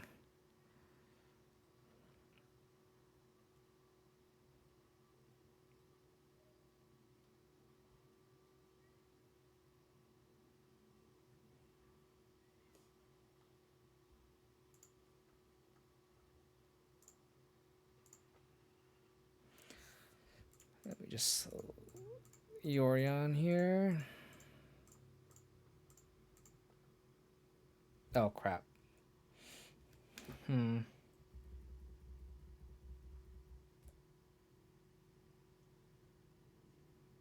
They don't block. We untap. I'm trying to figure out if I want to keep Bob back. I don't think I do. So it's just more mana efficient to play Yorion now.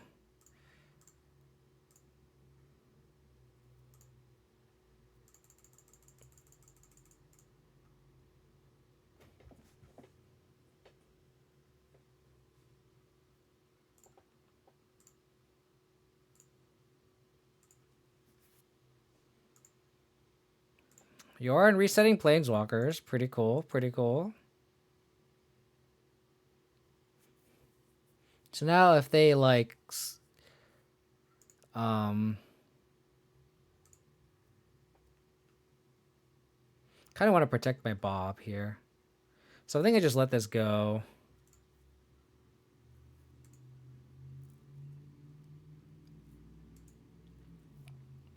Land.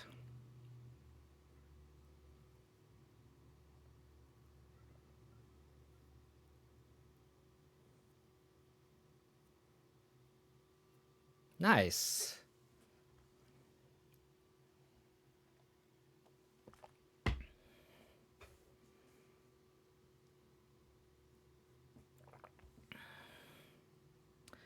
Yeah, I mean, they had like the modern, like the fetch lands and the modern horizons, like the old border one. So like they're definitely not afraid to like expand and like do old border of everything that's like playable because I just like draw so much money. So like honestly, like would you be surprised if they kept milking that? Like I'm pretty sure they'll keep doing these like it is like a secret lair all old border like out of the realm of like the possibility. No, right? Like anything that's gonna fucking people are gonna buy and they know that we're gonna buy old border stuff, it's like it's a for sure thing.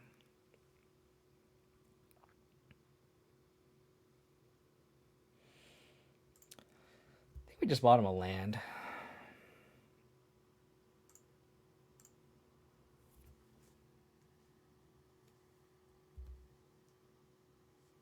It's the worst card to draw.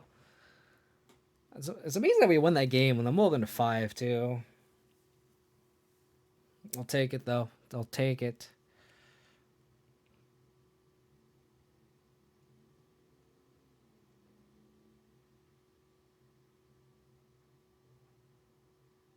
Yeah, I agree with you. Tenderless, I agree with you 100%.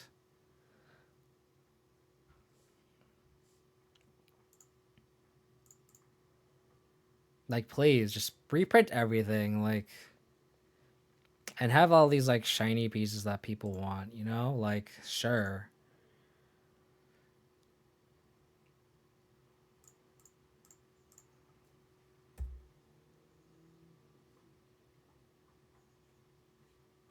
It's just like everyone's happy, right? Like, WotC makes money. Um,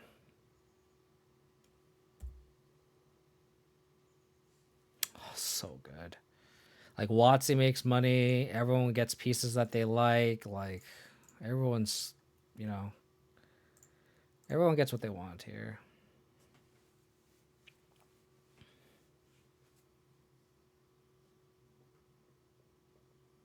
Interesting.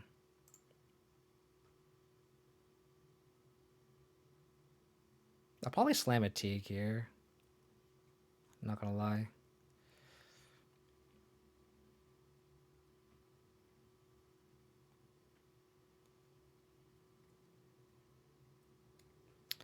Ooh. Okay. You thoughtseize me. There's a lot of good hits here.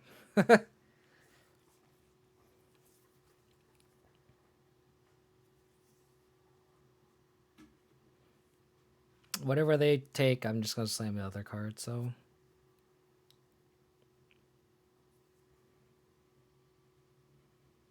Take the Batter Skull. It's the best card in the hand, right? It's the most expensive thing, so the most expensive thing must be the best thing in the hand, right?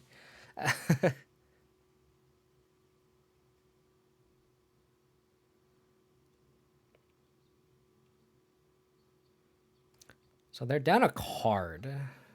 What that's supposed to mean? They took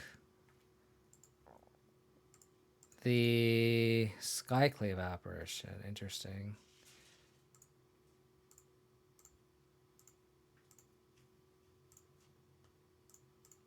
Well, since we're drawing cards off Dictate, I think I'm just going to slam this T here.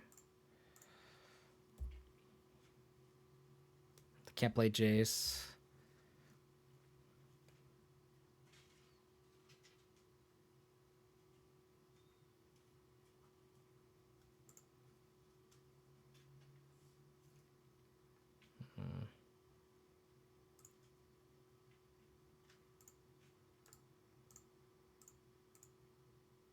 Two-turn clock.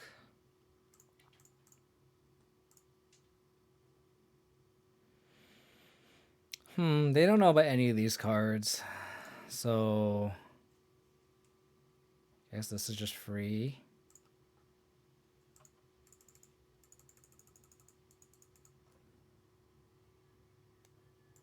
Okay.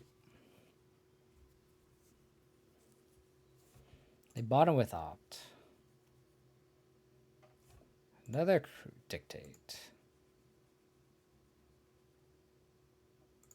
So they need to go like push into Time Warp. They can't do that. Opt.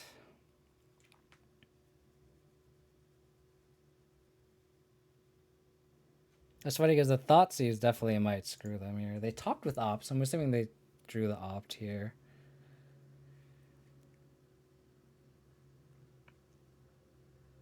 Oh, GG's. Wow, got there. Got there. Bad matchup, 3-2. Just 3-2 every league. BGX, you know, just... It's fine.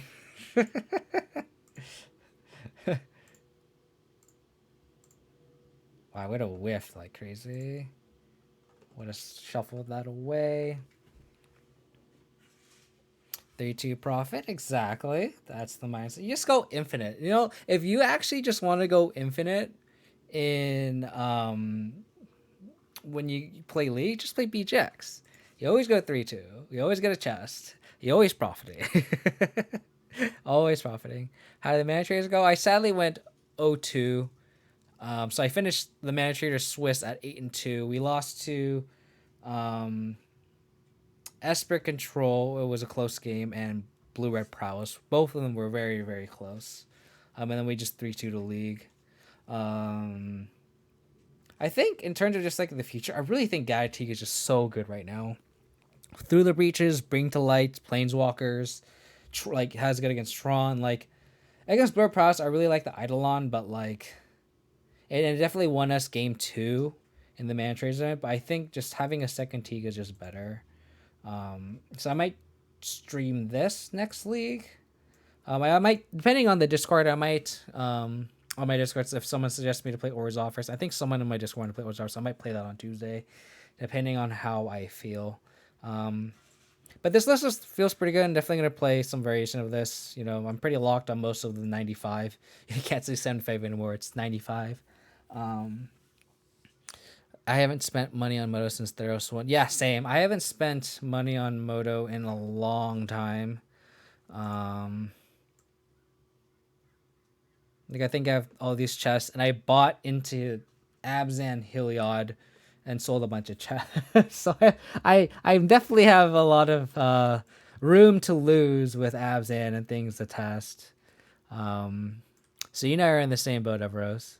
Abzan Pioneer. I don't have the rental service again. I'm sorry. Once I get to 1,000 followers, hopefully Manatraders can sponsor me. They can get that account. Speaking of, if you guys want to support the channel, please hit that follow button on Twitch. Got a huge rate from Aspiring Spike today, so all those people that came from Aspiring Spike's channel, I really appreciate it. And thank you for all the follows today. We got a bunch of follows thanks to Mohan. And then if you guys want to check out my past streams, you guys can go to my YouTube. It's youtube.com/KO Diamonds. If you guys want to get stream updates, you guys can follow me on Twitter. It's twitter.com/KO Diamonds 22. Speaking of the Discord, you guys can join the Discord there. The community in my Discord is pretty sweet. Everyone's nice. You guys want to suggest a deck to play that I do have the cards for. I think someone just wanted to play Orzhov in my Discord, so I might just play that Tuesday. I might play this. I'm not entirely sure. But again, really appreciate everyone for the support. Thank you all for hanging out and tuning in. Hope you all are having a wonderful weekend. Other than that, let's send you all over to someone else. Let's send y'all to... Is there any suggestions? Any suggestions? So we have two options. We could either A, raid someone who has a lot of viewers. Ooh, Doomwake is in the top 8. Might send them over to you guys. That's definitely interesting. I usually like to raid smaller streamers, but Doomwake in the top 8 is awesome. So let's send y'all over. And Doomwake definitely raided me a couple times, so let's send the love back to Devin. Oh wow, Yama's sending the raid too. Other than that, my next stream will be Tuesday evening around 6 p.m. Pacific time. Hope to catch you guys then. Again, I'll probably be playing Abzan or Ozark, some sort of Stoneblade list. But other than that, take it easy, stay safe, stay healthy, and I'll catch you guys then. Bye.